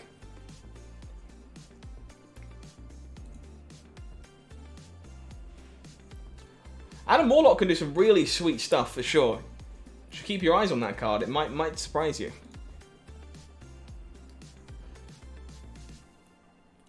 Love the anime variants as well. Nice. No early plays here for us. It's a bit sad, but we do get to run out Lockjaw on 3, which is nice. We have access to Lady Sif for Apocalypse. Glad you're doing well. Happy to hear from you, dude. On reveals happening twice at Carmitage. That's pretty good. Let us just... Actually, this is probably a bit too good not to do. There's some really nice Jubilee ones as well. Do I have a Mr. Negative deck? I certainly do. If you would like a list, you can go find it on marvelsnapzone.com. Alternatively, I probably won't be playing it today. We've been playing it quite a lot on stream recently, but we do play it on stream pretty regularly. Opponent snaps on the Giganto. Makes sense, unsurprisingly. Let's just Lady Sif.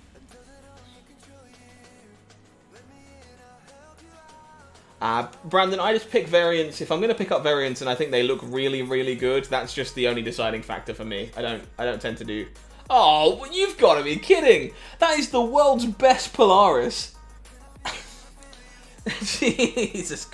Whoa, that's pretty good. Alright.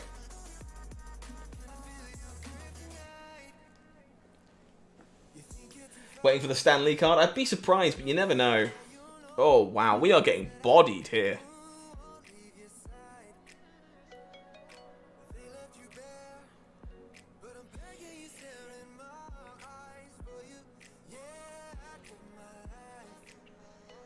I don't think we get out of this.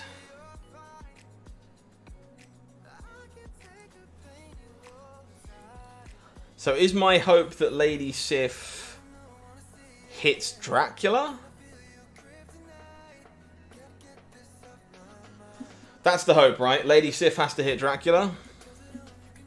Let's do it. For the content.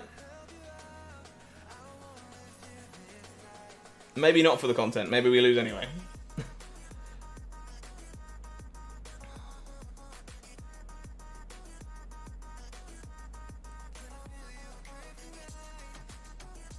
Opponent does unfortunately whip away Wolfsbane, so I think we are dead regardless. Which is a shame.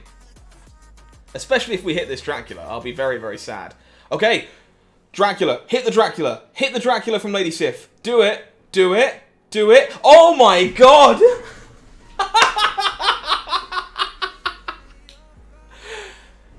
In a box!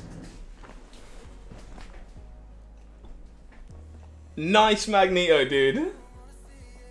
Nice Magneto. Whoa, that one's so cool.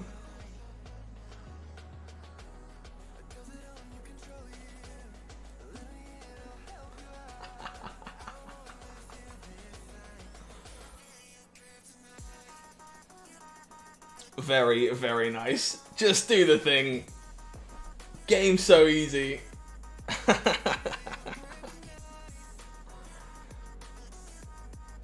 Daily snap moment incoming. Might take a clip of that one myself. That was pretty good.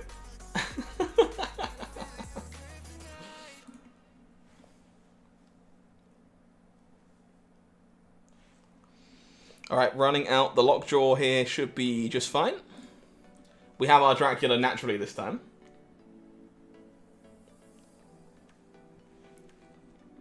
We will run it out into Monster Isle. Then start spinning some discard next to lockjaw. Opponent has a Kazar. Sure, sure, sure. We draw a Hell Cow. Okay. So I think we are just going to go... Where are we putting this Morbius?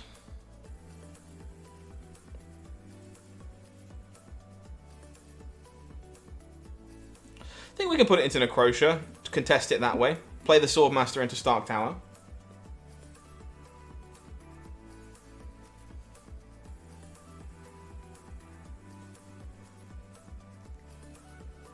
Oh yeah, yeah. Morbius held down left there. Absolutely held it down. Lockjaw spins up a Chavez for us. Very, very nice. And now we just get to go...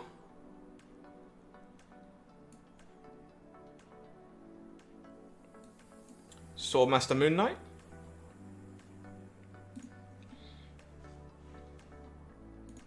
I think we're good here. Probably can't have an auto win button, I don't think.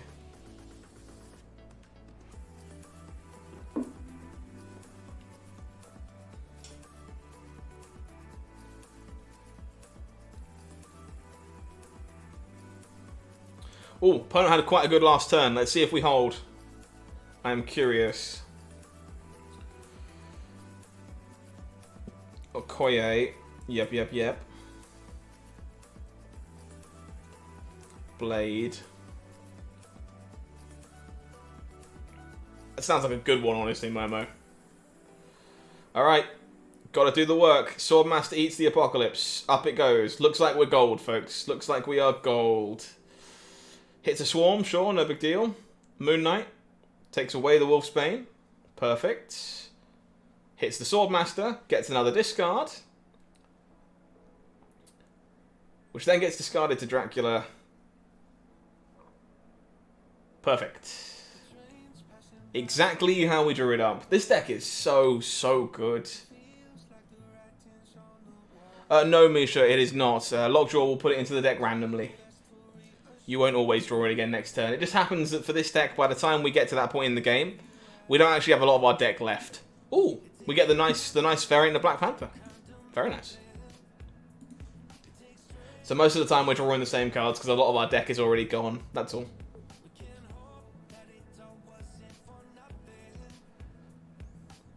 I love this deck. It's just so sweet.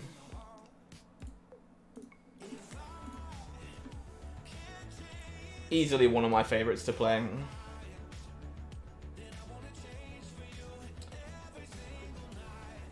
Yeah, even contested the left. It's crazy. It's absolutely crazy. Morbius is so good in combination with Lockjaw, flipping stuff around.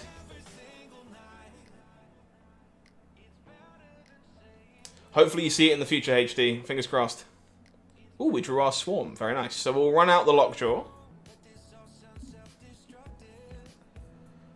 Lockjaw discard with Thanos. We can't discard the stones. That would be the problem. Lockjaw with Thanos does sound pretty fun, though. So we run out the Dracula. And then we start spinning our wheels. Yeah, Lockjaw's a really fun one. Yeah, my favourite part was when the card yelled about the fact it was morbing time and then absolutely morbed all over that guy. Cool, so we go Moon Knight, Colleen, but we do it this way. We do Colleen first.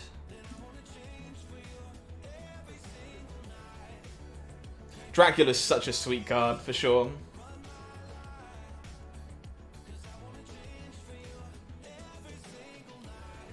You think you can play Bayro without Magneto? Probably, but you will definitely lose games to not having it. It's quite an important card for the deck. But if it's the only card you're missing, yeah, you'll definitely still win enough games with it that it's probably worth playing. Absolutely vicious morbing.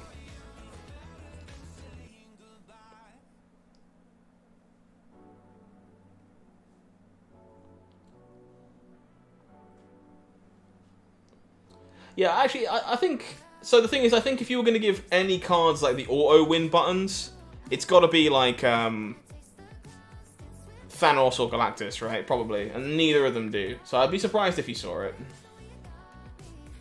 Yeah, Dracula's a sweet one. Hecka sweet card. We'll make some swarms. We'll spin away the Colleen. We'll find us a Lady Sif, which eats the Hell Cow. Moon Knight will eat our opponent's Cosmo, eats one of our swarms, makes more swarms, spins itself away. What do we find? America Chavez. Very nice.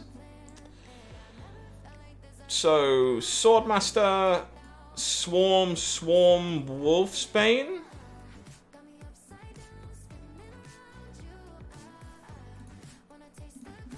Oh, here we go. Wong was your second card in pool 3. That's a pretty damn good hit.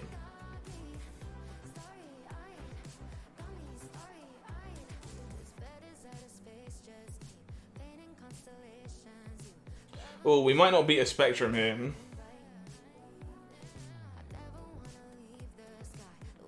That's probably an issue.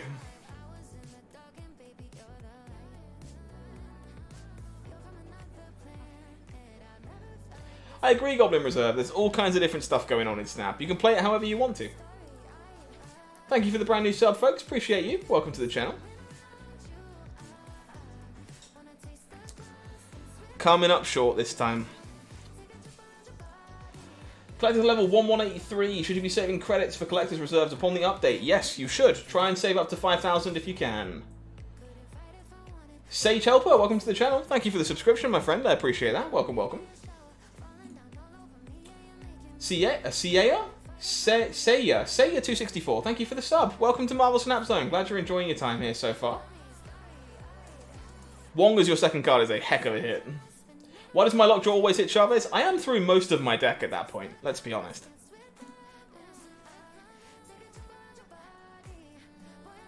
Opponent with the Iceman does hit Lady Sif. That's a little annoying. Thankfully, does not hit the Lockjaw, so I think we're mostly okay. Goodbye, Colleen. You tried your best.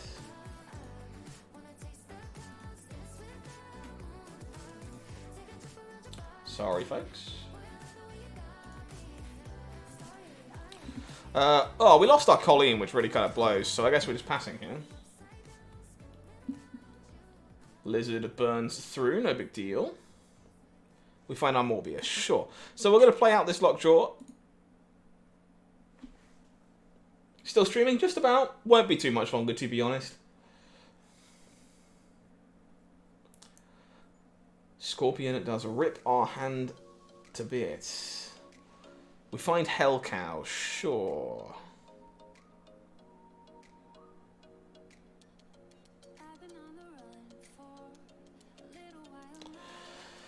Oh, this one's pretty rough, unfortunately. I think we have to get pretty lucky, so I'm going to try and get lucky. Spin the wheel with Hellcow, try and hit Swarm.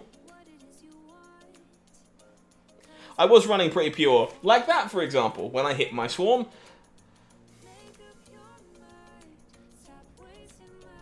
Perfect. Okay, so we know we have to beat 16 over here. So we're just going to go Morbius, Swarm, Wolfsbane. Probably should have held a Swarm there, actually, to be honest. Opponent with Omega Red, not a thing I was expecting.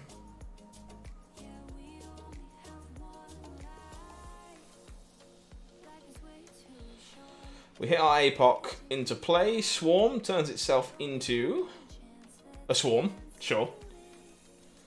So we weren't going to be losing anything to discarding anyway, it turns out. We draw Chavez, so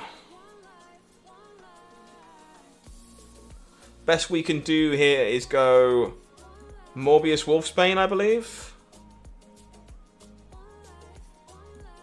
Other way around, right? We go Wolfsbane over here. So I guess I just Moon Knight here because the Morbius is getting spun anyway. Yeah, sure.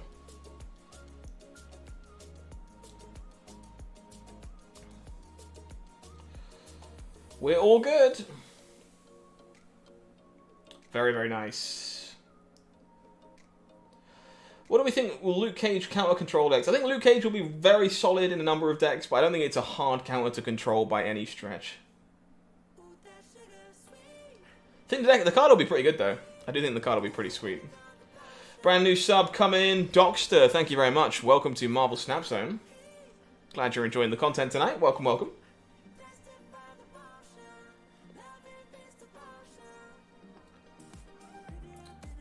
Alrighty, pretty reasonable hand to start here once again. Morbius into Lockjaw, into Dracula, into Spin the Wheels and stuff.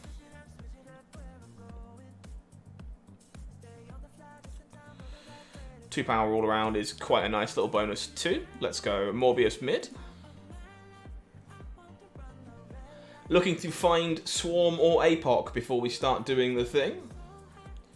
Ooh, Sanctum Sanctorium kind of sucks a little bit, but that's fine. Lockjaw into Washington, D.C.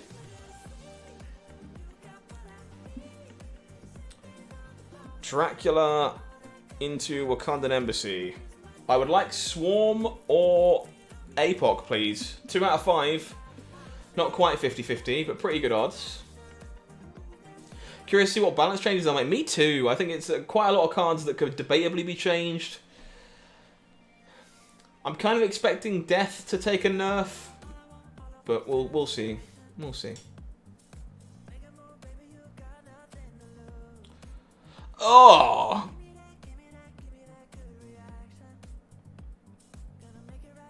That's such a cop-out hit from Jubilee.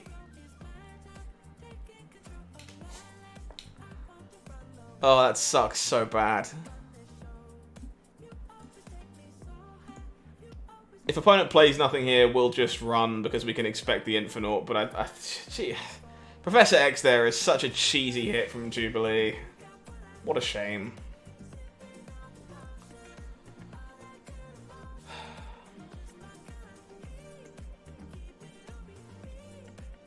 Sadly, no APOC. This is just 7 power. It means we can still hit Chavez or Hellcow to Dracula. I think we're losing here. Just gonna run. Ugh.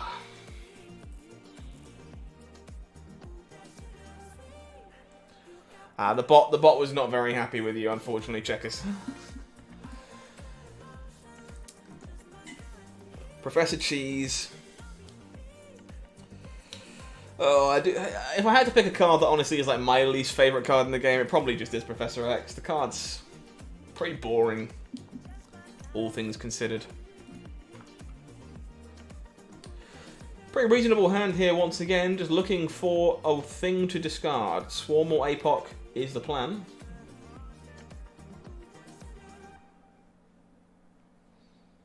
Angel comes out, all good. Baxter Building. Well, Baxter Building seems like a pretty good place to pop this Apocalypse. Not Apocalypse, sorry, this Morbius. I drew an Apocalypse. Opponent's Bucky Barnes. Sure, sure. We will run out Lockjaw. How am I finding Wolfsbane versus Blade? Honestly, the Wolfsbane's been really good today. Why won't I play Moon Knight? I do play Moon Knight. It's in the deck. Professor X is very good. Just quite a cheesy way to finish games sometimes. So we'll discard our APOC and spin the Lady Sif here. Moon Knight is in the deck, don't worry. Ah, Blobfish, you'll get used to it, I promise. All in good time. We flip up Swordmaster, who eats Wolfsbane. Sure, sure. Got you with Cheese into Destroyer? It'll do that. Alrighty, so we are just going to go Sif Colleen. I didn't play it last time? No, I mean, I played Swordmaster instead, right?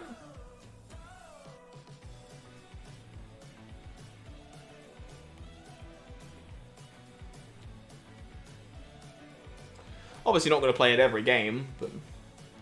Opponent will indeed fire off a Deathlock into the Baxter Building. Sure, sure, sure.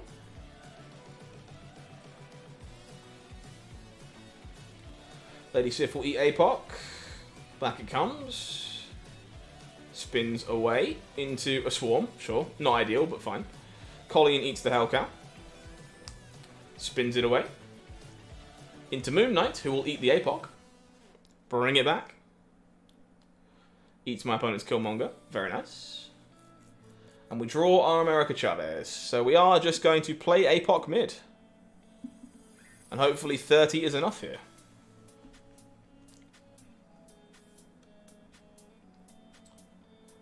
Red Skull, not big enough. Perfect.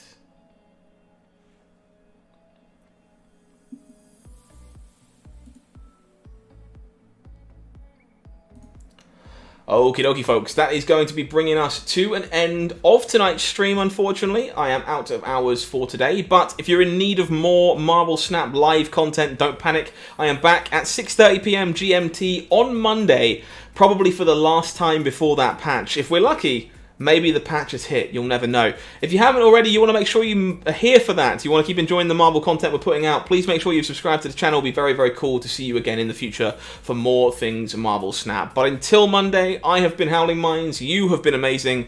And this has been Marvel Snap Zone. If you want more content, videos will be coming over the weekend. So stay tuned. We'll have some pre-recorded videos for you then. Until next time, take care. Enjoy the rest of your day. I will see you again very soon. Have a good one.